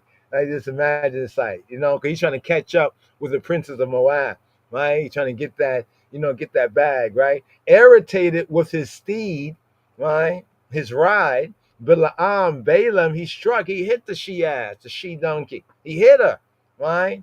To force her back. He wanted to force her back onto the road. He's like, what the hell is going on? What's this? I'm trying to catch up with these guys, the princes of Moab, and why are you going into the field? Right? She saw something. Right? A second time, how Malak appeared in front of the she donkey, right? And Bilaam still did not see it. He didn't see the Malak, right? However, the she donkey, she did, right? This time the she donkey, the she ass, was carrying Balaam through a narrow street. Right? So when you read it in the scripture, it may all seem like the same thing, but when you just take your time, and read through, you're like, wait, okay, there was a road to the field incident. Then the second time, right, when the Malak appeared in front of the she ass, right, Balaam, not seeing it, the she donkey did. Where were they? It was in a narrow street, right, between two vineyard walls, like in the country, in some places they got these walls, right, and they have vineyards on the other side. So he's in a little narrow cut, right, and there was not much room between the walls, like one of those kind of streets right there, right. And to avoid the Malak, the she donkey, right, she pressed against one wall, try to get past, right. So Balaam not seeing nothing, his eyes, what he said, the man whose eyes was shut, his eyes was, that's the name of the movie. There you go, Eyes Wide Shut. There we go, Eyes Wide Shut. Yeah, his eyes are wide shut. Right, interesting. Right, to avoid, right, the Malak, right, the donkey, the she donkey, she pressed against one wall, like like trying to get around somebody in a narrow place, so you try to move on the side, right, crushing Balaam's foot in the process. Now he's probably thinking, what the hell is going on with this? You know what I mean? This she ass. Was she drunk? Right? No, she sees something you don't see, dude. Right? Irritated. He's irritated. And no doubt in significant pain. You know what I mean? His foot getting crushed against by the donkey and the wall and everything. Because she's probably darting like for her life. She's like, yo, what the she know danger, right? So Balaam, now just thinking about what he knows, his irritation and his pain, he hits the she donkey again. He hits her again, right? Now there's the third time. Now go over it again, Chabarim. See if you can see these three episodes, right? Like a lot of times in the script, there's a lot embedded, but sometimes when people read it, they kind of rush through. They don't really break it down, right? There's a lot embedded sometimes just in the verse, right? The third time the Malak appeared in front of the she donkey, the she ass. This time the way was so narrow. Now you know this too. Whenever the Malak appeared like like in a tight area, right? Notice the angel Yahweh appeared in a tight area. This time the way was so narrow that there was no room for the Malak to turn to the left or the right. So you can see from the incident to incident to incident is stepping up. Like somebody really trying to box somebody in, right? Now there's no room. Before there was a little room. Before, first time, it was just on the road, right? And you stand on the road, right? The donkey he don't see, the donkey runs into the field, right? Then the second time is between these two vineyard walls. There's a little more room, but it's still tight. So the donkey tries to get around like to the wall, crushing Balaam's foot. Now this time, when the Malak showed up, there was no room for the donkey. not to the left, not to the right. So the donkey, right, the she ass, look what she did. She laid down. She's like, oh God, is this it? Is this it? You know, I wanted the donkey really know, like the Malak, yo, this is it, right? Still unable to see the Malak. You know, now think about this. You're riding a little she donkey. And now, after these two other incidents, you know, going on this very narrow way, right? The donkey just lays down. She's like, I can't. She's like, the donkey said she can't. The donkey says, the donkey said, she said, I'm done. I'm done. I can't. But now Balaam, like, what the hell? What you doing laying down? Right? He was unable to see the Malak. Balaam was so angry, right? At this point, once, twice, three strikes, that he thrashed the poor beast with a stick. He just, you know, just licked her. You know what I mean? In his blindness, Balaam did not realize that what seemed to him to be the irritating behavior of his donkey, his she ass, was actually she, his female jackass, right? Or Jane ass, I don't know, but was actually trying to save and actually was and did save his life. Now, we always read the story and we get it like this, right? The basic sense, right? The she ass trying to get out the way of the Malak that she can see, but Balaam can't see. Now, you ever think about it that if she did not, because she was thinking, the donkey who could see the Malak was thinking that this sword was to cut her, right? So she's trying to get out the way, you know, and every time Balaam is hitting her. Can you imagine what the scene would have been like if she asked if she just kept going? Whoa, you know what I mean? So basically, notice how serious this was, right? That according to what we read here, if the donkey didn't behave in that way, right, the Malak Yahweh would have killed, right, Balaam. So Yahweh said, right, the Malak said, Yahweh said, right, if she had not turned aside from me, I would surely have killed you just now and let her live. Can you imagine? Can you imagine the donkey probably thinking like she's bruised and everything, got hit a few times, knocked upside her head or whatnot? You know, she's thinking like, man, dude, I wasn't in any danger. I thought I was in danger, right? But it's actually you, what? And you hit me these numbers 22:33, right? So what can we learn from this Chavarine? Well, life is full of irritating obstacles, right? Whether you look at it from the donkey's perspective or Balaam's perspective, life is full of irritating obstacles that get in the way of our plans. His plan was to catch up with the princes of Midian.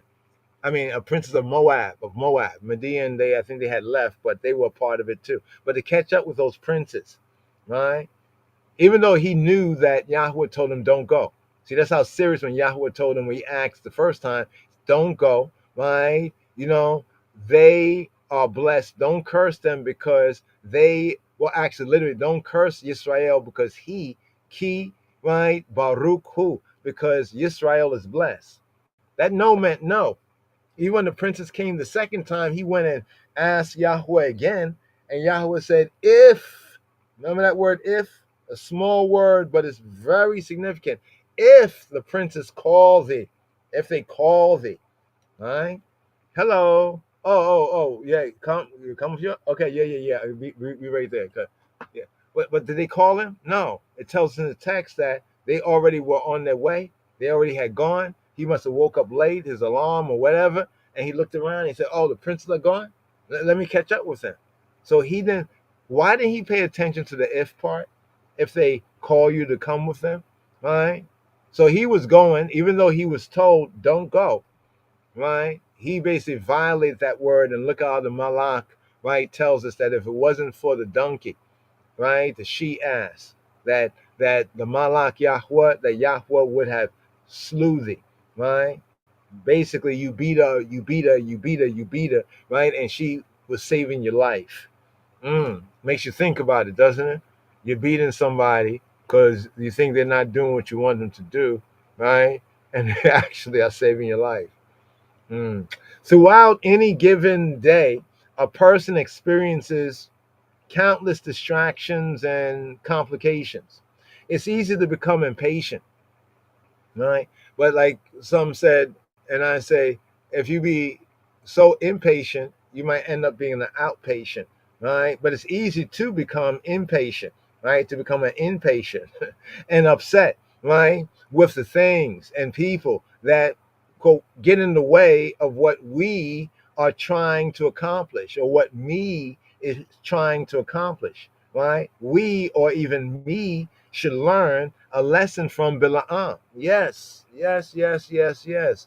We should learn a lesson from Bila'am, right? That's why we keep emphasizing that he's not a false prophet, at least not as we have in this scene or really in the scripture, but he is a cursing prophet and he is a prophet for hire, right? Knowing what Bila'am knows, right? Remember, he basically can call up Yahweh, right? And Yahweh respond to him.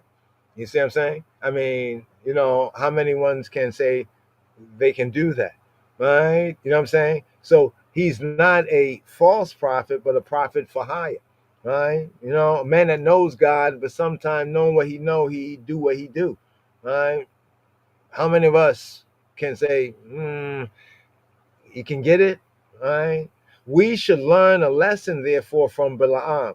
Those irritating obstacles, right? I've been trying and trying and trying to do something, but it's not being done.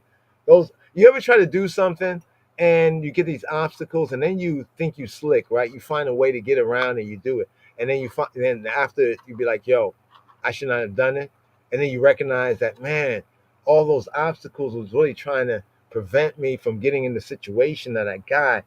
I should have seen the fact that it wasn't able to be done, that there was a blessing there. But you thought, we might think, oh, I'm cursed. I got to push through. So the lesson here, right? What's the lesson here, right? Those irritating obstacles might be from Yahweh, right? Elohim may have other plans for you, for me, for I and I. Rather than get upset, right, and set up, right, when our plans are when they seem to be derailed, right, or go off track, right, what we should do is seek Yahweh's guidance, right, his direction.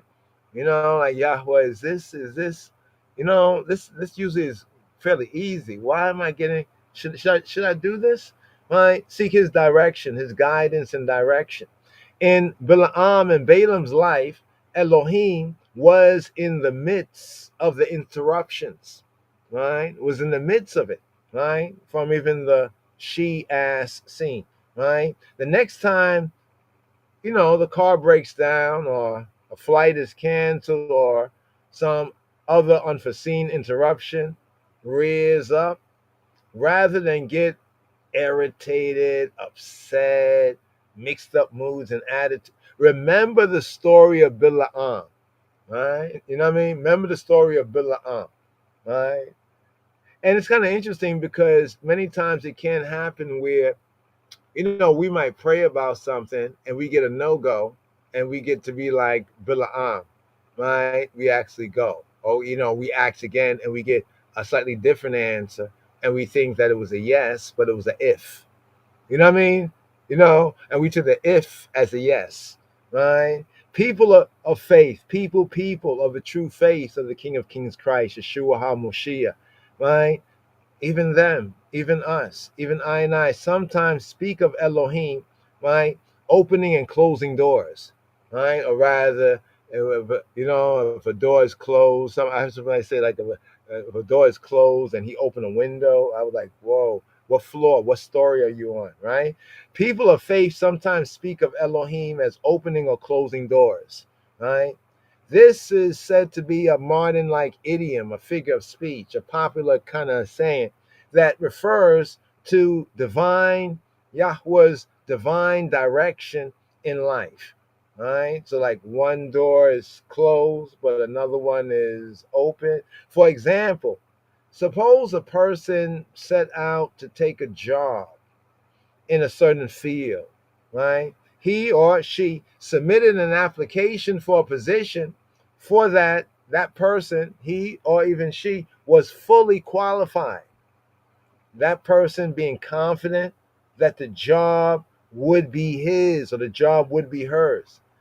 Inexplicably, unexplainably, right, he or she did not get the position, right? Even though they, look at their resume, know their qualifications.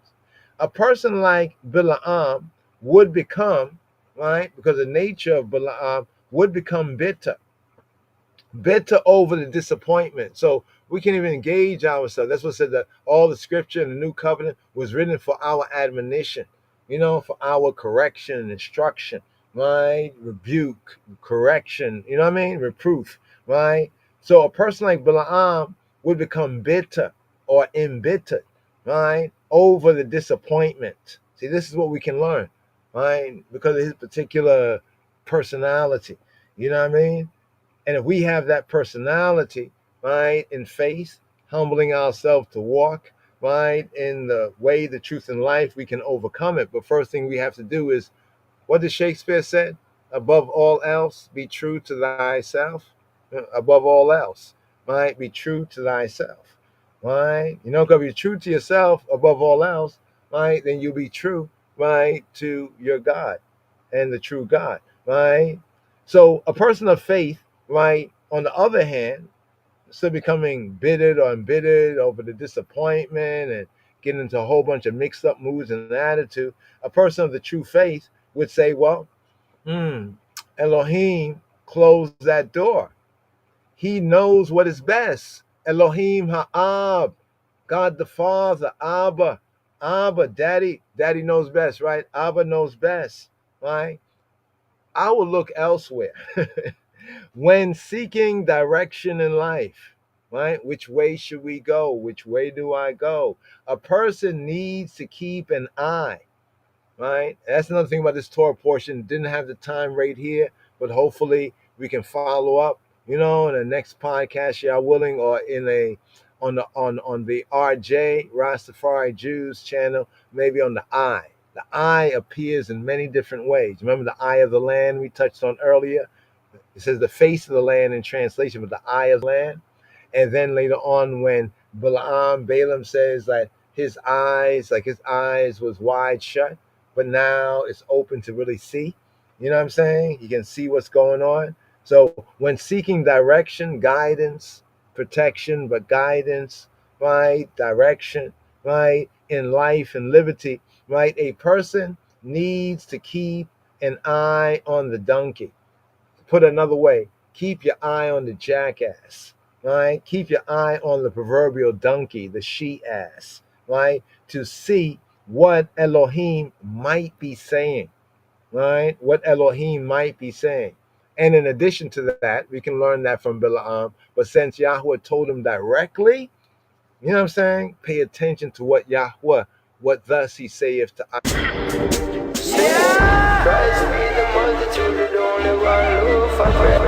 So right here, brothers and sisters and brothers, we're going to seal it. Right here. We have Psalm 24, right? Psalm 24, the Psalm, right? The evening Psalm for the first day. We have Psalm 24. Let's see, do we have this up here? Psalm 24. Here we go. Psalm 24, short version, right here, Hebrew, on the Yesh, Kavod Yesh, right? There is glory.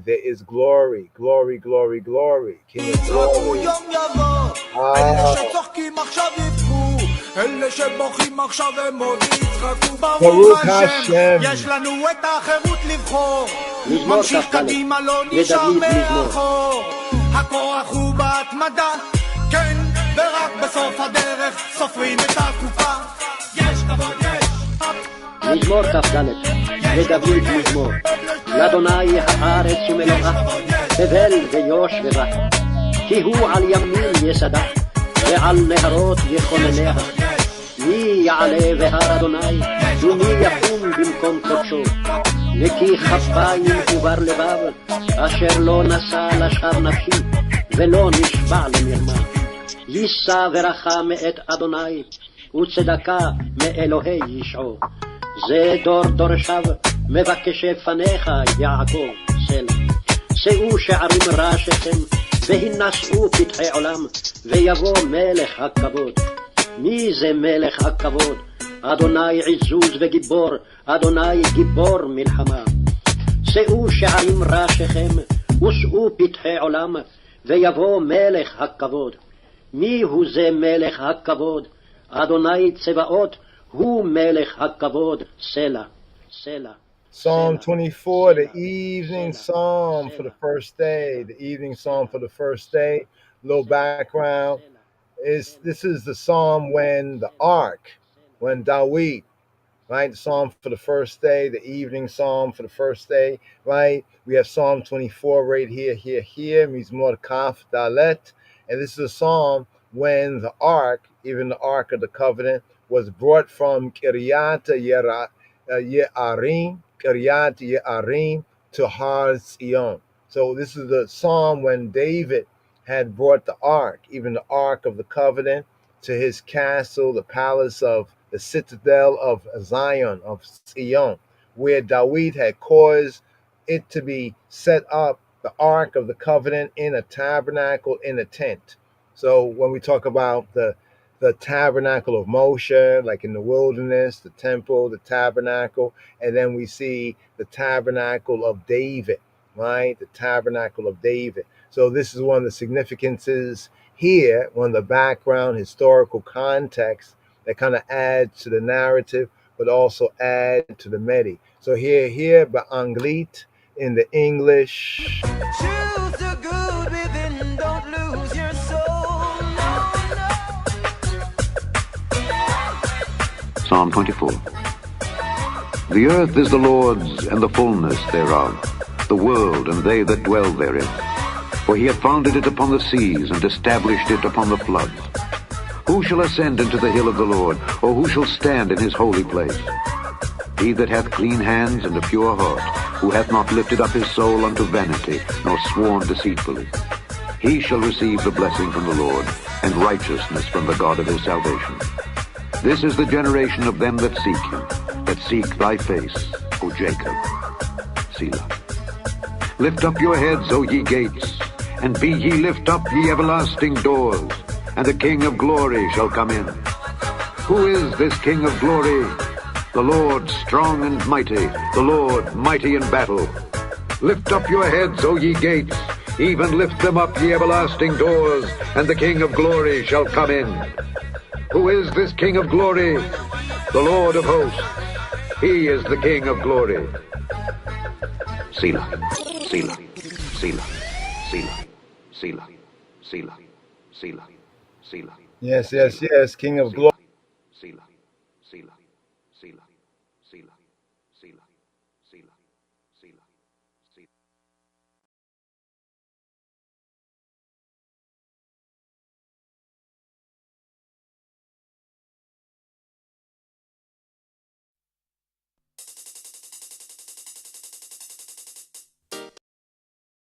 Yes. Oh, pray that I was on mute right there. Yeah.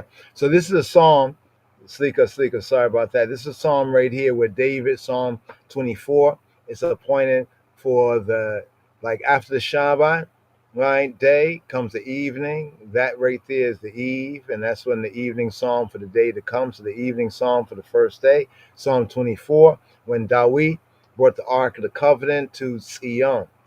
So there, at that point, when David brings, with this psalm here, appointed for reading for the first day of the Shabbat, when David had brought the ark, right, to Zion, right, to his castle, his palace, to Zion, this signifies the tabernacle of David, right, and also the praise and worship, right. So from the ancient formality of the tabernacle of Moshe, right, with this psalm here and the context, we have the tabernacle of David.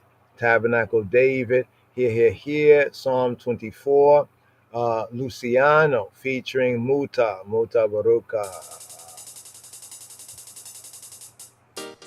This is Psalms 24 without apology. Muta Maruka and Luciano. Trust me.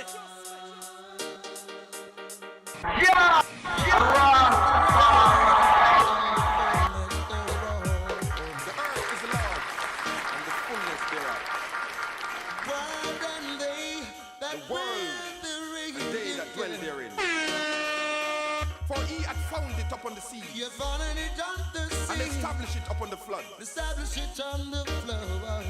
Who shall ascend in the hill of Who shall ascend in the hill? Or who shall stand in his holy place? Who shall stand in the holy place?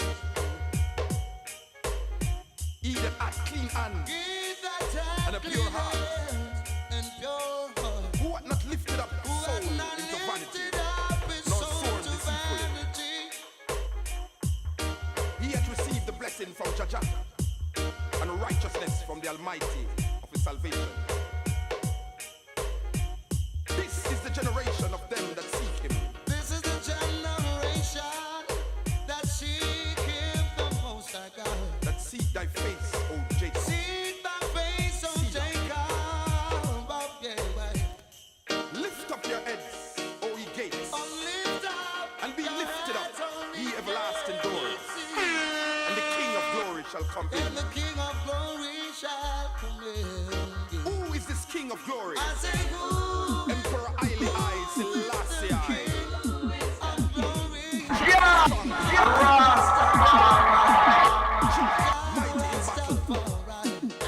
Mighty in battle, mighty in war. Lift up your heads, O ye gates, even lift them up. Lift up your Ye everlasting doors. Be ye lifted up.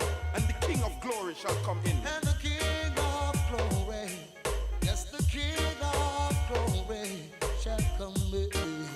Who is this King of glory? Emperor Haile I Selassie I. He is the King of glory. Who is the King of glory? Jah Rastafari. He is the King of glory. He is the King of glory. Yes, the Lord of war. Lift up your heads, O ye gates. Oh, lift up your heads, oh, we gates. Even lift them up. Even lift them up. Ye everlasting doors. Even everlasting doors. And the King of glory shall come in. The King of glory. And now we ask again. The King of glory. Who is the King of glory? Come in. Jah Rastafari. Emperor Haile I Selassie I. He is the King of glory. Who is the King of glory? Who is this King of glory? Emperor Haile I Selassie I. Emperor of Ethiopia. King of kings. Lord of lords. Conquering lion in the tribe of Judah. Lift up himself. Light of the world. Jah Rastafari. He is the King of glory.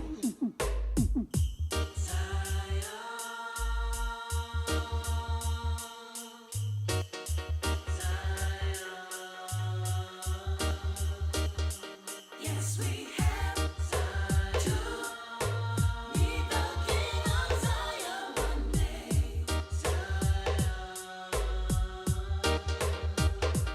I say, ooh, Zion.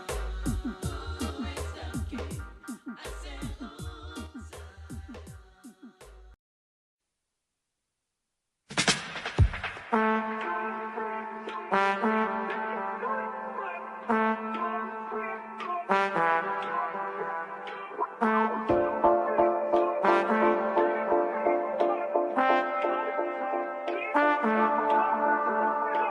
Psalm 24. The earth is the Lord's, and the fullness thereof, the world and they that dwell therein. For he hath founded it upon the seas, and established it upon the floods. Who shall ascend into the hill of the Lord, or who shall stand in his holy place?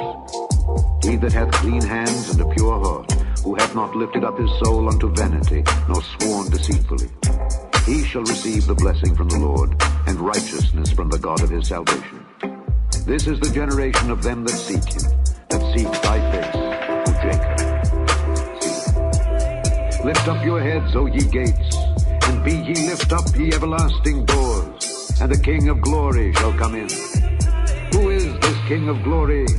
The Lord strong and mighty, the Lord mighty in battle.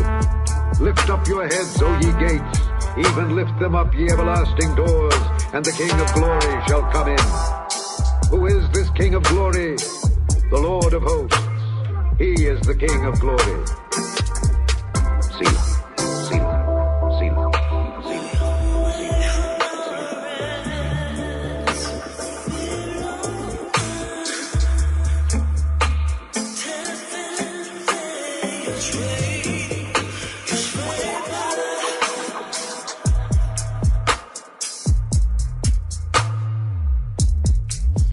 מזמור כ"ד לדוד מזמור. לאדוני הארץ ומלואה, תבל ויושביה. כי הוא על ימים יסדה, ועל נהרות יכונניה. מי יעלה בהר אדוני, ומי יקום במקום קודשו. נקי כפיים ובר לבב, אשר לא נשא לשווא נפשי, ולא נשבע למרמה. יישא ברכה מאת אדוני, וצדקה מאלוהי ישעו. זה דור דורשיו, מבקש את פניך יעקב סלע. שאו שערים ראשיכם, והינשאו פתחי עולם, ויבוא מלך הכבוד. מי זה מלך הכבוד? אדוני עזוז וגיבור, אדוני גיבור מלחמה. שאו שערים ראשיכם, ושאו פתחי עולם, ויבוא מלך הכבוד. מי הוא זה מלך הכבוד? אדוני צבאות, הוא מלך הכבוד סלע.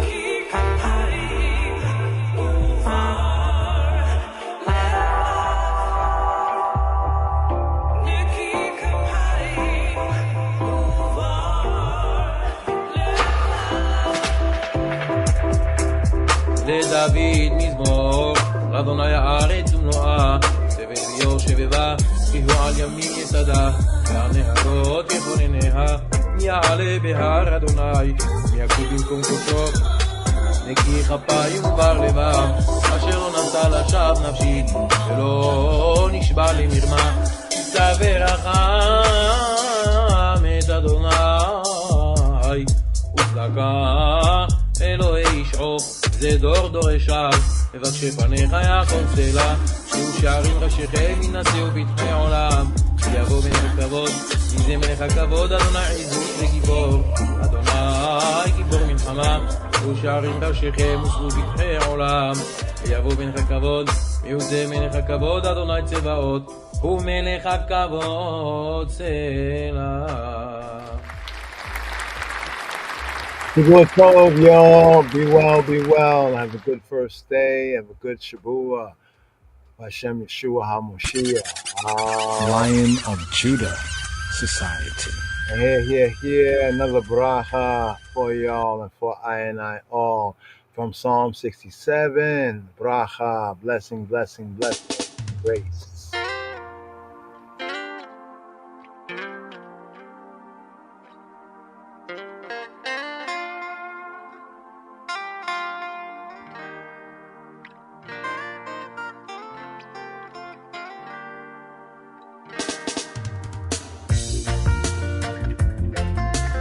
Psalm 67. מזמור סמך זין, למנצח בנגינות מזמור שיר. God be merciful unto us, and bless us, and bless us, and bless us. אלוהים יחוננו ויברכנו, יאר פניו איתנו, And cause his face to shine upon us, to shine upon us, to shine upon us, to shine upon us. סלע. Selah, Selah, that thy way may be known upon earth, upon earth, upon earth, upon earth. לדעת בארץ דרכך. Thy saving health among all nations, all nations, all nations. בכל גויים ישועתך, ישועתך, ישועתך, ישועתך. Let the people praise thee, O God. Let all the people praise thee. O let the nations be glad and sing for joy. For thou shalt judge the people righteously and govern the nations upon earth. Selah. Let the people praise thee, O God. Let all the people praise thee. Then shall the earth yield her increase, and God, even our own God, shall bless us. God shall bless us, and all the ends of the earth shall fear him, shall fear him, shall fear him, shall fear him, shall fear him, shall fear him.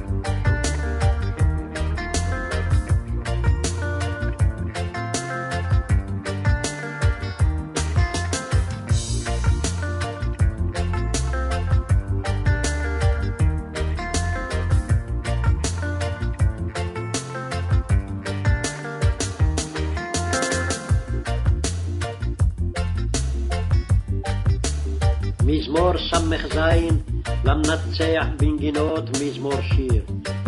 אלוהים יחוננו ויברכנו, יאר פניו איתנו סלע. לדעת בארץ דרכך, בכל גויים ישועתך. יודוך עמים אלוהים, יודוך עמים כולם. ישמחו וירננו לאומים, כי תשפוט עמים מישור, ולאומים בארץ תנחם סלע.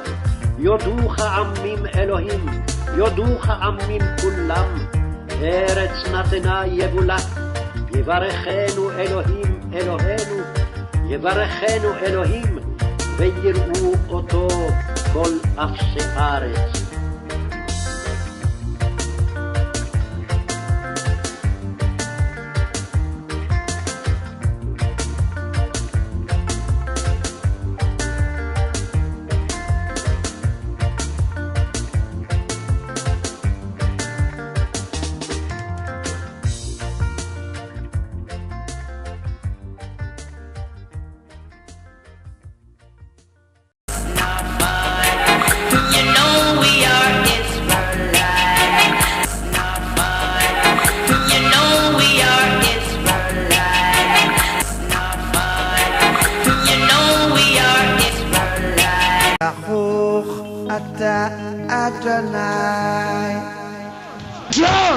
Rastafari, Rastafari.